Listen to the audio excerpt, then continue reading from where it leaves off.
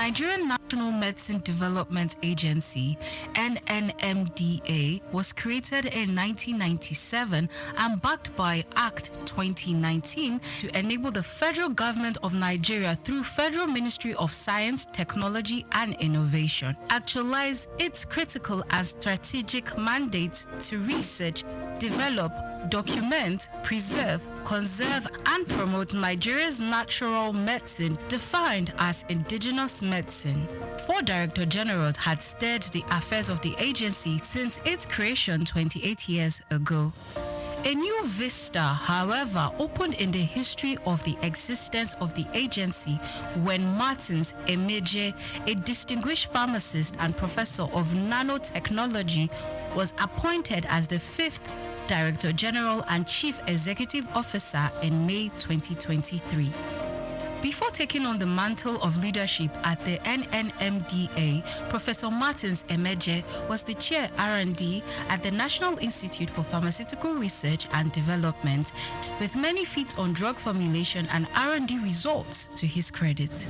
I deliberately applied for this job. There was advertisement. I applied. I wrote the exam. It was an online exam. Nobody saw anybody. And 1 hour exam online. When you submit your answer sheet, you have a copy of the answer sheet.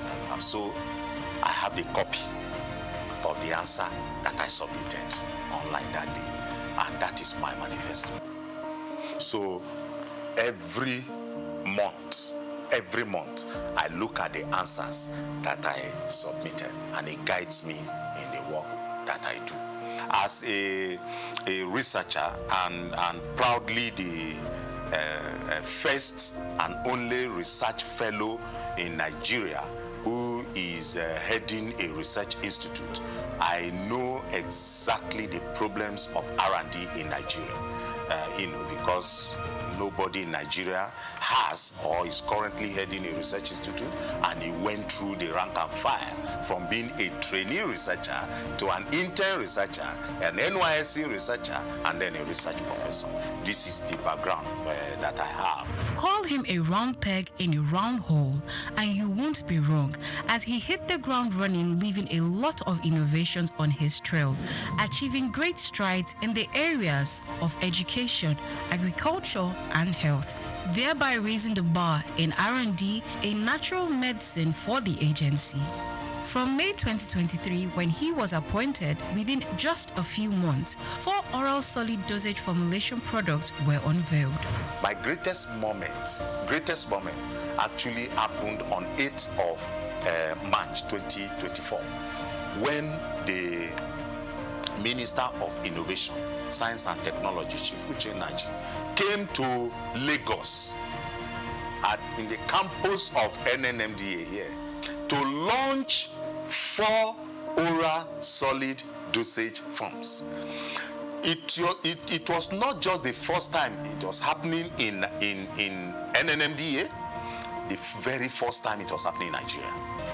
We decided that we will go for education as a major target, as a major KPI. And we went for it aggressively and got accreditation to start a 2-year national diploma in natural medicine. So this agency, for the first time in Nigeria, we now have a school of natural medicine. It's never been heard before. It happened in this administration within these 2 years. Within these 2 years too, because the country saw that we had made explosive advancement in this area, we got upgraded to what we call an awarding body for national skills acquisition in traditional medicine. One of the best medicinal gardens that you can find in Africa right now is in this country, owned by the Nigerian Natural Medicine Development Agency, and we did this these 2 years. In fact, two of our products that is waiting for Mr. President launch was we got our raw materials from our Nasarawa State Farm in Karo. Nigeria is the largest producer of cassava in the world. Cassava. The only country that competes with Nigeria is Brazil. Yet, Nigeria does not have value-added cassava products. Yet, Nigeria imports starch to make pharmaceutical products. We made a presentation to the National Assembly, and the Senate of our National Assembly supported us. So we went into development of pharmaceutical grade starch. Today, we have pharmaceutical grade starch. In health itself, we have developed and submitted to NAFDAC about 23 different products. 23. And they are all at advanced stage of NAFDAC's regulatory assessment at this point. Now, 3 of such products plus 5 of what we did the previous years is available, and people, because we are a research institution not capacitated or competent as by reason of mandate and skilling to do marketing, we do proof of concept, and we wait for entrepreneurs of pharmaceutical industries, nutraceutical industries, food industries to come take them to the market, right? But we also owe, because, like I said, the huge component of the Renewed Hope agenda is that people should be attended to, so that they know that they cannot lose their hope completely in their country. So in this environment, anybody who wants drug for hypertension, for malaria, for erectile dysfunction, for arthritis, for diabetes, for hepatitis, for about at least 8 different disease areas, they come to our pharmacy here to get the drugs. The past 2 years, under the leadership of Professor Martins Emeje, has seen human capacity development like never before. A development that propelled the agency's researchers into breaking new ground. This agency had never, in its almost 30 years of existence, had never participated in any local conference where researchers went with work they did in their own laboratory to go make competitive presentation. In our maiden outing in these 2 years, we won 2 awards. We went out for the first time and we got 2 awards. We took first position and we took third position. That is gold and bronze. When I came, I met researchers that have been here working for 15 years but with 1 degree. And I told them, you can't be a researcher with 1 degree.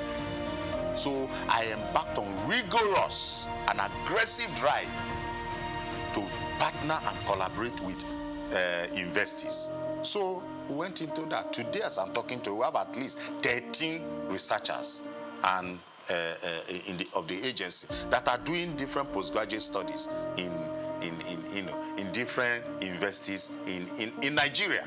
I have a staff that was in Zimbabwe for 6 months. Now he has a master's in intellectual property. At least 7 of my staff have gone to India.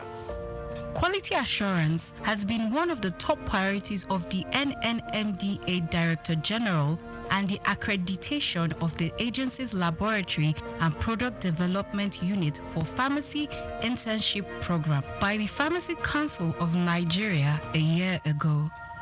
Under the watch of Professor Martins Emeje, the agency recently graduated its pioneer pharmacy interns. I went into nanotechnology or nanosciences after PhD, and I had to go out of the country to train in this area for more than 4 years. So it's an area that I'm keen about. I'm one of the first people, if not the first, in Nigeria to have put in practice nanotechnology. What it has done to me as someone who studied Western pharmacy, which is more like macro study, it is that it has taught me how to manage resources, no matter how simple.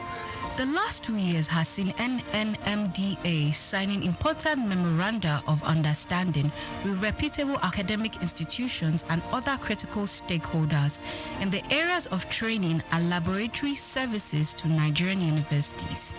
As part of its advocacy and public enlightenment drive, the agency brought together critical stakeholders in the nation's natural medicine space for a national dialogue on rethinking natural medicine aimed at galvanizing the needed support and political will. I want the president of Nigeria to just be coming on television and saying that people, natural medicine, no other thing.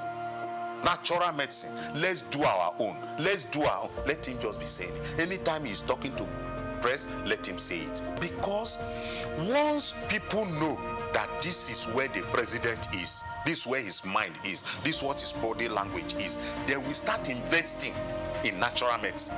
A turning point for the agency was the resolution of the National Assembly on Natural Medicine Gazette.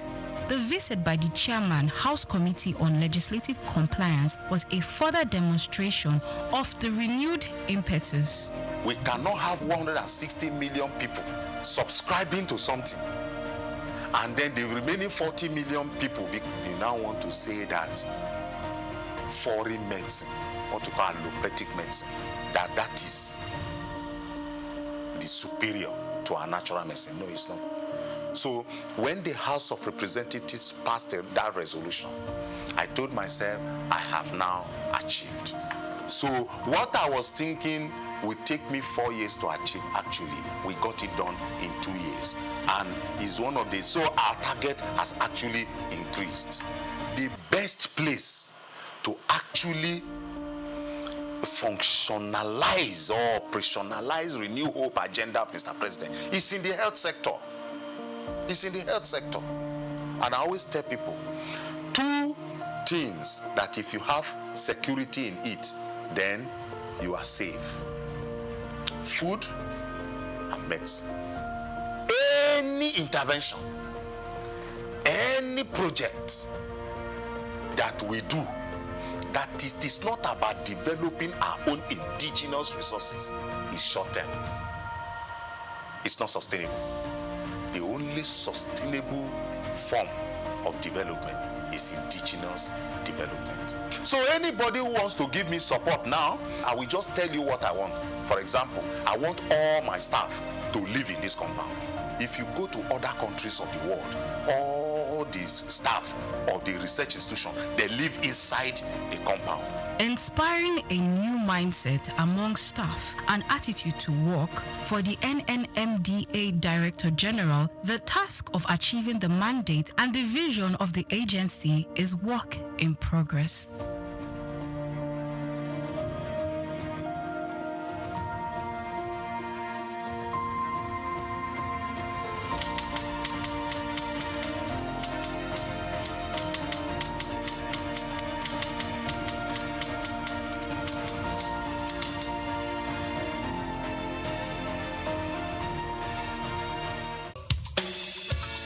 Fellow Nigerians, did you know that constituency and executive projects in your communities are not gifts from your legislators? They are projects sponsored by the legislators and funded by the federal government to improve your life and the lives of those around you. These projects belong to you. Without your vigilance, they might never be completed. Don't allow them to fade away into unfulfilled promises. Stand up, take ownership, monitor their progress, demand accountability, and report concerns to ICPC. Call our toll-free line now on 0800-2255-4272 or WhatsApp only on 0806-656-4726. This message is brought to you by the Independent Corrupt Practices and Other Related Offences Commission, ICPC, with support from MacArthur Foundation and the Center for Democracy and Development in Africa, CDD. Anthony Onyemaechi Elumelu was born on the 22nd of March 1963 in Jos, North Central Nigeria, to Susan and Dominic Elumelu, originally from Delta State. Tony earned a degree in economics from Ambrose Ali University. where he laid the foundation for his future career and then furthered his education at the University of Lagos, where he obtained a master's degree in economics. His academic journey also includes attending the Harvard Business School, where he completed the Honor of President Management program, equipping him with advanced business management skills. Tony currently serves as the chairman of Heirs Holdings, Transcorp, and United Bank for Africa, UBA, demonstrating his significant influence in the banking and investment sector. He founded the Tony Elumelu Foundation, which aims to empower African entrepreneurs through comprehensive training, mentorships, and funding opportunities. In addition to his professional achievements, he's also a family man, married to Dr. Adele Vivian Elumelu, and together they have 7 children. In 2020, his efforts were acknowledged when he was named one of Time's 100 most influential people in the world. Anthony Elumelu's net worth is estimated to be around $700 million, a testament to his successful ventures and strategic investments. Elumelu continues to be a driving force in the business world, advocating for sustainable economic growth and empowering the next generation of African entrepreneurs.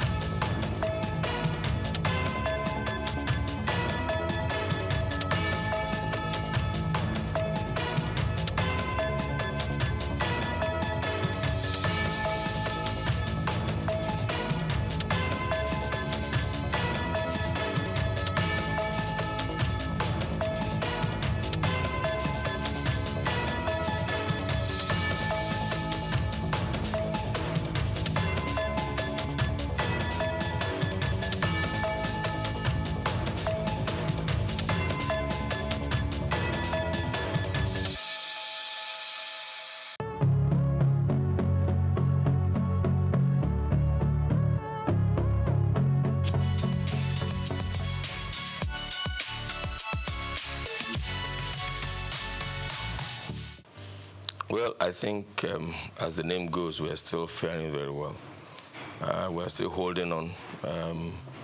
Basically, Niger Delta Power Holding Company Limited is a Nigerian company owned by the federal government of Nigeria, the 36 states, and the 774 local governments.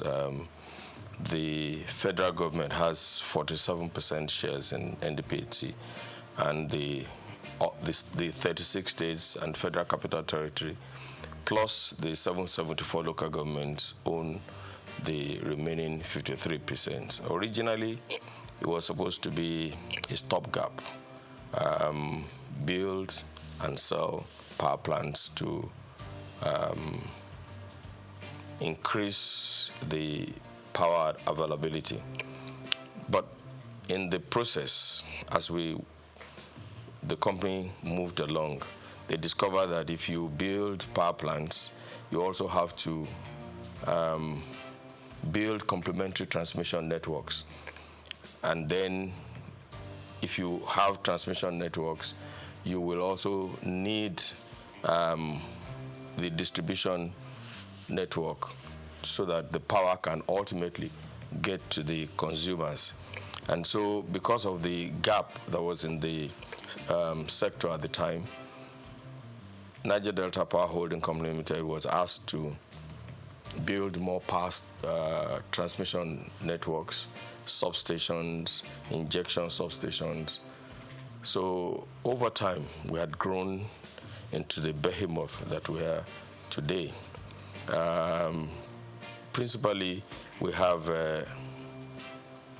8 power plants functioning now, and then 2 are in the process of being completed.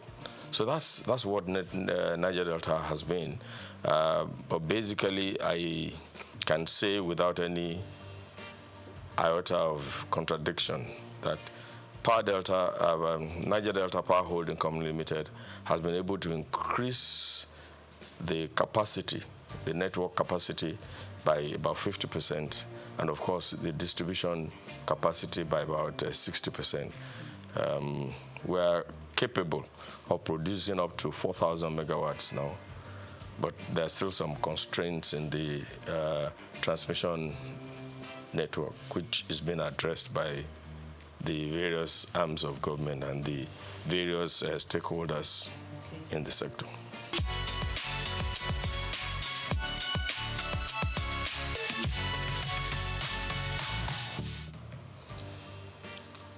If I want to talk about the problems in the power sector, you need more than an hour program. They are multifaceted. And each time solutions are being found, they are not far-reaching enough. For instance, before the enactment of the Electric Power Sector Reform Act, it was thought that the problem was we didn't have enough generation power, and that's what gave rise to the NIPP, which is the National Integrated Power Projects, which was basically to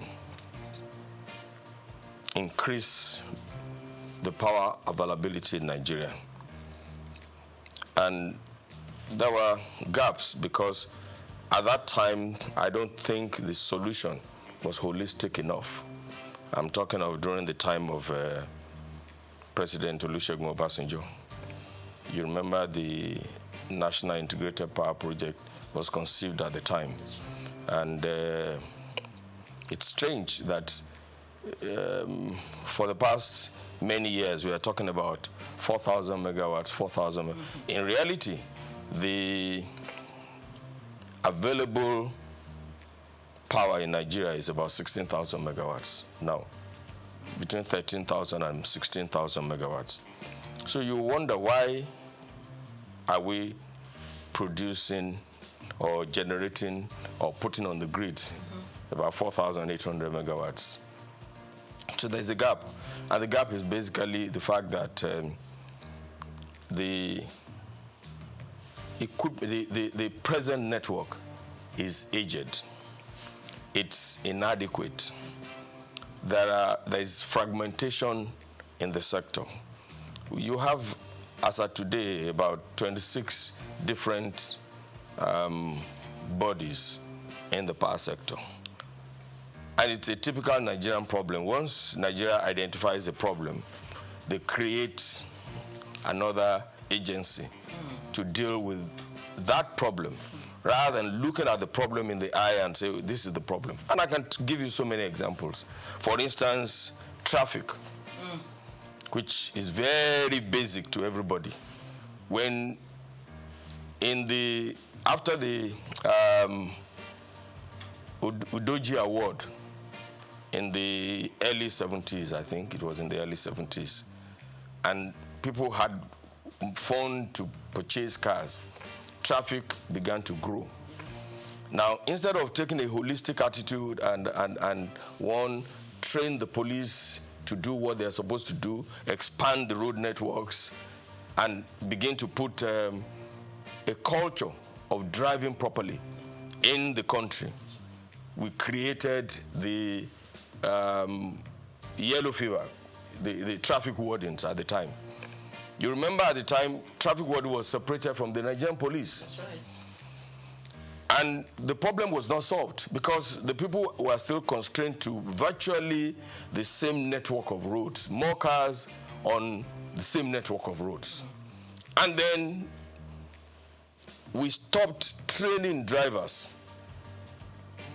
So Federal Road Safety Commission was formed. And of course, I'm sure that you all know that the problem became worse. And now, all of the state governments are creating their own variants of the Federal Road Safety Corps.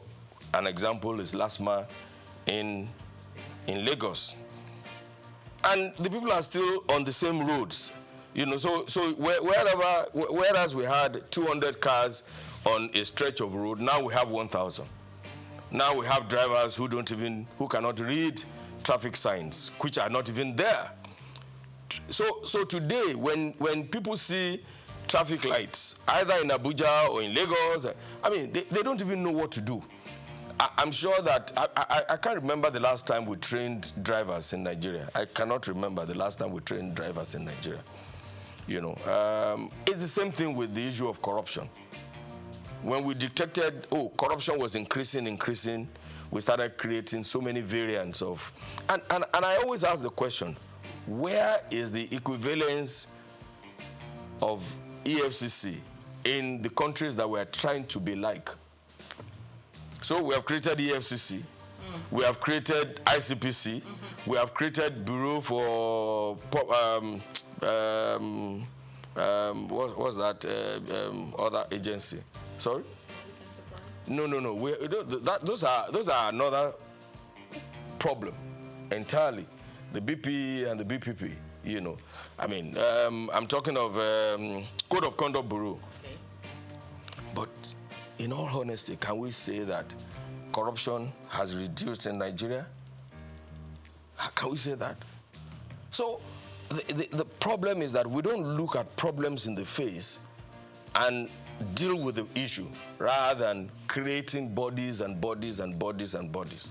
We don't have the variants of EFCC, ICPC, and Code of Conduct Bureau in the countries that we're trying to be like. In this age and times, honestly, it's not rocket science. There is hardly anything you want to do that has not been done before or that is not being done in some other places.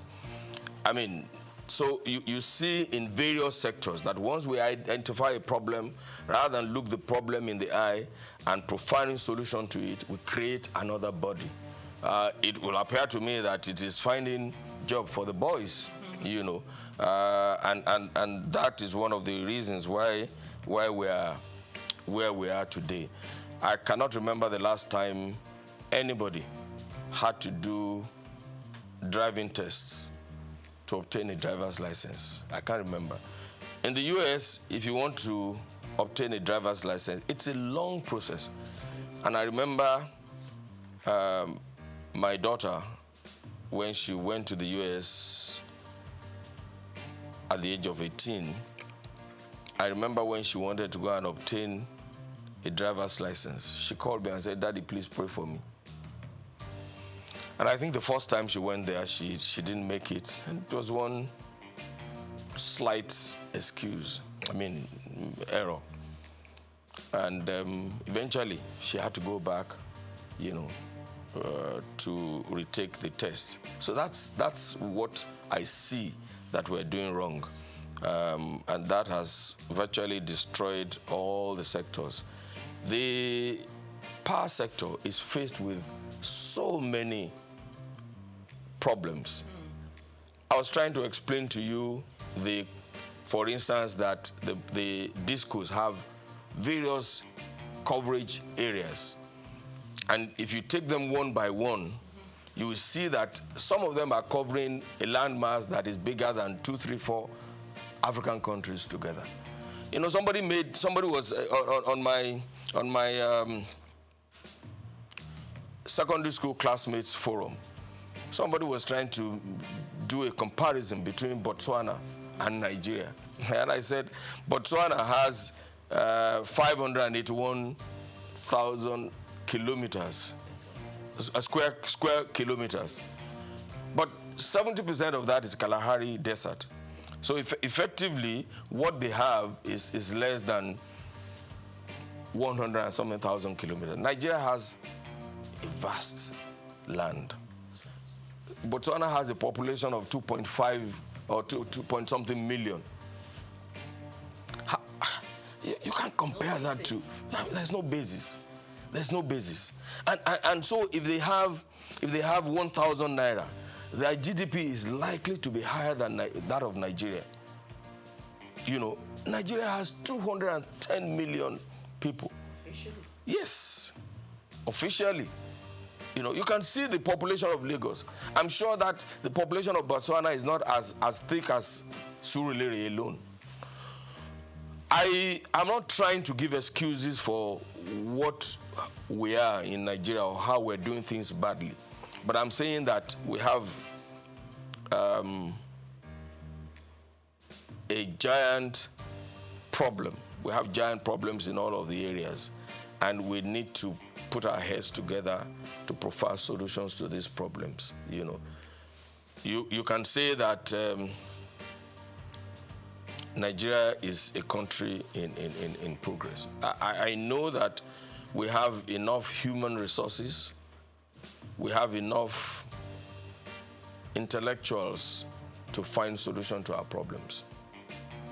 And I'm beginning to see that the government of President Bola Ahmed Tinubu is tackling the problems headlong.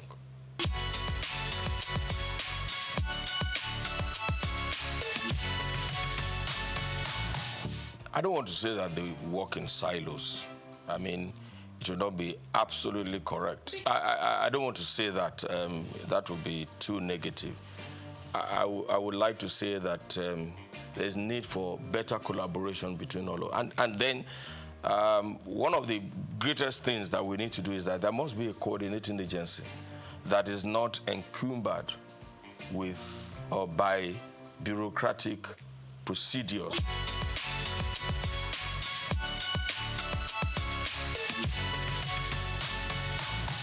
Okay, NEC is supposed to be the regulator in the society. Now, like I said before, if you have a regulator, they must be trained. And we shouldn't be ashamed to train our regulators and to ensure that we have the right people in those positions. But like I said, almost all the agencies in Nigeria, you find a lawyer heading an engineering company.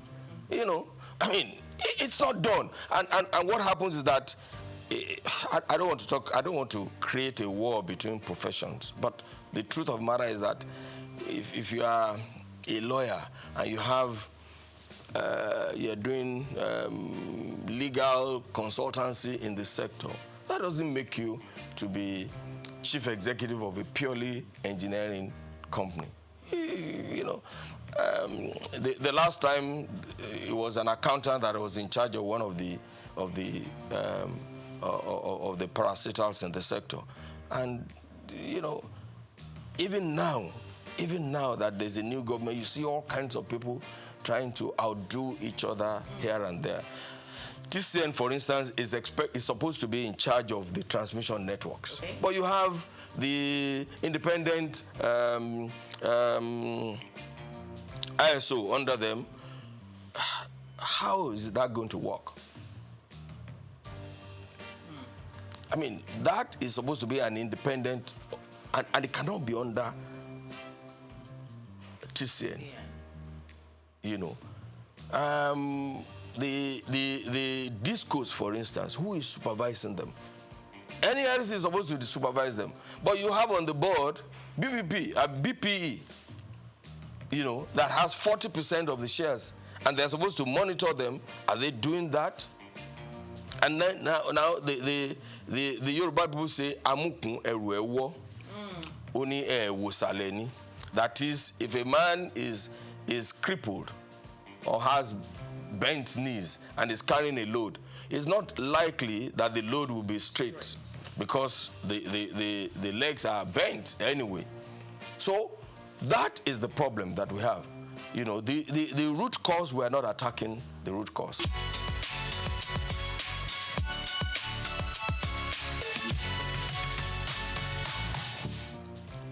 You know, the electricity power sector reform has was supposed to be, has a transition program. But unfortunately, because we didn't do the privatization properly, we gave it to people who have no financial resources. They borrowed money from the banks to purchase the concession anyway, because they borrowed money from the bank, they don't have enough funds to repair the aging facility that they inherited. So that is a problem. Now the bank is on them. The bank lent them money for 5 years, or whereas this is a sector that is, you need long-term fund. You need to have enough money to lay new cables, replace transformers. Some of these transformers have been there since 1960-something, to replace them.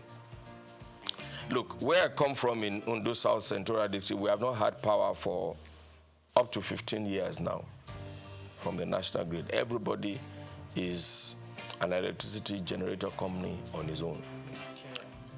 When we stepped into it to see what was happening, we discovered that the distribution company did not have enough money to repair the damaged distribution networks. So NDBSC stepped into it, and we've spent almost 3 billion to repair all of that. 3 billion. Almost 3 billion. We're talking about 6 local governments. At a point, by the time we had finished the reticulation of the networks in 5 of the local governments, we discovered that there is the source of supply is from Ondo. Ondo has a 2 by 30 MVA substation. One of that substation is gone. So it means that the distance of almost 100 kilometers from Ondo to Ore and to Ilaje, to Igbokoda area, to Mahin and Co. Just one single 33 kV line is coming from that. So by the time the light gets to Okitipupa, what you have is candle light. It's the same thing we saw in Lafia, for instance. For years, Lafia, even the government house in Lafia, was being operated on generator, because the single line feeding Lafia and the entire Nasarawa state is from Abuja. So that's why we stepped in and built the 330, 132, 33 kV substation, which was commissioned early last year by President Muhammadu Buhari. And you can see the joy in the faces of the people. Now, in Ondo South Central District, for instance, they are the NDDC, not NDPHC, is building a 132 kV substation in Uderinije, which should help to bring power from Omotosho and to that area. But they have been on it for years now. And without the completion of that, there's nothing that can happen in the place. They will still have candlelight. So these are the problems. Now, NDDC is independent of NEC. It's virtually independent of the DISCO. It's independent of but they are doing a good work, because they have offered to do, they have identified the problem and they have offered to do it. But who is coordinating these activities to ensure that everybody is working? And you know, one of the things I always complain about is that since this past 6-10 years, for instance, TCN has many of its projects are 85-90% completed. Some of the problems are just way live, that the government should collaborate with the state governments to resolve. But what do you have? A substation is ready in Akure, for instance. A 330 kV substation is ready in Akure. The transmission line is supposed to come from Oshogbo to Akure, and another transmission line is supposed to come from Benin and drop in Akure. Because of way leave issue along the route from Oshogbo to Akure, that project has been stalled for almost 6 years. So there has to be an organization that is above neck, that is linked only to the president, that will look at all of these things. I talked about the fragmentation in the sector. You know, look, and let me tell you something. I know that electricity is a commercial venture. Yeah. And when you put your money there, you should be able to recover your investment. However, it's also a social contract between the government and the people. It's a social contract. You know, so if you have such a transmission line, everybody should be involved. And I remember that it has to be a responsibility. I remember when we were doing a project in Owerri, and because the transformers have been there for a long time, we needed to remove the transformers to a workshop somewhere in Ikorodu there for repairs, so that when they take them back, it can function properly. And we had given authority to the EPC contractor to go and remove the transformer.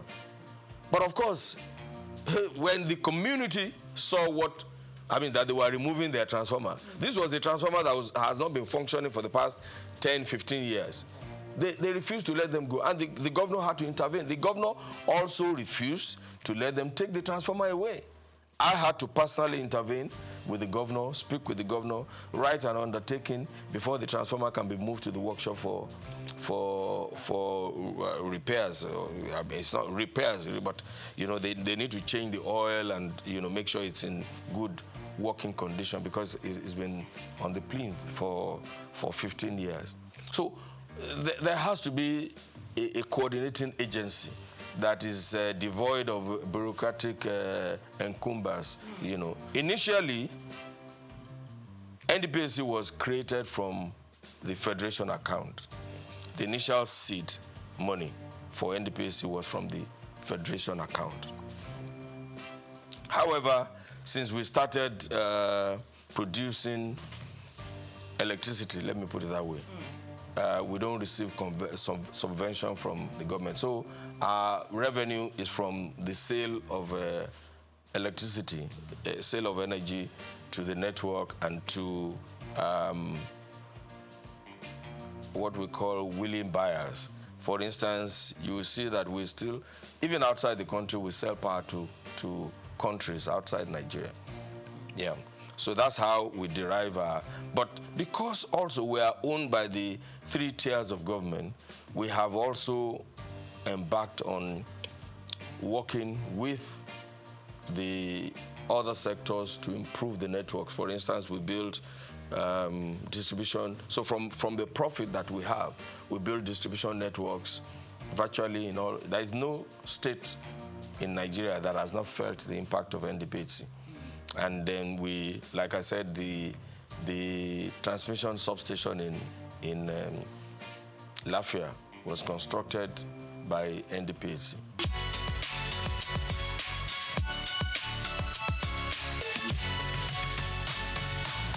It's like LNG. I mean, LNG cannot receive subvention from the federal government anymore. Of course, initially, government put in their own investment and the private sector put in their own investment. I'm hoping that we will move away from this structure in NDPAC. I'm really hoping that we'll move and adopt the NLG structure, for instance, and bring in a huge investor to acquire 49% so that we can start operating like an LNG. There's a lot of confusion in the society, and even those even some high government officials don't even know the functions of NDPAC. They don't even know. I mean, we were in a gathering some time ago, and a former minister who claimed to have been a part of the conception of NDPAC was annoyed when somebody threw a question at him, and he said, "What are you talking about? I don't have power in my house, and you guys are sitting down there." And I had to lecture him and say, "Hey, I'm not supposed to put power in your house. I'm just a businessman, you know, in the sector, producing oil, producing power, electricity, like every other person, like, what's the name of Elumelu's Transcorp Power, and selling it. That's all we are."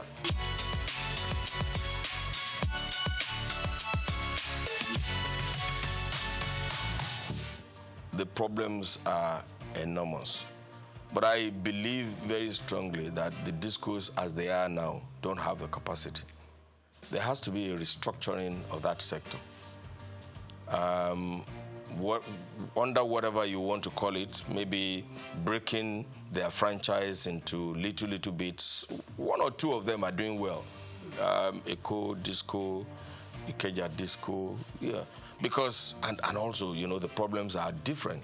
So, but for most of them, look, let me give you an example. If you need to, under Yola Distribution Company, I mean, you know how wide that sector, that part of the country is. If you need to take a 33 kV line from one town to the other, you may be doing 100 kilometers. Whereas under the Eco Disco franchise, 100 kilometers will do 2, 3, 4, 5 communities. So we need to restructure this discourse.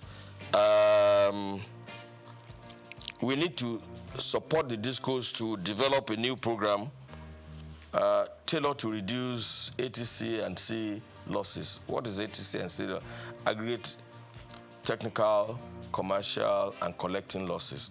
Now, when you take power from Ondo, for instance, to Ilaje, 100 kilometers, by the time, and don't forget that along that route, you are dropping power for Ajebandele, for this, for that. By the time you get to the end, what you have is candlelight. So you will need to and the discos don't have the finances to do these things. I said earlier that the privatization was not properly done. Okay. I'm not sure that those people have an understanding of what they were getting into. Everybody thought the power sector was like the telecommunication sector. But it is not. The amount of infrastructure that you need to put in place, physical infrastructure that you need to put in place for power is totally different from that. Because apart from your cell in telecommunication and the handset there's nothing that you need to do. You probably don't need to put poles, pay compensation. Fiber optic is for specific areas.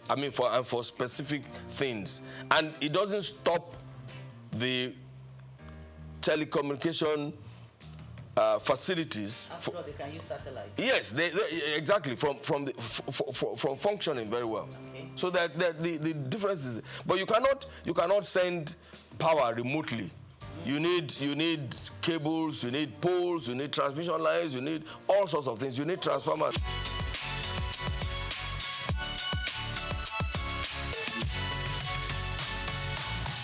The discos should be responsible for them. But when they don't have the fund, what do? You can see that many of them, about 7 of them, are under receivership now. Some sort of receivership or the other. You can see. Because they borrowed money from the banks and they were not able to pay back within the time they thought, they were going to be able to pay back. They were taking over.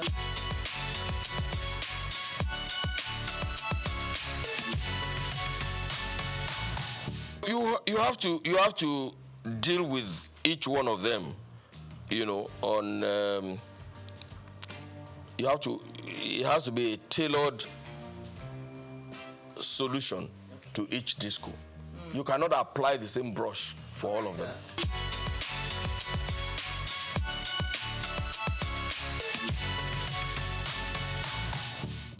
Well, the truth of the matter is that at some point there will be increase in tariff. However, this is not the time for it. I mean, Nigeria, I mean, we are doing a lot of reforms now. The removal of the subsidy has increased the cost of living in Nigeria. The exchange rate, harmonization of the exchange rates is also going to affect the economy and the earning power of the common Nigerian, even though that should not be the case, because I can tell you for free that no business organization was charging their customers based on the 400 and something naira to the dollar that the CBN was and that's a fraud on its own, because CBN knows that there's nobody who is selling anything in Nigeria decides the cost of that good based on the CBN exchange rate. It's simple, because they are not sure that they will get. I mean, when they need to replace machinery, raw materials, they were not sure that they could get the dollars from CBN. So this is the best thing that could have happened. The Naira float. The Naira float is the best thing that can happen to our nation, Nigeria. And I'm surprised, because every expert and non-expert had been advising CBN to do this for so long. So I'm surprised that the CBN was reluctant to do what is needful, and that's about the corruption in the system. So this is not the time, and I'm advising government too. This is not the time to increase tariff.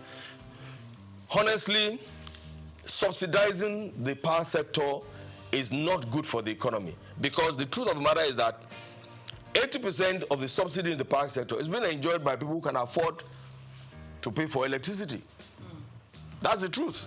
The low tariff pays only the rich. You know, the poor people just take advantage, just like in fuel too. Look, if you have 10 cars and you put all the 10 cars on the road, the poor man has only one way to go. Just to go to office and come back, and you know, but the man who has 10 cars will want, the wife will take one, the children will take one, the workers will take, and that's what is happening in the sector. So yes, this is not the time to think about increasing tariff. It will look, in the past, the cost of diesel was very high. Right? Now, a lot of people migrated to using petrol generators. Yes. Now, the cost of petrol is even almost higher than the cost of, because petrol burns faster, you use more petrol for your generator than diesel. So, generating power in your house now, where you don't have power supply from the national grid, is a big problem.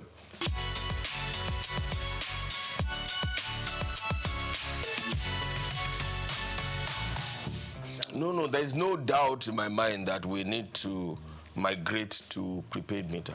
I mean, not only intelligent meters, so that when we have intelligent meters, nobody can manipulate their consumption. You know, if you go to some hotels in the past, all of the heavy-duty consuming equipment, their laundry, their air conditioners are connected directly, or they bypass the meters, you know.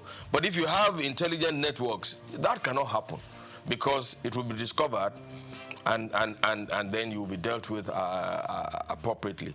So there's no doubt in my mind that everybody, and it's in the interest of the consumer too, to acquire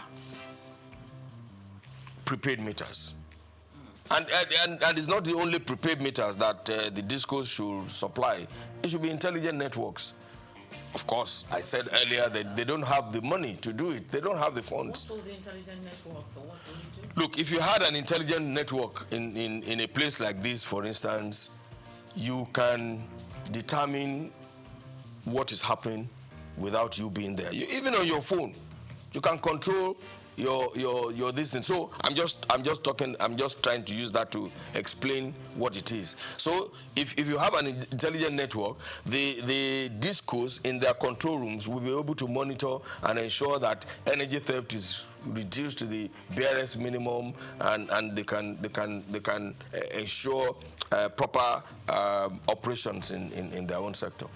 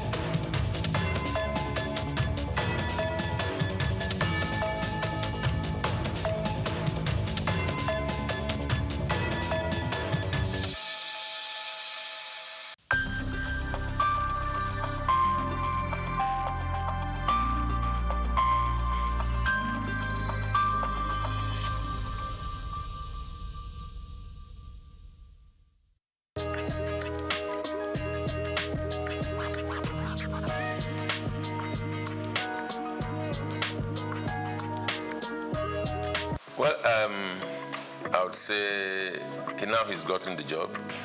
If this question had come before now, I would be able to say that I do not think we need him.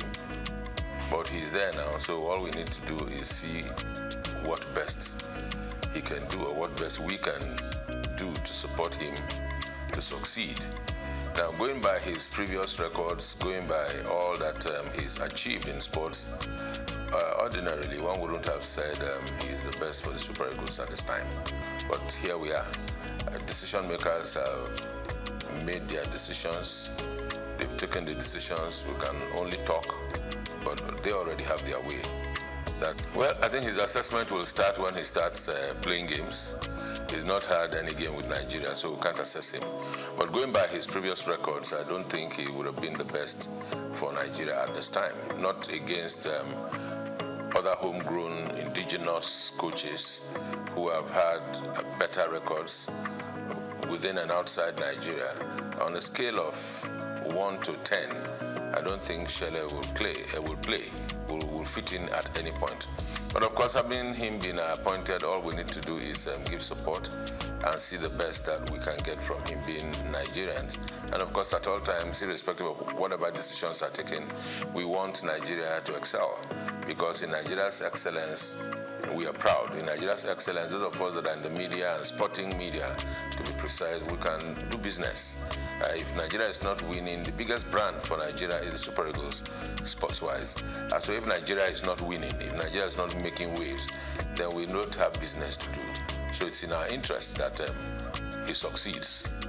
So to that extent, I would say yes. But looking at his appointment, I think it's just a part of the over-politicization of the sporting industry, power show by the immediate past president of the Football Federation, Melvin Pinnick Amaju. Having failed in his 2 terms, continues to transverse the terrain to to show he still has power. And of course, he brought Shele. And of course, the Gusau, the incumbent president of the Football Federation, has to listen to his master. So his master's voice, that's what we're experiencing.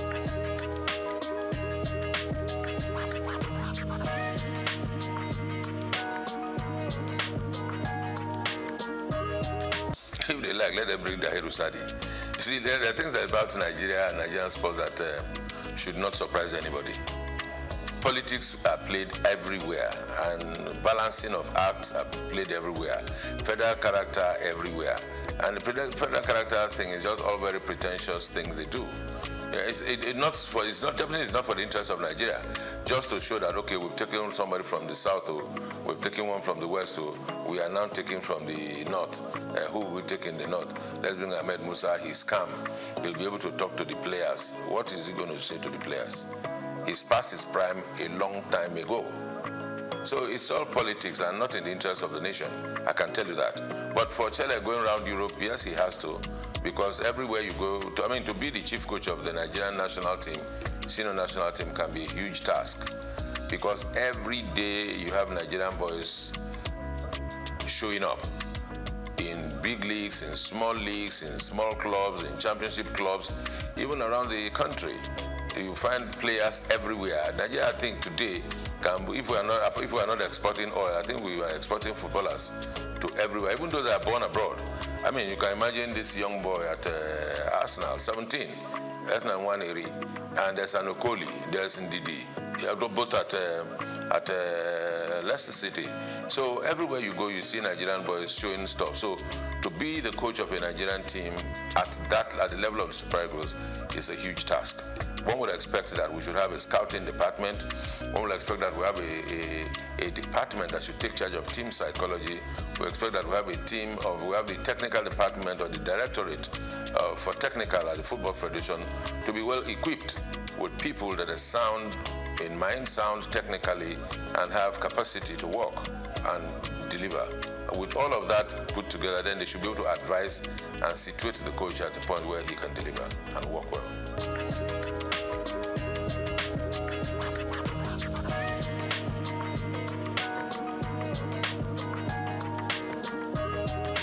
Well, you see, I said yes, because I've been one of those that have always been clamoring that there's need to have a National Sports Commission.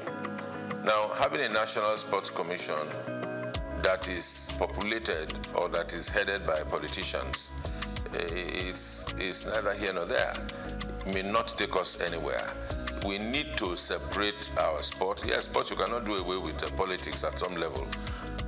But in terms of the administration, in terms of the management, in terms of the execution, there's need to be able to separate sports and politics.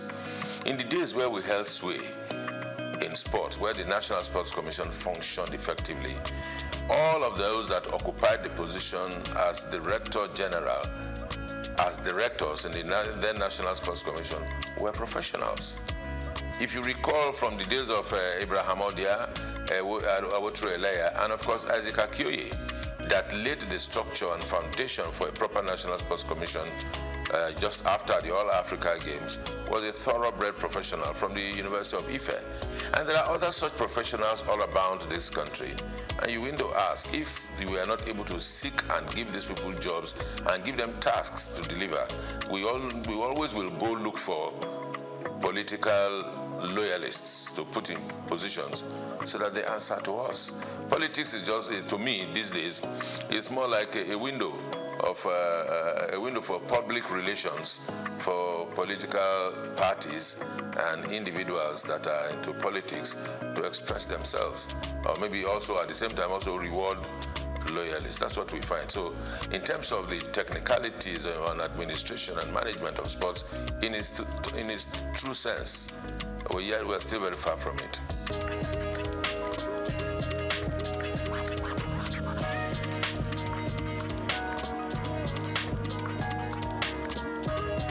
Plenty improvement, I would say. The current managers of the league are doing everything they can to ensure that our league gets back to a competitive level at the continent gets back to competitive level at the rate at which we, those of us local people like myself, can appreciate our football and our footballers once again. The question to ask is to say, are we doing enough? The answer will be no. Who are those not doing enough? The media, the sporting media in Nigeria is not doing well enough. Would I say sporting media? Yes. And also the bigger media is not doing well enough. And because we are not doing well enough, that's why our league is still where it is. We would have gone further than this. The other aspect of it is government. Government across the states. Football business is supposed to be good business. Football business is supposed to be run by private individuals and clubs. There's nothing wrong to say that the people of a particular state cannot run a football club in conjunction with other private individuals who will be stakeholders and are interested in the promotion of sport and football in the sense that we're talking about it now. But what we have is that we have state governments owning football teams, and those that are administering the football teams are SA this, SA that have been appointed as a reward, that have been appointed because they are loyal, that have been appointed because they can talk a little bit about foreign leagues. Somebody can talk about the league talk about the La Liga and the EPL, and that qualifies him to be SA in charge of sports in some states of the federation. And these are the bunch of persons or the group of persons who are running our football around the country. So who runs the clubs, the texture of the clubs, what names the clubs are bearing, what history behind the clubs, and those are the things that tells you that the states are not doing enough, the Football Federation not doing enough, but I think largely the media, check out our sports programs. All you find are talking heads talking about who scored the best goal in the world, who scored the best goal in Europe, who scored the best goal in England and all that. That's what we find. You hardly will see shows, package shows about the best goals of the Nigerian league over the past weekend. The best goals, the best dribbles, how many passes, proper statistics, because the media is not doing enough. The sporting media, that is journalists that are practitioners, they are not doing enough because they are not tasking themselves. They just go on the internet, download one or two things, watch and everything. All you know is you take, as a content creator in sports, you need to just take a shot of the goal that the assist that Nwaneri gave, or Merino scored a goal for Arsenal, and you superimpose yourself and you talk over it. And that's content, and you post it, and there are likes and there are followers, and that's it, what we do. But you do not have individuals going to places to take content. All around Lagos, as we look at as we are now, all around Nigeria, sports is going on every day. As a practitioner myself, in those days when I used to be the street reporter, we covered football from everywhere. From Abeson, from Bagada, from Volkswagen, down on Ojo, Abete, anywhere. All of those places, and boys are still playing football. You go to Evans Square, boys are still playing football. Go to Lafiaji, they're still playing football. Go to Alakoro, you still see boxing. So all of these sports are still going on. But where are the journalists that will cover these events and bring them to the fore and package them? The journalists are not ready to do that job. Even those that are ready are not funded.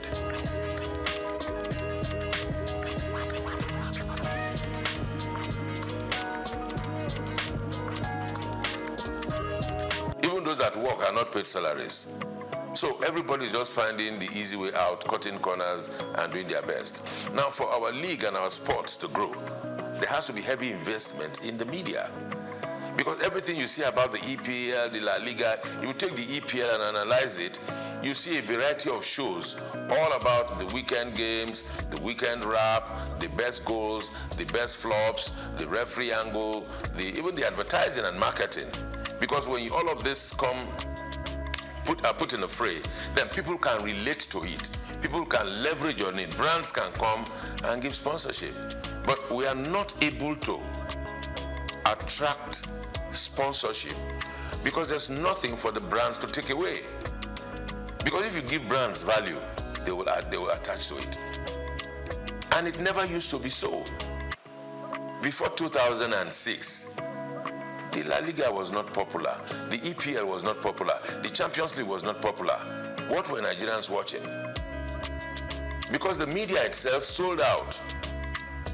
By investing, Nigerian media organizations came together, put money together, and went to buy rights of the EPL and started broadcasting it on Nigerian television for the consumption of Nigerians, so they can make cheap money from telcos and from the brewing industry. They made more money for themselves. I mean, the media houses, rather than invest in the local league. Then they will tell them, who will watch Nigerian league?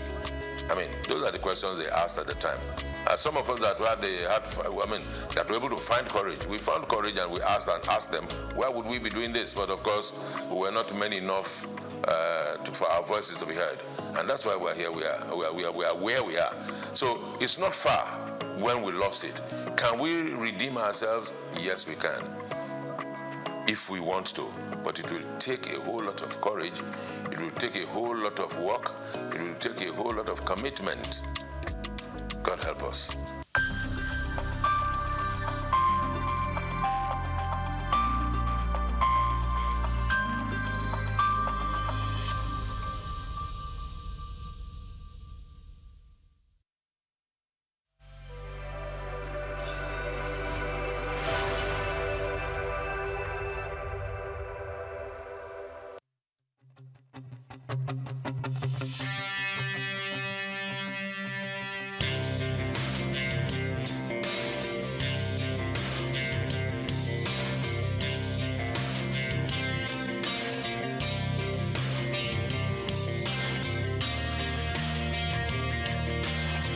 When you visit Lagos for the first time and Google fun or recreational places in the city, at the top of that list will be Freedom Park. Located in Lagos Island on Broad Street, Freedom Park over the years has become home to the Nigerian arts and the culture at large. From annual big shows like the Lagos Theatre Festival, celebration at the Lagos Poetry Festival, to local festivals that celebrate literature, music and arts, Freedom Park is one of the most visited recreational sites in Lagos, for both local and tourist people alike. A place to mingle, unwind, or simply just have fun. Freedom Park, however, hasn't always been a place of fun and games. It has a history that dates to 1861, when Lagos was made a British colony. In 1885, Freedom Park was built as a fortified prison from imported bricks. It was referred to as Her Majesty's Broad Street Prison. Some prominent political prisoners were held in the prison, people such as Herbert Macaulay, Michael Imodu, and Obafemi Awolowo. In 1979, Her Majesty's Broad Street Prison was destroyed, reduced to a dumping ground. It was later rebuilt in the 1990s, celebrated in 2010, Nigeria's 50th Independence Day. Freedom Park still holds a bit of its history within its walls. In the museum, where there are pictures and artifacts. Some of the old prison facilities have been converted into leisure facilities that people visit and enjoy today.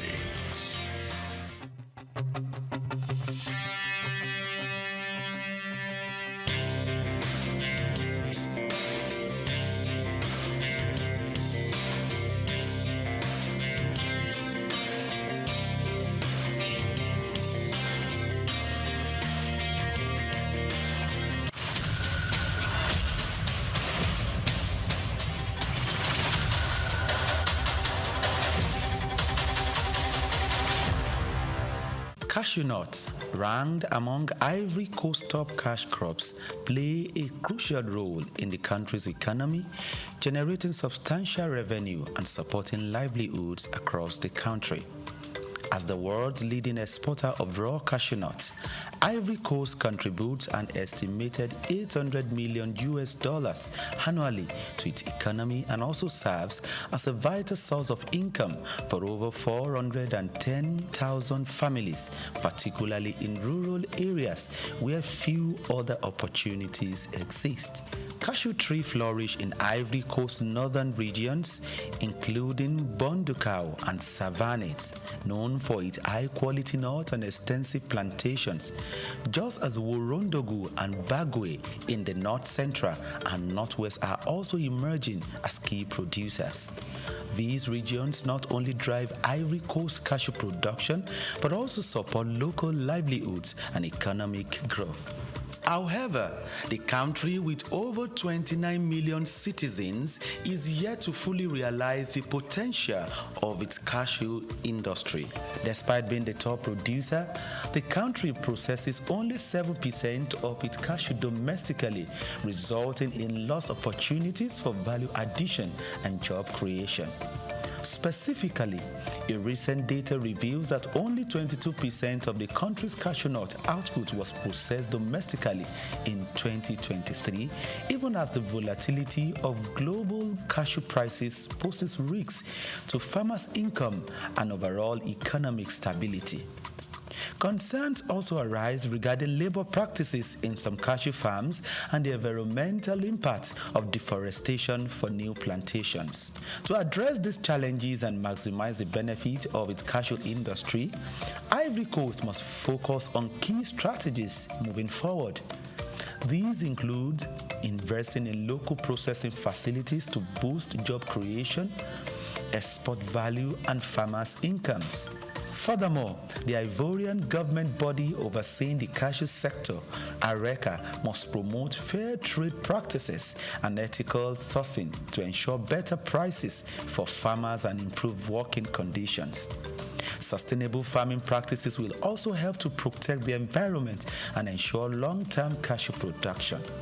According to a recommendation made at a workshop organized by the World Bank, tax exemptions and access to credit facilities will help to tackle some of these challenges. Furthermore, the private sector can also invest in research to develop high-yielding cashew varieties, improve processing techniques, explore new cashew products, as well as develop and implement digital platforms that connect farmers to market in order to facilitate financial transactions. Organizations like the Africa Cashew Initiative, ACI, must also assist in data compilation in the value chain at macro, meso, and micro level. By addressing this and harnessing its cashew potential, the country can further enhance its economy and build a more sustainable future for its citizens. Israel Adeyemi reporting for SOUQ News.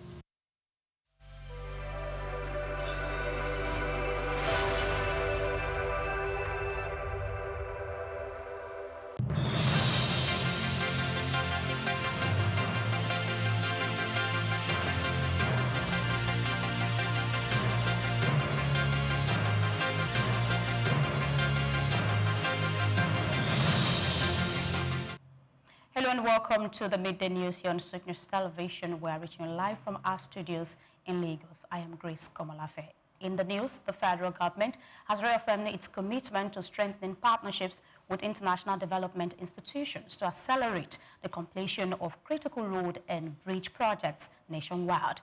Minister of Works David Umahi disclosed this during a meeting with a delegation from the Islamic Development Bank ISDB Regional Hub in Abuja, led by team leader of operations Ibrahim Chaliv.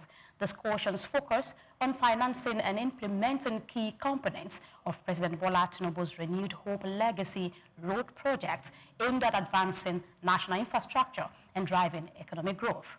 Umahi emphasized that road networks are central to Nigeria's industrial and regional integration effort, assuring that transparency and cost efficiency remains top priorities.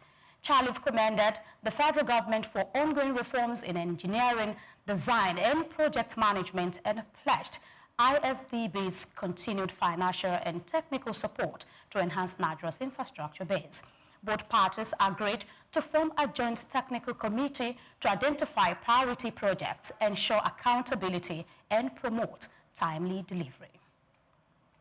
In the Center of Excellence, the Lagos State Government and the Agents Franchise the Development, AFD, have reaffirmed their commitment to the £410 million Omieko Water Transport Project, designed to transform Lagos waterways into a world-class eco-friendly transport network during a continuity engagement visit to waterfront areas including Ibasa, Ijegun, Egba, Ogun Tedo, and Satellite Town. Officials assured residents that the initiative will enhance mobility, create jobs, and promote cleaner energy solutions. Commissioner for Transportation Oluwaseun Oshiemi said the project will deliver modern jetties, electric ferries, and charging infrastructure while ensuring that no livelihoods are displaced. AFD's Director for Africa, Sandra Kassab, confirmed that the funding includes £130 from AFD, £170 million from the European Investment Bank, and £60 million from European Union grants for electric infrastructure. The Omieko project will deliver 15 ferry routes spanning 140 kilometers, 75 hybrid ferries, and 25 modern terminals, targeting 100,000 daily passengers. The project is projected to cut 41,000 tons of carbon emissions annually and increase water transport's share of daily mobility from 1 to 5%, positioning Lagos as a model for sustainable urban transport and economic resilience. And away from that, the House of Representatives has advanced a bill to strengthen the independence of the Economic and Financial Crimes Commission, EFCC, by limiting presidential authority over the appointment and removal of its chairman. Sponsored by Plateau State lawmaker Yusuf Gagdi, the amendment to the EFCC Establishment Act 2004 passed its second reading during Thursday's plenary, presided over by Deputy Speaker Benjamin Kalu. The proposal seeks to align Nigeria's anti-corruption framework with international standards and ensure institutional autonomy. Gagdi noted that the evolving scope of financial crimes, including cyber fraud, cryptocurrency, manipulation, and illicit financial flows, requires an independent EFCC free from executive interference. Under the amendment, the president would require the approval of 2/3 of both legislative chambers and remove the EFCC chairman. Lawmakers across party lines supported the proposal, describing it as crucial for strengthening accountability and public trust in the nation's anti-corruption system. House Committee on Financial Crimes Chairman Jinja Onwusibe said the reform is long overdue and necessary to modernize enforcement mechanisms. The bill was referred to the relevant committee for further legislative review, marking a significant step towards governance reform and institutional transparency in Nigeria's fight against corruption. And now British businesses are showing early signs of recovery, with recent data indicating mild growth in manufacturing and a slowdown in inflationary pressures. The United Kingdom Composite Purchasing Managers Index, released by S&P Global, rose to 51.1 in October from 50.1 in September, indicating modest expansion. Confidence and new orders reached their second highest levels in a year, supported by resumed production at Jaguar Land Rover after a cyber attack. However, analysts caution that growth remains weak, equating to about 0.1% quarterly expansion as firms continue to delay investment and hiring ahead of the November budget, where Finance Minister Rachel Reeves is expected to raise taxes. Manufacturing output hit a 12-month high at 49.6 despite a decline in export sales due to new United States tariffs. Inflation data brought some relief, with input costs rising at the slowest pace since November 2024 and output prices increasing more gradually, easing pressure on the Bank of England's policy stance. Economics believe the figures suggest the United Kingdom economy may have reached its lowest point and is on a slow, cautious path to stabilization, though risks from global trade disruptions and fiscal tightenings remain. The European industries are facing increasing pressure from a surge in low-priced Chinese imports that are straining local production and threatening jobs. The influx of goods ranging from tires and textiles to cars and fast fashion has intensified since the United States imposed tariffs on Chinese products, diverting export towards Europe. Manufacturers in Germany, Italy, and France warn that the influx is eroding competitiveness and forcing plant closures. The European Commission has initiated probes into 15 product categories and imposed duties on 18 Chinese goods, including metals and wooden flooring, though progress remains slow due to bureaucratic and political caution among member states. Imports of plug-in hybrid vehicles from China have more than doubled this year, while the e-commerce shipment from platforms like Temu and Shein have surpassed 2024 totals. European countries are calling for stronger trade defense tools to protect domestic markets, with France and Italy advocating for targeted tariffs and import quotas. Despite growing awareness, industry leaders fear delayed action could lead European manufacturing sector permanently weakened by cheap imports and overcapacity-driven distortions from China's industrial policies. And that's the news this afternoon. We say many thanks for watching. Please do well to follow us on our social media platforms at SOUQ News Television. My name is Grace Komolafe, and coming up shortly is Just Africa. Please stay with us.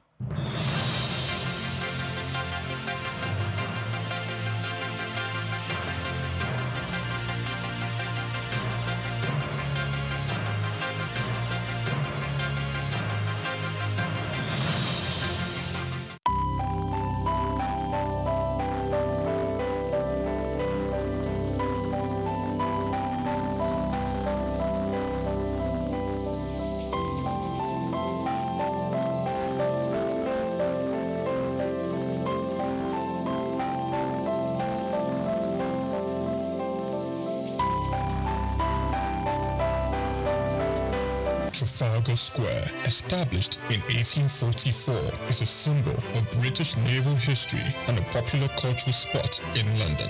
Named after the 1805 Battle of Trafalgar, it has been the site of celebrations, protests, and cultural events, representing the changing identity of the city. It houses several landmarks, like the Nelson Column, St. Martin-in-the-Fields Church, and the National Gallery. The Nelson's Column, a tribute to a naval hero, is the main feature of Trafalgar Square. Standing 52 meters tall, completed in 1843, it honors Admiral Horatio Nelson's victory at Trafalgar. The column is topped with a statue of Nelson, and 4 bronze panels at its base show scenes from his battles. Surrounding it are 4 large bronze lions added in 1867, symbolizing British power. Iconic part of British culture, not just in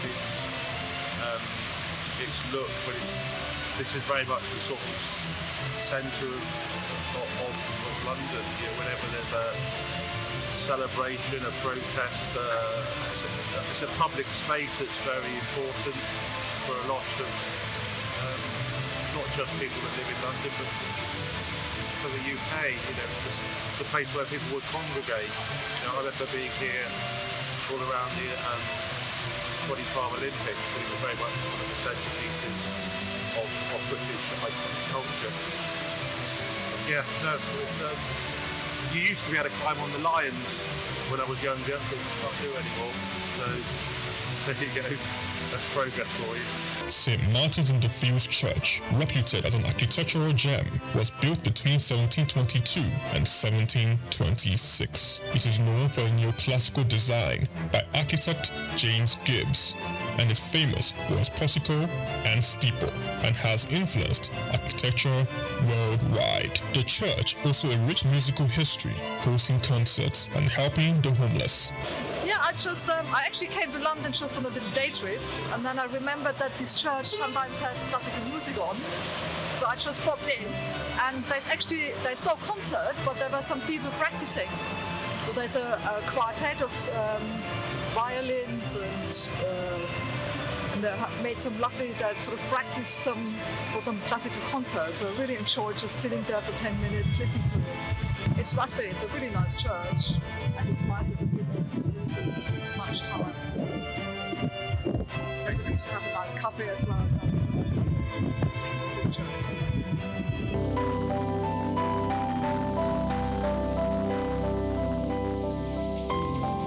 The National Gallery, founded in 1824, is a treasure trove of art.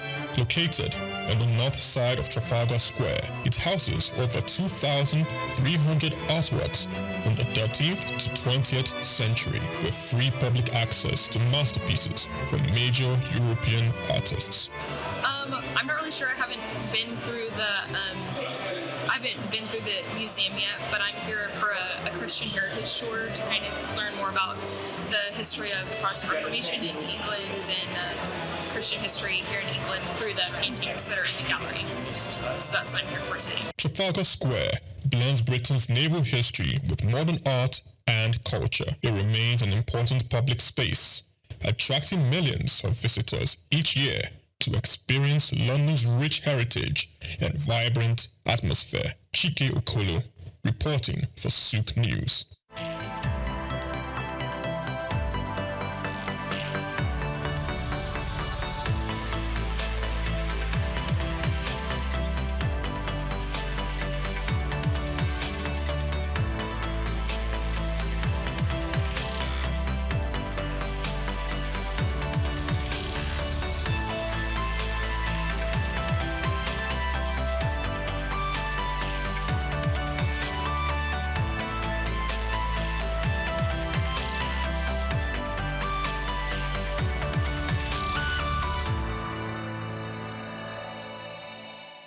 Optimism is a strategy for making a better future, because unless you believe that the future can be better, you are unlikely to step up and take responsibility for making it so. Responsibility is the price of greatness. How else can one explain the thought process of a 24-year-old youth leaving the luxurious covers in the United States to fill in for his incarcerated father in sub-Saharan Africa, Nigeria, and run a family business holding the fort till stability was achieved? This is the story of Abdul Samad Rabiu, an unassuming, silent achiever.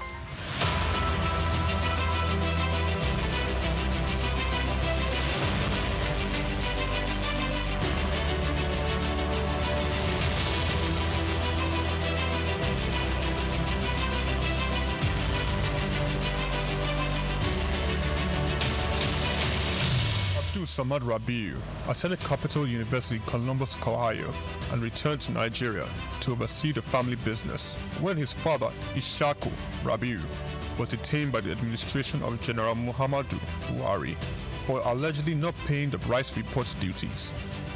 Not only was his father under investigation, the family business was under scrutiny.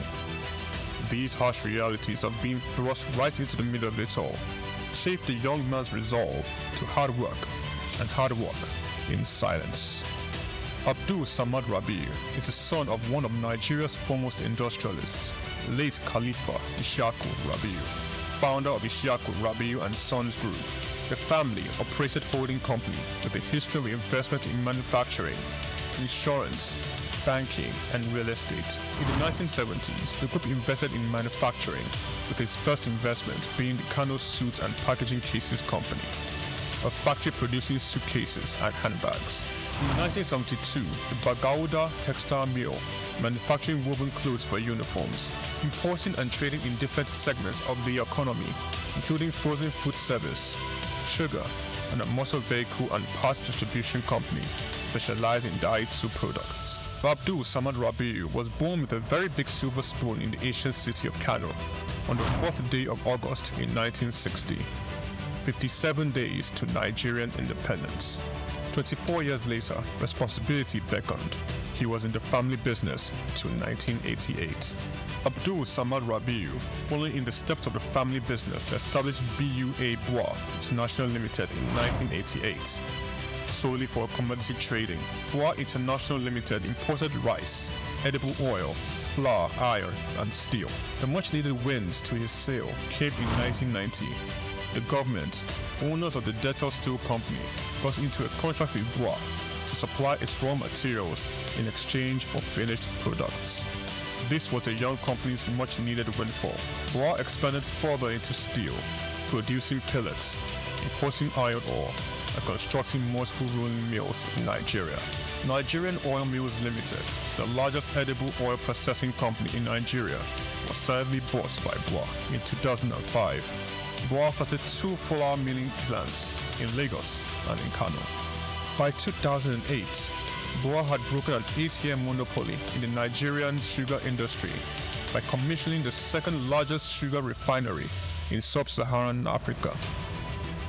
In 2009, the company went on to silently acquire a controlling stake in a publicly listed cement company in northern Nigeria, SOUQ Cement, and began to construct a $900 million cement plant in Ogbela, Edo State, completed and commissioned in 2015, which was at that time the single largest non-oil investment in South Nigeria, and had a capacity of 6 million metric tons per annum upon completion of the second line. This was followed by a new 1.5 million metric tons line in Sokoto in 2018 and another 3 million metric ton line which commenced in 2020 and was commissioned in 2022, bringing the total installed capacity for his cement holdings to 11 million metric tons as of January 2022. Abdul Samad Rabiu is very entrenched with his family in business, having over 40 siblings. His younger brother, Rabiu Ishaku Rabiu, was the CEO of IRS Airlines Limited, an airline based in Abuja, Nigeria. It operates scheduled domestic passenger services. Its main base was Nnamdi Azikiwe International Airport. The airline was established in 2002 and started operations in March 2002 and ceased operations in 2013. Kabiru Rabiu, our younger brother, currently serves as the Group Executive Director of BUA Group. In 2020, Kabiru was named the Best African Economic Leader under the age of 40 in the 100 African Economic Leaders for Tomorrow Awards by the French Institute, SOUQ. BUA invested $300 million in a 20,000 hectares Lafiaji Sugar Estate project, which comprises a sugar mill, sugar refinery, ethanol processing plant, and 35 megawatts power plant. The company also built an export-focused refinery in Port Harcourt, the only destination sugar refinery in sub-Saharan Africa. Abdul Samad Rabiu is constructing a 200,000 barrels per day petrochemicals refinery in Akwa Ibom State, Nigeria. The agreement was signed with Access of France in August 2020 for the refinery aimed at serving Nigeria and the West African petroleum refining needs. It is expected to be completed and operational by 2025. The privately owned Ogbela Cement Company was in January 2020 merged with the publicly listed Cement Company of Northern Nigeria, where Abdul Samad Rabiu already held a controlling stake in the $3.3 billion transaction, and BUA Cement PLC was born. Abdul Samad consolidated all his food businesses in sugar, edible oils, rice, flour, and pasta milling into a new company, BUA Foods PLC. In December 2021, it was listed on the Nigerian exchange. BUA Foods emerged as a consumer goods leader in market capitalization, experiencing a phenomenal 206% year-to-date appreciation.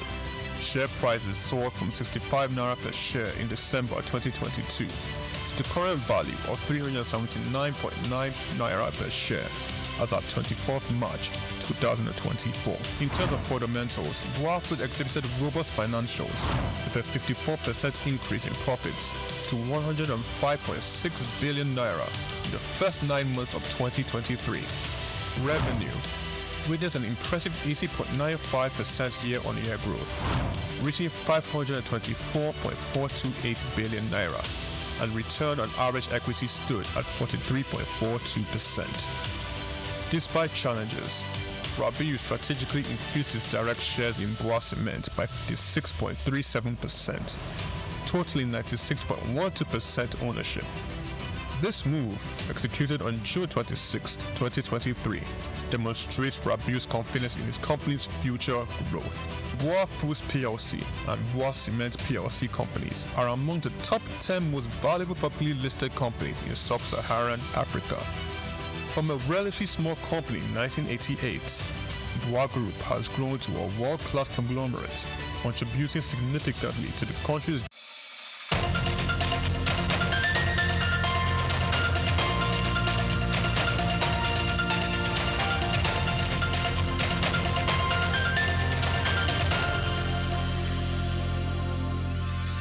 Hello and welcome to Just Africa. Yes, welcome to Just Africa, the show where we explore the forces shaping the continent's progress and, of course, the challenges that often go unnoticed. Now, Africa's creative sector is more than art. It's an expression of identity, a driver of economic growth, and a reflection of how we see ourselves, from fashion and film to music, design, and digital innovation. Creativity has become a powerful tool for redefining Africa's place in the global economy. Today, we explore the art of identity, using creativity to shape Africa's cultural economy, and how African artists, entrepreneurs, and policymakers are turning heritage and self-expression into sustainable opportunity. This is Just Africa, reaching you live from our studios in Lagos. I am Olumide Shokwe. I also have Emmanuel Amulo. So glad to be here. You're looking very African.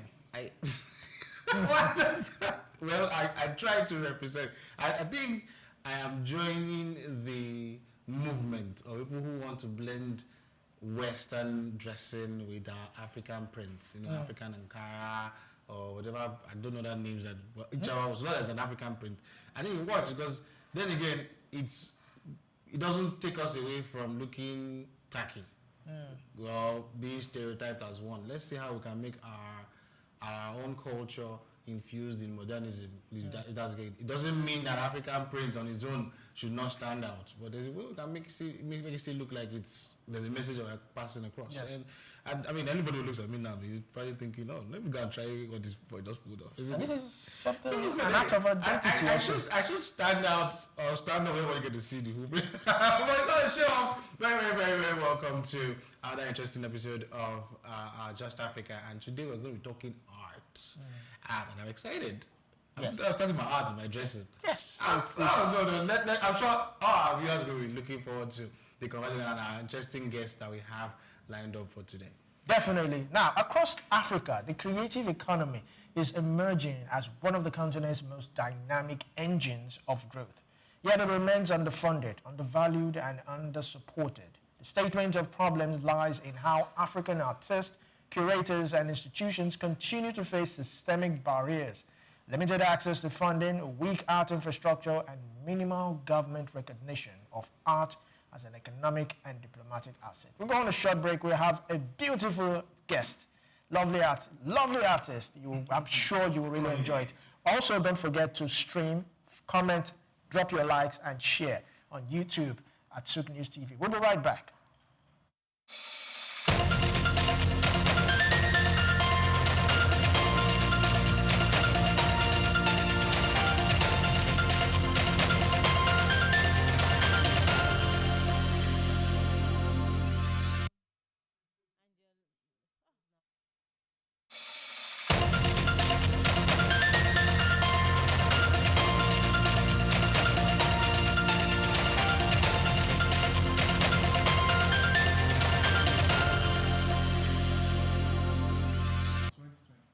Welcome back to Just Africa. Today's topic is the art of identity, using creativity to shape Africa's cultural economy. Now, joining us to unpack this robust topic is Akintunde Bayo Joseph, multidisciplinary artist, curator, founder, Iriri Art Gallery. Creators like Akintunde Bayo Joseph are reshaping the conversation, using art as a vehicle for dialogue, reflection, and empowerment. His work through Iriri Art Gallery and major exhibitions at the Federal Palace, Sheraton in Lagos, and Thought Pyramid showcases how art can bridge boundaries, reclaim identity, and project African creativity to global audiences. So glad to have you, Akintunde, on Just Africa. It's nice to be here. Thank you so much for hosting me, SOUQ TV. Really appreciate it. Thank you for the opportunity. Now, first question, for those who do not even understand what art of identity is, take us through what art of identity is. I would say art of identity is you as a person, knowing who you are, where you are going, and who you should be, right? So identity is you. So if we're taking it from the perspective of art of identity, it means the art is telling the story of you, or a society, or a group of people. All right, so just right at your back, we're seeing something. Just right at my own. I'm always back, we're seeing something. Yeah. I mean, this is your work. This is one of your works. I mean, it fuses identity, culture, and transformation. So what inspired you in that particular direction? How did you find yourself doing what you're doing right now? Well, one of the first things I would say is I grew up doing it. Right. So I was born with a blessed left hand to create unique pieces. I started from young, normal basic child sketches and also I drew inspiration from things, people I saw around, things I grew up with. I got to understand how people behave, how people's characters are. And since we're talking about identity here, I mean, I was able to use art to tell the story of different things. Back then, we used to draw things like Super Strikers too and some other things. So it was more of, it's a passion, it's a calling. So I was called to do it. That's how. Hope I'm able to answer that. Yes. How was your parents' perception? Sorry, Emma. Did they encourage that? Because I also wanted to venture into that, but well. Yeah, I know what I tell you to do. Well, good question. Very, very good question. Yes, they were not comfortable with it. So I grew up in a family where most people believed in professional courses for you to be something in the society. So doing it is like you need to prove that it is what it eventually. Up to the last minute, nobody, I mean, my parents at first did not really buy the idea of me, trying to do that as a career path. But along the line, they fully supported because they realized that, oh, he's going somewhere with this. So to be very honest and sincere, that was how it felt. So. No, a lot of us loved to draw while we were growing up. So I did the same thing. I don't know paint, but I mean, coming from the angle of using your art to tell African stories, because I know I've been to one of your exhibitions, right? And some of your artists, when they were explaining their art, you could tell many of them wanted to push the African culture. But let's say Nigerian arts now. How do you see people's reception or perception of it when they come across the artworks? What feedback have they given to you from what they've seen? Oh yes, we've received a lot of positive feedbacks. Okay, no negative ones. There were negative ones. I mean, most of the times when you want to encourage yourself, you take for the positive feedback and and encourage the artist that these are the positive things that were said about your works. Then you tell them, okay, the downsides, you need to work on this to better improve this culture, this artwork, the way it is, the culture and everything, the story you are trying to tell. You need to go and study more on the culture so that you can be able to tell the story better. To further encourage them and to make the audience believe that, they actually know what they're doing. Right. What are the common feedbacks that you get when people look at artworks from Nigeria, per se? Well, looking at the feedback from, let's start with the foreigners that we met at Federal Palace. Foreigners are excited about African art. If you notice, they mostly take art from Benin, different cultural places in Nigeria, and Africa at large. They appreciate African art, right? And they are looking for reasons they should collect African art. So when they come across African art, they see it as we are telling the story of our identity, because naturally, they are the ones telling our story for us. But through art, through that visibility, we're able to redefine that notion in their mind. Oh, so this is what happened in this culture when they see an artwork. They are able to relate more and able to take it in their mind that, we actually have a story to tell. It's not everything they see on news or how they've placed what Africa and what African art should be. So seeing our works redefines their thinking. I mean, transforms their thinking. So it makes sense. I know, I can almost say, because if I asked you, I know it's one of the things that you will mention. One of the challenges that most African curators or artists always want to stumble on or face is funding, right?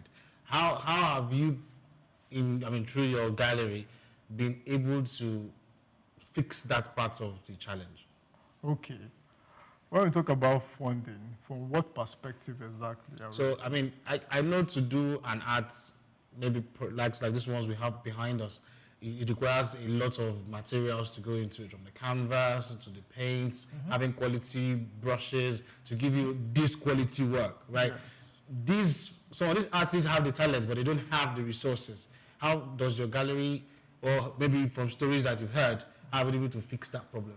Oh yes, funny enough, we supply some of these artists materials to do their works. Okay. And it's an underground thing. We don't like to come outside to say it, but I'll just say it here. There are some artists that get support, especially when they're on the downside, because part of our aim also is to take artists off. You know, when you see street artists too, yeah, we want to take so many of that off, so many of them off the streets okay, to the global market space too. So we are able to fund some of these artists to do their works. We don't want a drawback. Oh, people cannot pursue this because they don't have the resources to. So we support them fully. We put all our might to, give them resources to push through. And we're still planning a lot of residency programs and everything and training to assist them in that vision. Because not everybody grew up with resources. And we must learn to help people. I'm also an humanitarian guy. I'm able to feel people's needs and my partners too. Okay.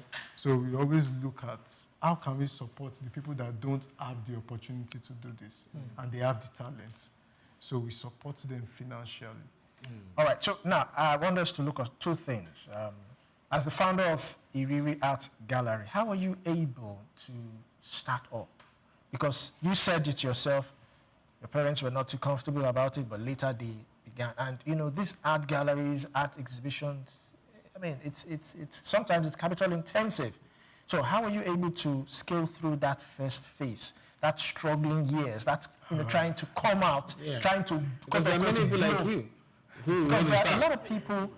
When I was growing up, part of the things that discouraged me was when I was told that, you see those artists on the road, if you do not read, if you do not pass in school, that's where you end up. So it discouraged me. Maybe I would have gone further than that. Yeah. It actually discouraged. So how were you able to overcome all that obstacle? Honestly, I like to be honest. There's no man without a scar, number one. One of the first things I believe is, because I'm a scripture person too, as a man thinketh, so is he. So it's most times where you think you will end, that you will end. And if you think more, you think bigger than where you are currently, you will end far bigger than what you even think in the first place. So to be very sincere, it's very discouraging, because even the climate over here, starting from here, doesn't support it. But you first have to have the spirit to go to forge further, regardless of the challenges.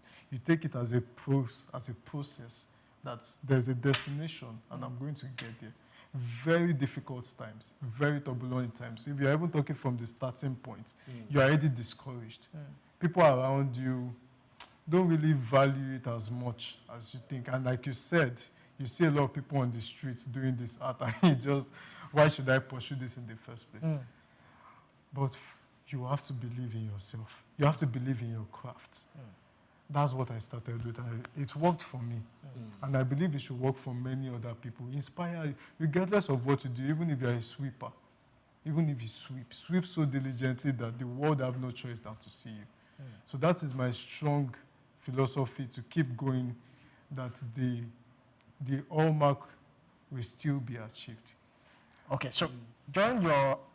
Now, I want us to look at the business side of it, so that those who are watching can also understand the business part. I mean, it's good to chase your passion, but make money. So, this is your art exhibitions. Do you get regular collectors? Do you get people who come and buy these collections all the time, or they just come for exhibitions? Is there some sort of maybe a fee that you pay so that it's part of, you get something back, even if you do not if people do not come and patronize you at that exhibition, there's something that goes back to you, to keep, every other thing running. Do you get collectors, regular collectors, and what's the range? Yes. Well, I would say, first of all, glory be to God, number one. Number two, it's not all exhibitions that will make sales. In fact, to be very sincere, on an average, maybe 60% of times. And 60%, having events constantly. When it comes to finance, I take my mind off that when I'm building a vision. Okay. I see it on a wider scale. And the capitalization of that is the future benefit. Okay. So if we're talking about sales in exhibition, I would say if I were looking at sales in the exhibition, it has been good, but not excellent.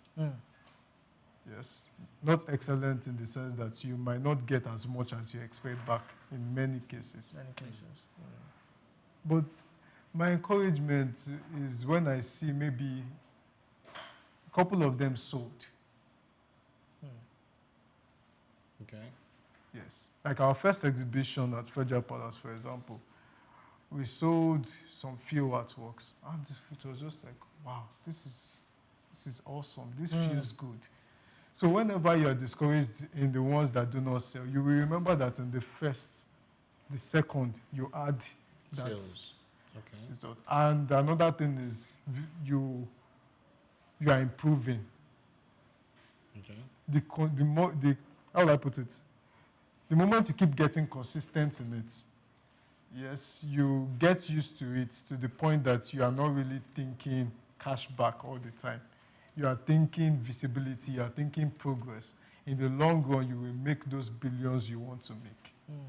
I'm going to come here and ask a very, very lame question, right? Because we are still going to talk about money. Because I see some paintings, and from my layman, I'm like, it's like somebody just came and scribbled something. And then an art person will come and they are seeing something I ain't seeing. So in my head, I'm like, is it that there's a way to do it, or there's something else that I don't know how to put it? Like, there's a painting, right? It looks like one child just took chalk and they just drew something. Yeah. You artists get to see the art. We just see scribbles. Please explain that part to it. Okay, so the thing about art in that form is perception. Okay, that's what the person is selling. Yeah, the so artist. Okay. Some people see that scribble. How will I explain it to you? And some they're people will imagining see that, things. yes, it gives them a sense of imagination. When they see those scribbles sometimes, you'll be surprised as to the kind of stories some people will come up with. Oh, okay. That's the reason why it trends in the international market. It's called abstract. Yes. Those scribbles. Yes. So sometimes it can be aesthetic, or it can have a meaning to someone. There are so many artists that if I mention their name and you check out their works, you're wondering why are people buying these things for millions of dollars. Maybe not so much in this part of the world, but people are making purchase of something that they can feel. It's about how you feel about what you see. It is not the painting. It is the perception, the depth of what the collector is seeing or the artist is seeing. So I can look at a particular work and it doesn't hit you. Yeah. I'm like, no, this should not sell. Then somebody will walk in and say, I see the struggles this artist went through. Oh, I see that there's a child there. In that same scribble. There's no child in it. In that same scribble. When they say there's a child, they can say, okay, I can see a child trying to form something. Children scribble a lot. Yes. So people will just come up with an interpretation of how they feel about the work, and they will put a price on it and say they are taking that work home. Okay, because I watched a couple of movies, right? And then one of the things that the affluent always want to put their resources into is paintings. Yes. Right? You will say somebody went to commit a heist, and then what they went to steal is a painting. And you ask yourself, of all the things in this world, is it not still gold? Is it not still is painting? And then there's even one recent one, I can't remember the name, it was a real movie, had where A-list artist is, even one former wrestler in it. And then he had to go to another country to go and steal a painting back. And in my head, you see that there's something that I have to ask that question first. Is there's something in the painting, but that they use gold to etch into the ink, or the Mona Lisa, we still talk about it now, one of the most popular paintings. And then if you look at it, it's still a painting. There are so many fakes out there. Yes. How do you even now identify fake and originals? Okay, there's something I even wanted to tweak before I answer that question. Yeah. I value works. You mentioned the Mona Lisa, and now we'll take it to the point of art as an investment. Yes. So art is seen as an investment in so many parts of the world. Do you understand? Why? Well, why or how? Yes. An investment. How? Why? Well, I mean, Da Vinci created those works years back. Yes. It's an heritage. It's an heritage. It's something that has value. Because you talked about an era or a space in time, or the person. Because the same thing with some Benin artifacts. Right now, if you give it to some people, they're like, "What is this?" But back in the days, it was money. People had to even steal it from Benin to outside because of the value they saw in it. If they so that they want to even return back, when we see them, like somebody actually sat down to do this. So maybe because it tells an era, I don't know. Maybe that helps in explaining why as an investment. Yes, in the worldwide venture, art is a very big deal. In fact, there are even departments, there's a Ministry of Interior that takes art particularly seriously, especially in France. Okay. The country you mentioned the Mona Lisa from. So art is seen as a major investment in those countries. And it's like gold to them. It is preserved well, kept well for many years, and in the coming years, it will still be very much expensive. So it is seen as an heritage to them. It is seen as a pride. I mean, we in Florence, we in this, were able to create this kind of beautiful masterpiece, this valuable piece. And the backdating of the artwork too also gives it value. It was created so BC. It was created so AD. So it creates a value in everybody's mind, and value is where you place it. If today someone buys this, it's because he sees the value in buying this. Value is where people's attention are placed. So if they tell you that, oh, this work from this, and they hype it to your ears, even in auctioning event, people will buy it. Because they've already created a value on it. You can't see this anywhere. And it's true, the artist is late. So, and you can't paint another one. It is fake. That's why we come in for the original and fake. Yes, because that artwork is already fake. If you recreate it, they can sue you. You will be charged heavily. You don't even want to try it. It's respected. So, apart from art exhibitions, what other means can you be able to sell your work of art? I don't know in this part of our country whether we do auctions. Where, what other means are open there for artists? I was having this same conversation with some artists. I told them, until you carry this art on your head, you will not be able to sell it. In the sense that there is social media space. That's number one. It gives you an avenue to sell anything you want to sell. Everybody sells everything on social media. It's the value you place on it that will make people buy. So there are many avenues for you to sell your art. I can meet somebody today and just discuss something about my work with the person, and it psychs the person, and the person buys. So there's social media for you to put it up there, spend money on the ads. I was talking to one of the top art collectors in Africa. It should even be number one, engineer Yemisi Shilon. Maybe you can research on him after. And he built a museum at the Pan-Atlantic. Okay. And he gave an advice.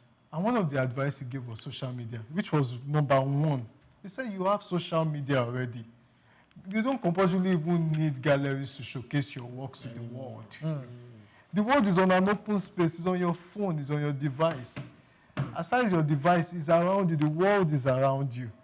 Think of how you can pitch what you've made or what you've created to somebody close to you. Oh, I have this friend, I have these people.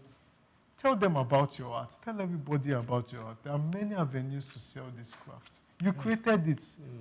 The next thing you should do is publicity. I mean, when God created the world, he didn't just sit there. He said, oh, I made this for you to dwell in it. And most of it is publicity too. So let's look at policy gaps. Okay. What policy gaps do you think exist right now in the creative sector in Nigeria today, and how can they be addressed? Well, as you earlier stated in the beginning of your notes, I mean, when you were narrating, you said it's underfunded. Yes. I feel we should first start with the fact that a policy should be made in the country that supports it. Although the movement have started with the current ministry, yes, there's a lot of art and culture. Yes. Okay. There's a lot of work being done. I mean, you can see a lot of exhibitions and a lot of banks joining in to support. The tourism minister does a lot. Yes. So the journey has started. Now we need to put more efforts. Private individuals and the government still need to put effort in taking that as an heritage first. Then funding a lot of avenues, even mentorship, like the financial aspect you spoke about.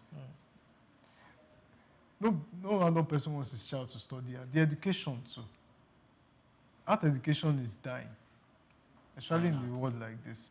People are running away from studying art. So they need to put more resources into the educational aspect of art too.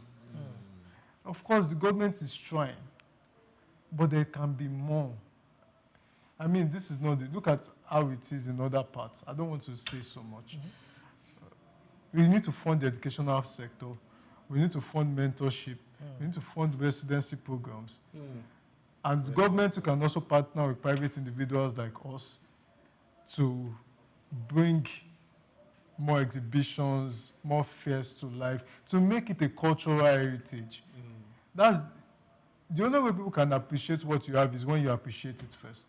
So we need to take Nigeria, Nigerian art like oil and gas. The way we take oil and gas is not easy. Like we it's going to push it down. But look, I think at this point, maybe this encourage us to go out to our paintings and draw, I used to do pencil and charcoal. That was what I used to use when I was doing my own paintings. Well, hopefully, at least since you already said it, post on social media, somebody might just like it and see a child in it. Definitely. Anyway, I was coming from the side of copyright, and then having to keep your intellectual property to yourselves. How do you guys do that? Because just like you said, if somebody imitates it, they are committing a crime. Yes. But are there things that you already have that helps you checkmate your works from being imitated? Well, we do that. We do a lot of research and check if this work is already existent. But there's only so much you can do. And we even ask the artists some questions. Where do you get this reference from? Okay. Just to cite them, what was your inspiration behind this piece? Then we check online to see if anything like that has been done before. Oh, okay. Because authenticity is key. It's key to selling what you have. You can't just bring something out that somebody else has already created, and you are called a creative. Oh, okay. It means you need to think outside the box. Look at something. Just think about what you can do that is new. That is the only way to sell something to anybody in a very powerful way. If not, you are not. It even affects your own integrity if you create somebody else's work. It means you are not thinking outside the box. Now, now we have the revived, rebranded Wole Soyinka Cultural Center, which was formerly the National Art Theatre. What potential benefit do you see in that? Do you think that would, help and encourage those shy artists who have not come out yet? How do you see, what role would that play, that particular monument play? It's going to play a very big role. I'll tell you why. It's going to play a very big role in this sense that it's going to inspire a lot of people to come into that space. And I mean, that's a very good one. For it to come up, it's powerful. It's going to inspire people to want to be a part of it. And it's going to channel movements. The center is going to channel a lot of movements that we encourage artists to better practice their craft and encourage collectors to see the value in art. So opening up cultural centers is a very good form of what we were discussing earlier too. So do you see yourself, displaying some of your works and art at the Wale Soyinka? Yes. I mean, it would be great. It would be great. That's our monument, it's our property. It's our heritage. Yes, I think I would tell the team to get on that board. Yeah. But I was going to come from collaborations, right? Because I know one of the things you highlighted was visibility. Is there a platform where other African nations can collaborate with an artist here, and then you guys do like a simultaneous or simulation presentation or something of your works, so that I can be, for example, here in Nigeria, I'm able to see an artwork in South Africa, in Egypt. You get like, is there a forum where people meet, or are there events where you all have to bring your works together? Oh yes, we're working on a lot of that. I mean, when you're talking about that, I would guess that you're also talking about virtual reality too. Yes, so it's something that we want to do, a virtual gallery too. I mean, the project should commence next year. Okay. Where people from different parts of the world can fully experience what we do in an exhibition too. Okay. So it's more or less like virtual reality is sometimes it seems like live stream. Okay, I like this, I can buy it. Yeah. So we're starting that project next year, where different people can see the art we have around, like a virtual gallery space. We also have a plan for, because to move art around that. I won't mention it, don't worry. When it's out, I'll let you know. But then again, I understand that, I mean, art is capital intensive and all that. A virtual set will not be a bad thought now. I mean, somebody just sitting in one place and able to see your work from anywhere in the world. But then again, I was going to ask this, still on the funding and everything, how do you guys want help? Because it's enough to say government should come, investors to come. How should they come in to help? That it would be great to have a specific, target. Oh, is it that you want more venues, or is it that you want funding for you to be able to travel from one place to another? Let's have specifics, because somebody might be listening and you have an artwork. They don't even have your contact, but they want to show what they have. How do they go about it? Okay, I would say one of the ways the government can help is most of this, like you mentioned, collaborations. Can collaborate with private individuals like us to fund our projects. Okay. Right? So some of our projects, especially in the foreign space, we can have, when we have some of these projects in the foreign space, we can, the government can collaborate with us to fund those programs. Okay. Right? So do you get to apply to some of these things? Do they exist already? Yeah, so I saw some of these grants online too. Okay. Yes. There are grants that already exist. Okay. So it's for people to really know and then tap into it. Exactly. Oh, okay. All right. Before, earlier you mentioned mentorship. So I want us to look at that too. Mentorship. Do you have currently anyone you're mentoring, and how can, mentorship, help some of people who are young youth who are, Okay. We have about 50 artists we are mentoring. Right now? Yes. That's nice. Okay. So we are monitoring their progress and seeing how far they can scale in a very short time. So we can start putting their artworks out for sale. The mentorship program, how long does it? 1 month, 2 months, 1 year, 3 years? Well, we do programs for 7 months. Okay. And we still follow up on how far you've gone, how progressive. I mean, they could also put up our mentorship program. Maybe I would draft that and make that clear. Also, you mentioned something about arts in education. Do you think, how can we revive that? Because yes, while I was in secondary school, we had Fine arts. art. I didn't even know who my fine art teacher I mean, so how can we revive the art culture in schools so that, I mean, we can, you said you started very early. Yes, sir. How can we also, catch them young? The art sector, first of all, if we're starting from that phase, like I said, the educational part needs to be well funded. Even in schools, you still find out that the proprietor or the headmaster or whoever is in charge still sees that as that department. It's just another subject. Exactly. Okay. Until we can take that off that thought, it will be hard to say that it should be funded and the mentorship should go on well. I mean, we visited some schools. The art sector is, you go to other labs, you see biology lab with got so many things in it, okay. But when you go to the fine art sector, you'll be like, although some schools are doing well in making that happen, but there are few. So it needs to increase. I mean, the government needs to fund more government schools. The private individuals need to fund the private ones as well. If not, the mentorship is going to be hard. How do you learn in an environment that is not conducive for you to learn? How do you... You struggle. You struggle. All right, so some of this your art. I know I've seen in some movies whereby they insure some of these their artworks. Do you insure your artworks?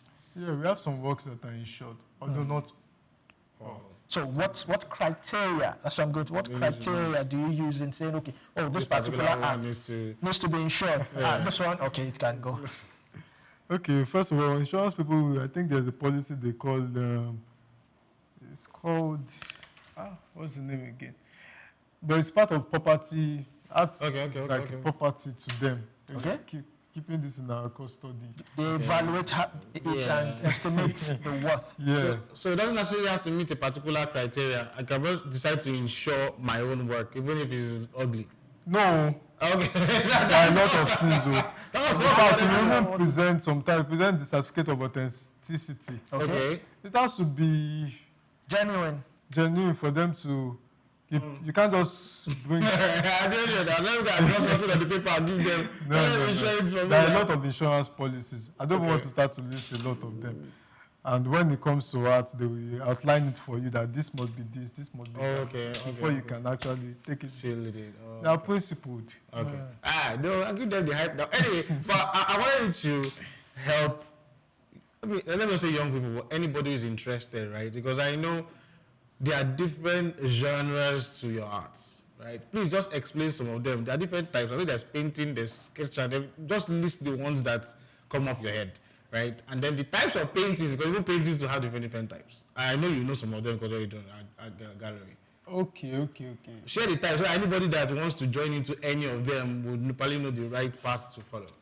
Okay, we are talking about that. Like an oil painting, there's just list the ones that come off your head. Where do I start from? We are starting from the scheme of things. There is sculpture, there is painting, there is ceramics, there is mixed media, there are installations, there are quite... installations, like people build the Yes, we build something from scratch. Yeah, these are different types. So sometimes you can even use waste materials just to form something. You see a lot of installations in some places. And when you talk about sculpture, you see, even at the Eco Bank Pan-African Center, you see a large sculpture. So that's it. And when you're talking about some types of painting, there's oil painting. When you talk about painting, there's oil painting, there's acrylic painting. There are mixed media painting. Like that is a mixed media painting, for example. It's mixed with fabric. Oh, okay. Is that what you mean by mixed media? Oh, okay. So because it's got cloth, and then there's actual painting in it. Yes. Oh, and there are different kinds of painting here. That's what I see. All right. So now, looking at this particular painting, what's the inspiration? Can you explain it? Because it's a lady with a cat. So what's the inspiration? What does it translate? So what message? I don't know. I'm not even covering the shot because it's a pretty shot, yeah. And it's got. I wish I had materials dressed like that fits all this. Can you explain what this is? Okay, from the artist's explanation, it's about intimacy. Intimacy. Yes. See why I say I don't. With the cat. Yes. Okay. It's about intimacy and how she feels comfortable in her skin. In her skin. Wow. Okay. Now I see the skin part. I see the skin part. Then intimacy with the cat. Right. I see that. I just briefed it. No. Now that you mentioned it, because I mean that's why we always get the artists themselves explain their work, right? Now that you mentioned it, I can now see what he's trying to say. Because there's an intimacy with a cat, right? And then her skin it's got this very marine kind of feel. It calms you. It's like a calm person. Okay, at this point, I think I've learned. And the color too. Yeah. Signifies that. Now I'm sounding like the artist. So I've already seen what the guy is talking about. Then the fabrics are like cultural, how she feels comfortable in her culture too. Either Yoruba, Igbo, or Hausa, so different varieties of fabrics are placed. Yeah. Oh, this is beautiful. Now that you mentioned. Now, look at this painting. That's the value. Look at this painting now. The person who painted it, has he seen this kind of thing before, or he just imagines it? Does he dream? How does the inspiration even start? One thing I like about him is he thinks outside the box. What's his name? Baba Femi Ogunkombi. Ogunkombi? Ogunkombi. What is it? Ogunkombi. I don't know. I'm murder. Yeah. So he thinks outside the box. He started to from a local perspective till he realized that, okay, this is what I want to do. This art is what I want to practice. I mean, if you put it more here, he's so confident about what he's doing. So for me, it was more than what he created. It was he himself that made me keen into what he did with his artworks. He thinks outside the box. He didn't limit himself to his confined environment. So that is it. Artists are their stories too. Yeah. Sometimes when you see where people grew up from, it's rather help. Contrast, yes. It's also a value chain. The one behind you, though, that one too looks like somebody who is soliloquizing. Yes, Let Find me know X. You big English. Find X. Yes. So that's my work. 2020. X. Yeah. Like X as in X. Social media X or no, mathematical X. Now. Okay. Tell us that story.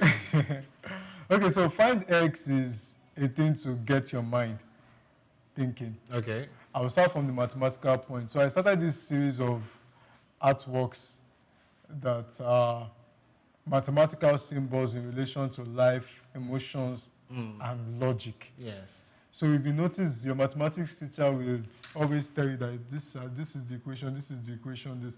Find X. But you will never find X. So in relation to life, nobody has a blueprint. Everybody answers the question of why in his own way. Yes. So I started this series. In fact, one of these series is collected by engineer Yemisi Shilon. Okay. It's called Divide. I will show you after the interview too. How much was paid? Millions. It's confidential. Right. So let's have your final word. What would you say to the younger you out there, 12-year-old, 16-year-old, just trying to, juggle school, passion, also facing peer pressure, also trying to convince mom and dad and mom, I believe in this man. What would you say to that person? I like the fact that you mentioned believe. If you don't believe in it, let me just tell you the truth. To inspire a young one, if you don't believe in it, drop it. But if you truly believe that this is what you want to do, and you are sure, you are confident, disregard all the pressure and still put your mind on it. That this, I'm fixated to make this work. I'm fixated to make this my part work. I mean, it's very hard to encourage a 12-year-old if you don't show him. How will I explain this? You just said the think it. As a man, think it. I mean, you said it already. As a man, think it. it's very difficult to encourage a 12-year-old to believe in something. I would also say that the people around need to play a role in encouraging that young child that, see, at least this person has made it in this thing. This person has done this and he has gotten big in it. You too can do the same. But if he doesn't have that, he needs to now try to encourage himself. He or she needs to now try the best and say, okay, this, like what I did, I just kept thinking it, that I want to keep doing this. I want to keep drawing. I love drawing. I will just keep, regardless of what I'm going through, I'll still be facing the challenges. I'm still painting, still drawing, till it became a calling. If they give you something to do, like an assignment or so, if you don't focus on it, you will not achieve it. Okay. So you need to take it as a calling. Even if they say, okay, this is what you are meant to do with your life, if you yourself don't believe that this is what you are meant to do, you will divert your focus. Thank you very much, Akintunde Bayo Joseph, for your impactful knowledge. And also thank you for joining us on Just Africa today. Thank you so much for the privilege. You're welcome. I really appreciate it. Yes, we have been discussing the art of identity, using creativity to shape Africa's cultural economy with Akintunde Bayo Joseph, multidisciplinary artist, curator, and founder of Iriri Art Gallery. And it has been an insightful discussion. Creativity is more than expression. It's powerful, it's purpose, and its identity. Africa's creative economy isn't just about shaping global culture. It's about reshaping how Africans define themselves. By merging heritage with innovation, Africa's new generation of curators is building a future where culture and commerce work hand in hand. This is the end of the first segment of Just Africa. Stay tuned. The second segment comes shortly.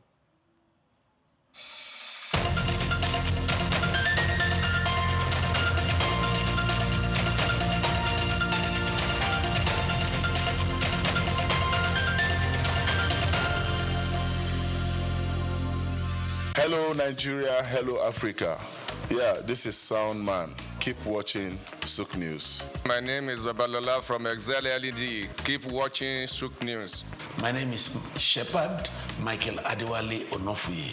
I enjoy you all to always watch SOUQ News TV. Hi, I'm Tom Bogaballs, and please keep watching SOUQ News. Wale Seriki, SLG Lagos Island East. SOUQ News, keep out watching them and keep a lookout for them. They're up and coming, and we're proudly to be affiliated with them. You alone where they make me go crazy. This your love in the cool of my brain. You're my medicine, I need you all day. Yo, it's Blackface Nigeria and you're watching SOUQ News TV. Keep it locked on this dial, don't change it. You know what I say? Blackface Nigeria, love on the bad. My name is Shino Gbadegeshin. I'm the CEO of Gozi Micro Insurance. Continue to watch SOUQ News. Adenike Adeyemi, Executive Director of Faith Foundation. Keep watching SOUQ News. My name is Shepherd Michael Adewale Onofuye. I enjoy you all to always watch SOUQ News TV. Hey everyone, Majuli Obaje here representing Gigi. Keep watching SOUQ News, okay? Stay updated with SOUQ News. My name is Harton Keme. I am the head of MSME Banking.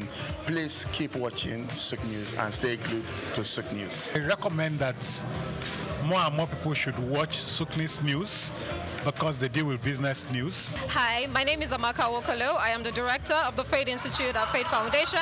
Keep watching SOUQ News.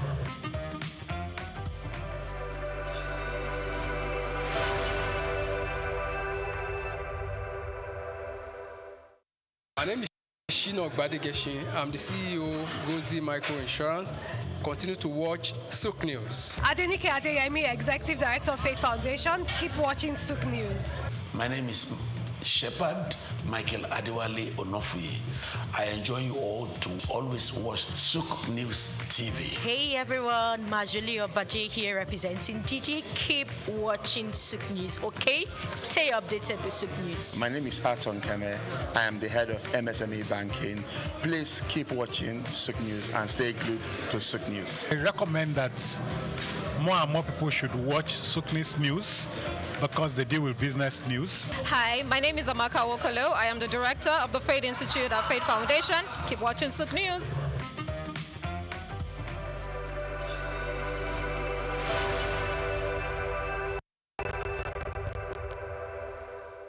Egypt is a living museum where the past and present come together in a remarkable dance, and it is more than simply a nation. Egypt, which is well known around the world for its pyramids, pharaohs, and the magnificent Nile, is still transforming its rich historical legacy into a vital source of economic expansion and pride in the country. Egypt is a vibrant African country that is leveraging its historical heritage, tourism, the Suez Canal, agriculture, and a growing digital economy to drive its future. Let's start with tourism, which continues to be Egypt's most valuable economic driver.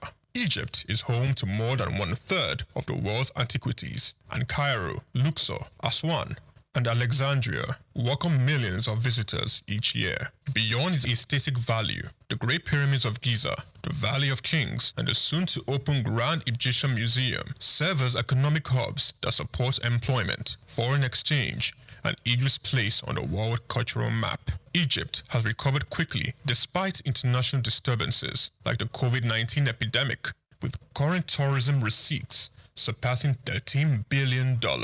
However, as visitors awe at history, international trade passes via Egypt's Suez Canal, one of the most important sea lanes in the world. The canal is a vital bypass for international commerce, connecting the Mediterranean Sea to the Red Sea across a distance of 193 kilometers. Suez Canal tolls brings in billions of dollars for Egypt each year, more than $9 billion in 2023 alone, making the canal more than simply a historical site.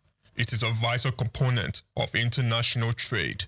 The Suez Canal Economic Zone, a center for commerce, logistics, and industry, was likewise fueled by the canal. Agriculture comes next, especially near the Nile.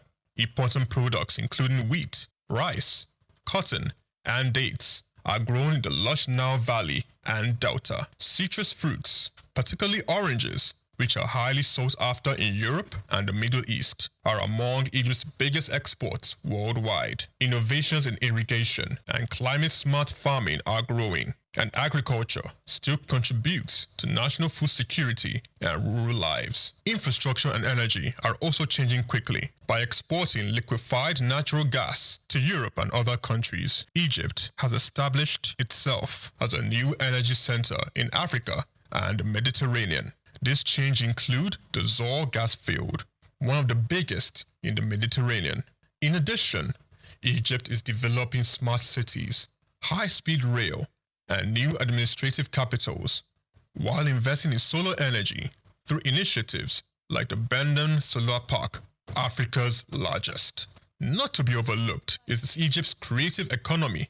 The film industry in Cairo is sometimes referred to as the Hollywood of the Arab world, and pop culture in North Africa and the Middle East has long been influenced by the Egyptian literature, music, and television. Young Egyptian creatives are already establishing new industries such as tech companies and fashion. Thanks to the growth of social media and digital storytelling, Egypt has geopolitical weight due to the advantageous location at the intersection of Europe, the Middle East, and Africa. Its position as a continental power is further supported by its participation in peacekeeping missions, commercial agreements such as COMESCA and the African Continental Free Commercial Area AFCFTA, and regional diplomacy. However, the way Egypt skillfully combines innovation with tradition is what really makes it stand out. It is one of the few African countries where a more than 5,000-year-old civilization still shapes its economy and reputation outside.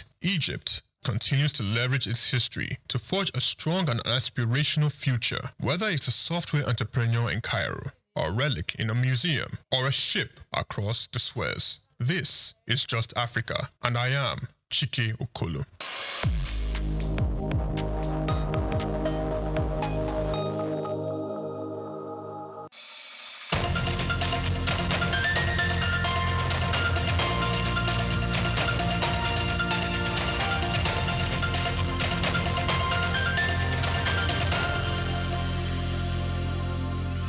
Welcome back to Just Africa, the program where we explore bold ideas shaping the continent's growth and its place in the world. Now, they say laughter is universal, but in Africa, comedy does more than entertain. It questions power, exposes hypocrisy, and connects communities from stand-up to satire and skit. Now, social media storytelling, African comedians are shaping conversations about politics, culture, and social change. One punchline at a time.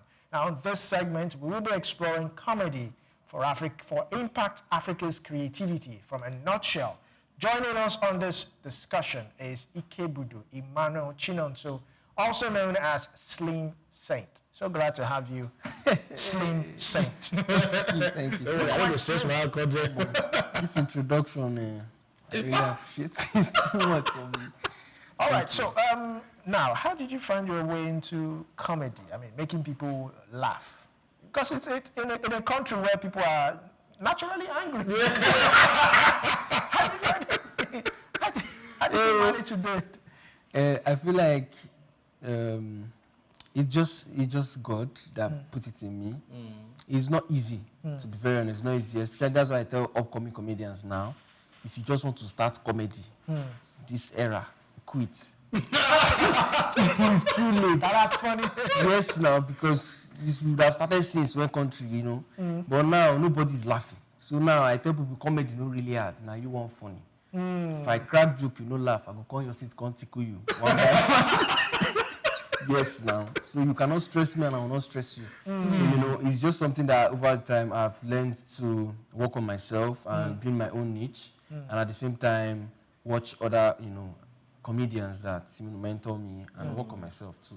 You know, one quite interesting thing about you that I feel somehow, you studied mass comm. Yeah, from so why are you not here and why are you there? That's the country. Mass comm. That's the country now.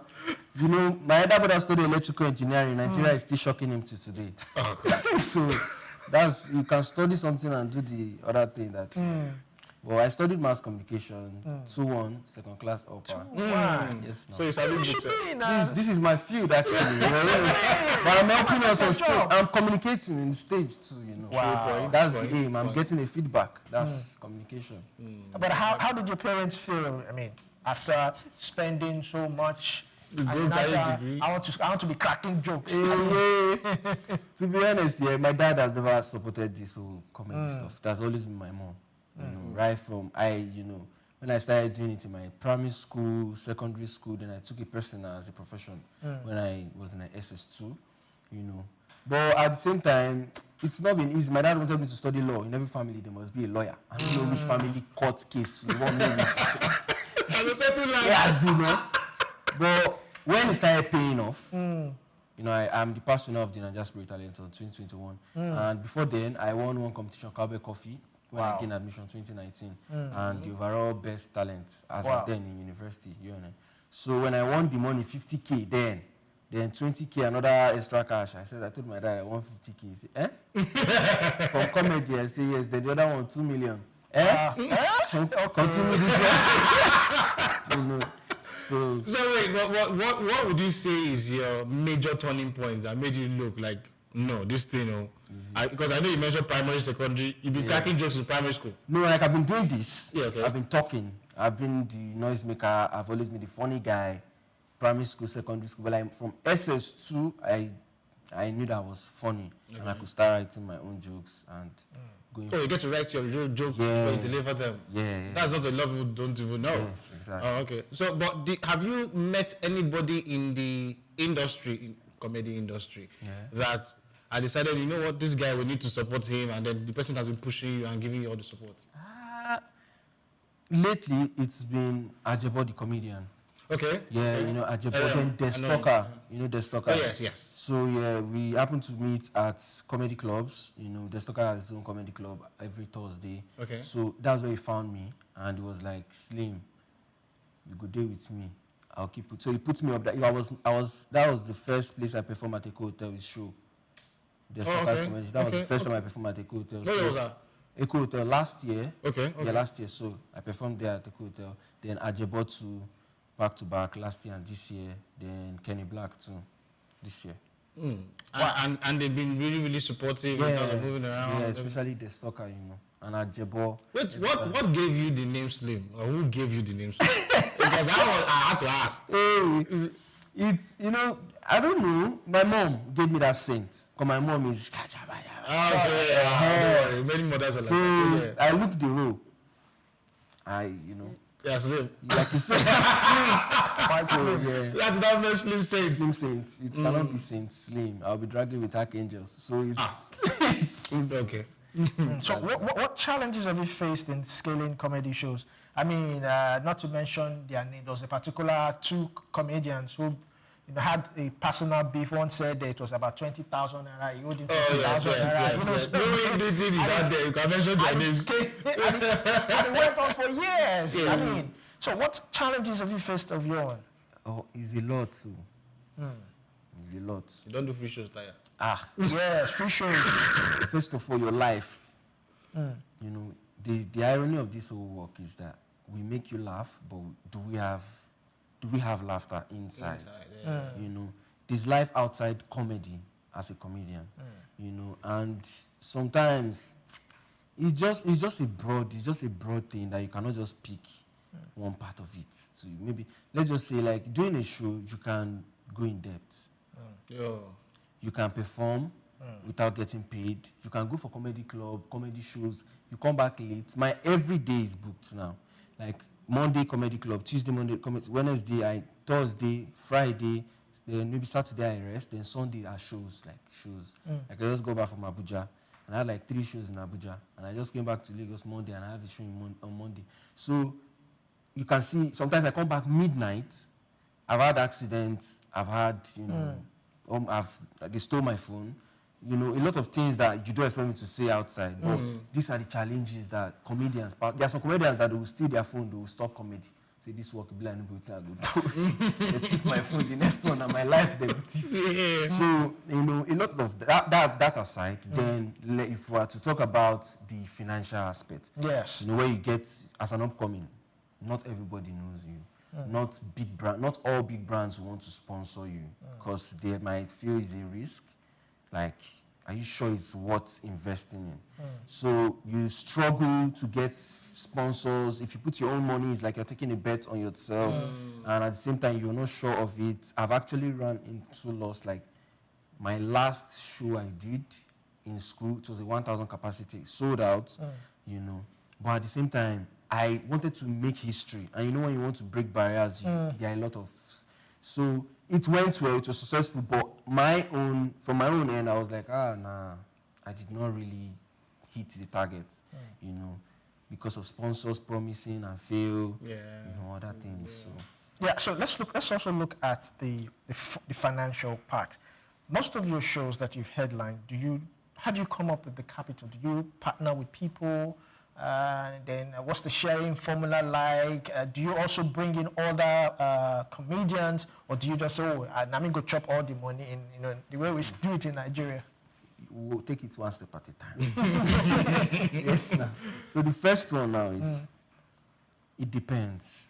There are various ways you can go about it. First, you can have like a brand that likes you. I want to invest in you. So it can be a 50-50 split, or since you're headlining, they might take it like 60-40 or 70-40. Most of the UK tours you see, or Nigerian shows, someone can just headline it for you, sponsor it as the official sponsor. So they'll just push you, since you have the influence of bringing other comedians. Yes. You can relate to them at a lesser price or something. So they'll push you, then they will sponsor the full event. All you do is, since it's your face they're using, there's a contract to it. Yes. So you come to an agreement, you sign a contract, or if you feel like you can handle the show on your own, with your own money, you can take a bet on yourself, fine. You pay for the hall, you pay for the publicity, you pay for planner, you pay videographer, once you pay all those ones, you know that any profit from the show is coming back to you. Then if you're lucky enough, sponsors come on board, it's still your own pockets. Do you understand? So now you have invested your own money. So any other person that is coming on board is to your own profit. All you're doing for them is either you can give them publicity, and other things that you is it true that ticket sales alone is not enough money for most of these your shows that you put up? It's actually not enough, depending on how you are in the industry. Okay. There's some persons that make a lot of money from ticket sales. There's some, because publicity, there are guys that are in the industry that spend 10 million on branding. Just the branding. Just the branding. You see all those things that you see all this on the road. Yes. All those billboards. More. And ticket sales can't even cover it. To post for person keke. For keke man go dey tell you say na lie na 50K. Just one keke. No, like maybe for that area or something. Yes. And a lot of things. Then when you even put yourself onile, because they call onile, they will come and remove it. Wow. You should go and talk to their chairman. If you talk to the chairman, that one will say, maybe you have paid the other chairman. The one will say, no, we get two chairman or chairmen. So they have to share the money. So, wow. A lot of things like that. So the ticket might not be enough, except you are doing a show that you are just managing costs, and you have you've calculated all, and you know that this is what I want to make. So you are not doing much in publicity, you are not doing much in branding. You are just doing a particular capacity, and you want to make money from this. That's when ticket sales can make money. Because if you want to do a comedy show now, you pay Charlie Poppy, or you pay Dimudu, or you pay, maybe if you pay all this any senior colleagues, how much are you going to make from it? So you listed the challenges that you've seen, but then again, comedy as itself, I know it makes us laugh. Sometimes people use real life experiences that have happened to make us laugh. But yes, when we now get to, we will now still go back to face those same realities. But have you been able to use comedy to change people's ways of living? For example, want to make Nigerians more patriotic. Is that you can use your comedy to change that sort of kind of stories that you tell? To be honest, that's my style of comedy. Okay. That's actually Slim Saints. I talk about everything. I talk about what you want to say, but you cannot say it. So like I'm a voice, My type of comedy is unique in the sense that I come on stage. Sometimes I go all spontaneous. I pick on things. I talk about, the fuel price. I talk about, government. I talk about house agents. What house agent they do people. Yeah. So, but you just laugh at it because it's just a joke. But it is true. But I'm saying it in a way that, make you laugh and like, that guy is right. But, I'm talking about how clothes are expensive. In a funny way, make use of literary terms. That's my style of comedy. So at the end of the day, it's not just you just laughing.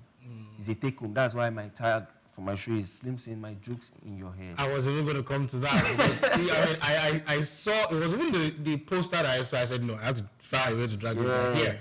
So you got a show coming up, right? And then you tagged my jokes in your head. I beg, please explain. So over the years, I've noticed that, I've been doing shows, and at the same time, I've been building and coming up, and I've worked on myself to a part that I know this is my area, this is my niche, this is my brand. Every comedian knows their audience and they know their. So me, I'm like, this is what I love to do. This is how I can pass my message. This is how I can be funny. This is my jokes. So most of my jokes are basically, like I said, things that everybody can relate with. That you can relate to it. Things that, this is, I don't know how to put it, like, these are things that are funny. They are jokes, they are punchlines that they are funny, but at the same time, you just go and think. You just have to, and again, the second idea is, once I leave my jokes in your head, you know that when a Slim Saint joke be that. So Slim Saint, my jokes in your head. So how do you leverage social media and digital platforms, for audience engagement? Do you do skits and all that? Yeah. I started doing skits like 2014. Yes, sir. Before you did this full-time comedy thing? I see my PA now. 2014. The days of Ade will slap. Yeah.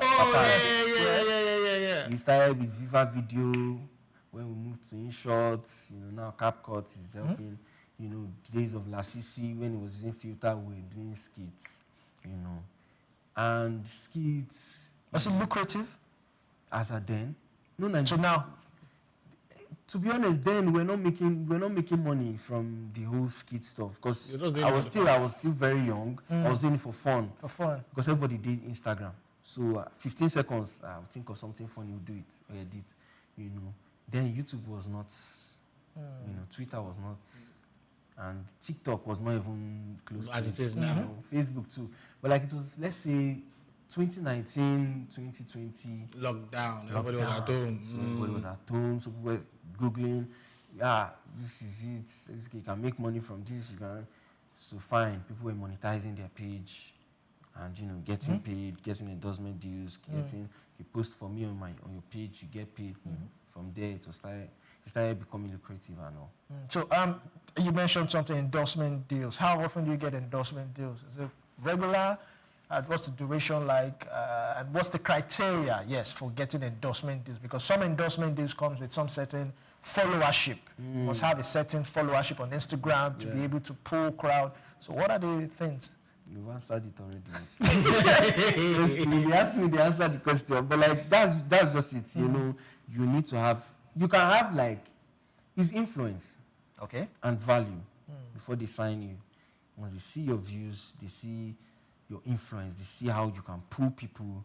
They see, like me now, Gen Z. Once you see me, it comes like, okay, how can we reach out to the Gen Z? Yeah, this guy. Use this person. Yeah. You know, if you use this cameraman for Gen Z, it's in face. I mean, so you know who you want to your target, your target audience, and at the same time, you as the person that they want to use, you know your audience. You know how to reach out to them. You know your value too. So you have a price tag. You put a price tag, then you bid. If you want me to post for you, if you want to sign a deal 3 months, 6 months, like there was a crypto brand I signed for, then it was 1 year. You know, after 1 year, the contract ended. So they didn't renew? No. Me, I did not even want to renew. Okay. No issues.